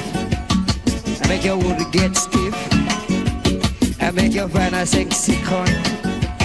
You cannot find yourself in the front. I said no to the heads of government, the council of wrongdoers, the queen councillors, and the lords, and the house, and the parliament. I am Paul Bogle, I don't lament. I hit devils with cement. I hit government with shit. From Jupiter toilet pit. Come on, this is my new song. From the wall of Hong Kong, taking over Japan, taking over Tokyo.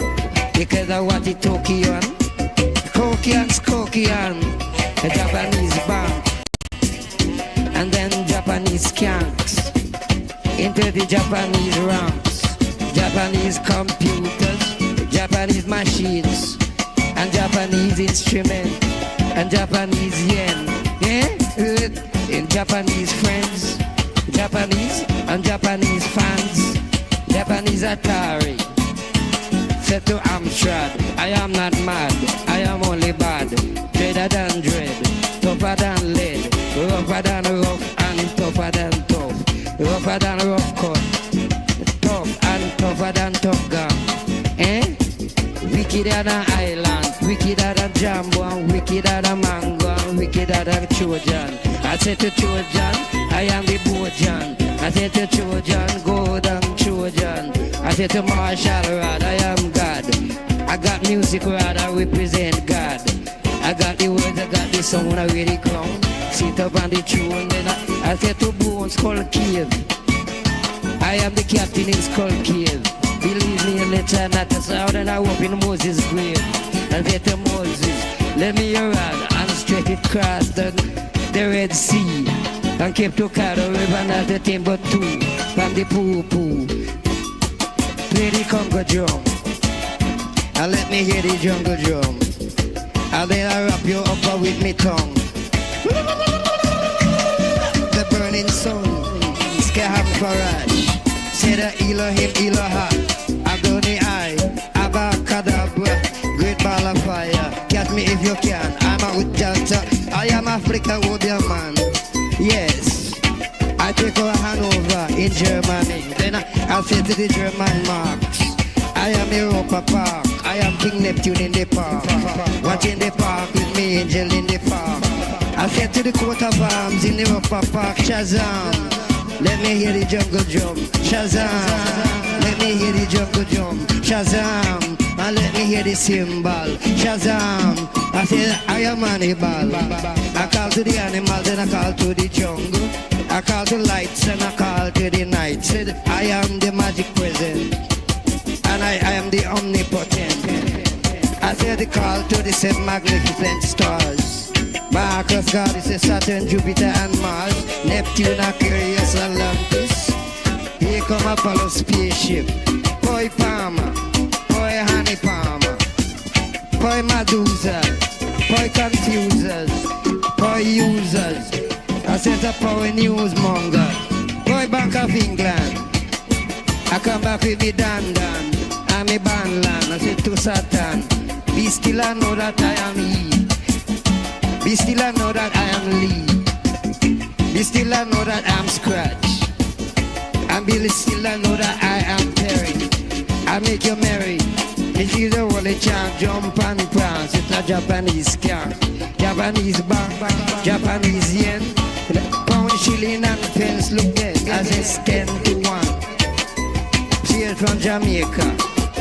10 English pound, I want Jamaican dollar. And 10 sterling for $1 Jamaican dollars, and 10 Swiss francs so $1 Jamaican dollars, 10 Dutch marks so $1 Jamaican dollars, and 10 German marks so $1 Jamaican dollars, and 10 guilders so $1 Jamaican dollars. Jungle, jungle, hit the jungle drum, and let me sing to you with me jungle tongue, and say to you, I'm from the jungle sun. He says, Kahampara, cold sweat, I am hot. Fire in a London town, I am hot. I say to Satan, you're a rat bat. Again, I shoot you in your bat. Satan, I say, you are a rat bat. Satan, you are a rat bat. I'm gonna cut you off and cut out your bat. Say to tat sat, hum, pum, bum, and hit a jungle drum. I say to Wamba, open Skull Cave. Phantom, come out of the grave. Out of the grave.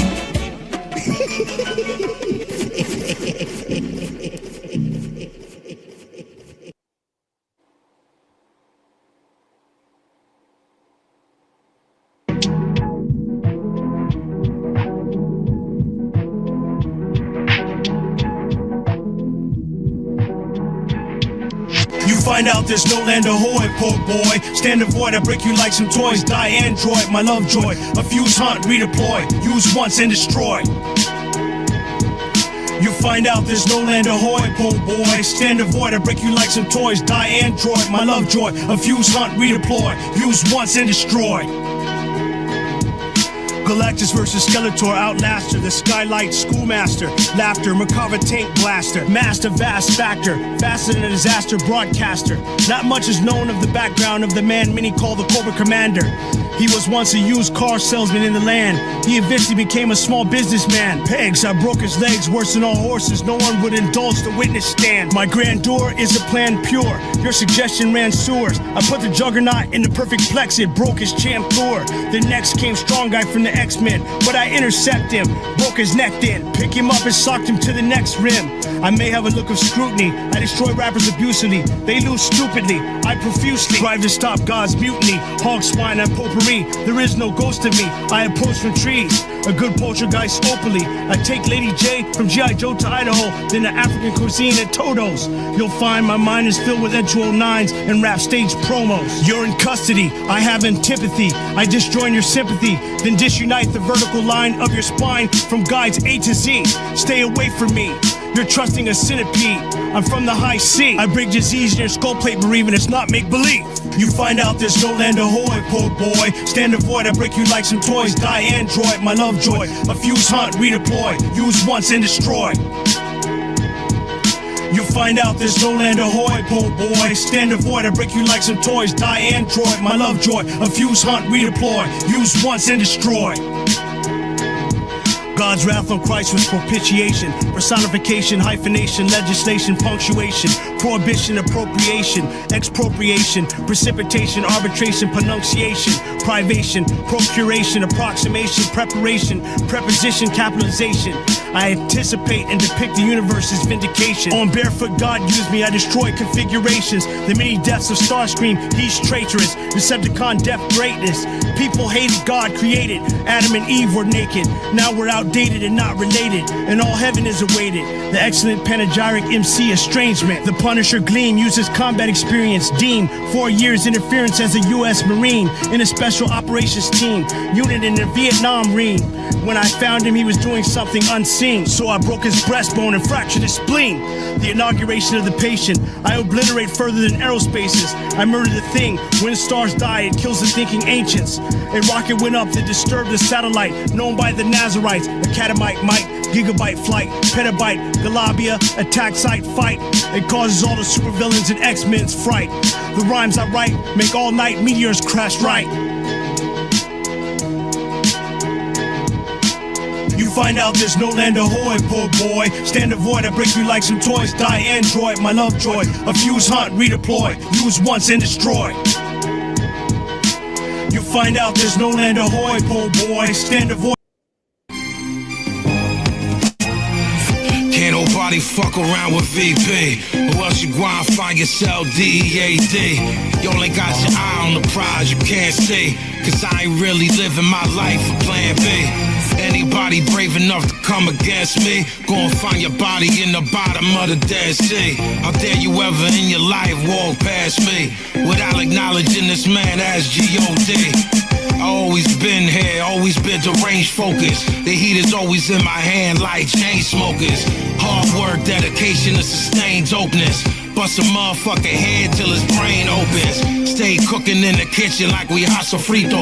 I was always smoking Wakata with poppy people. I ain't never doing anything that's not illegal. Read the Torah law, black mask, black hero. This is true to the death, this is murder, death, kill, stay real. Because the sun can't chill. MOBB, ain't nobody play around. Vinny Pig, fuck around, lay around. This is true to the death, this is murder, death, kill, stay real. Because the sun can't chill. MOBB. Ain't nobody play around. Vinny P, fuck around, lay around. I had you laid out, Posturepedic. Before the day's out, somebody gon' be laying bleeding. Keep fucking with me, bring you to the darker side. Where the wolves playing nothing but your karma lie. You get it back tenfold, yeah, I do you dirty. I'm in my dirty 30s, that mean I'm past the worry. I got it mapped out, every plan hashed out. Perfectly executed, squeeze till I'm fresh out. I got goonies, all they do is stick their neck out. For a nigga, cause it's loyalty and nothing less. And with this on, you know they got them toolies on deck. What you looking at, boy? You ain't a boss yet. Infamous, yeah, we celebrate life. Pour liquor for the dead, kill niggas on sight. When they get beside themselves, we run it right up on them.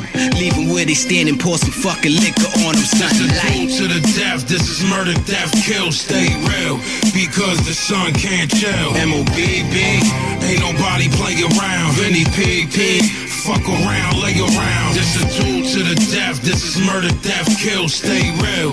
Because the sun can't chill. MOBB, ain't nobody play around. Vinny P, fuck around, lay around. Let me start from the beginning at the top of the list. First off, nobody could do it like this. No matter how hard you try, hard you go. No matter how hard your beats, ill you flow. Can't fuck with P, yeah, this we know. I'm not a rapper, I'm a master, ceremonial. Gatherings at venues is jam-packed. Fuck rap, I'm in it for cream and that's that.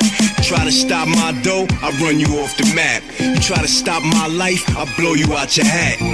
The most thuggish, the most ruggish, the most AKAs you heard of is bandana, banana clip, R.I.P. I can't help it, my career don't cease. No, my name don't wear out, I go on forever. That other shit a passing fad, it won't ever.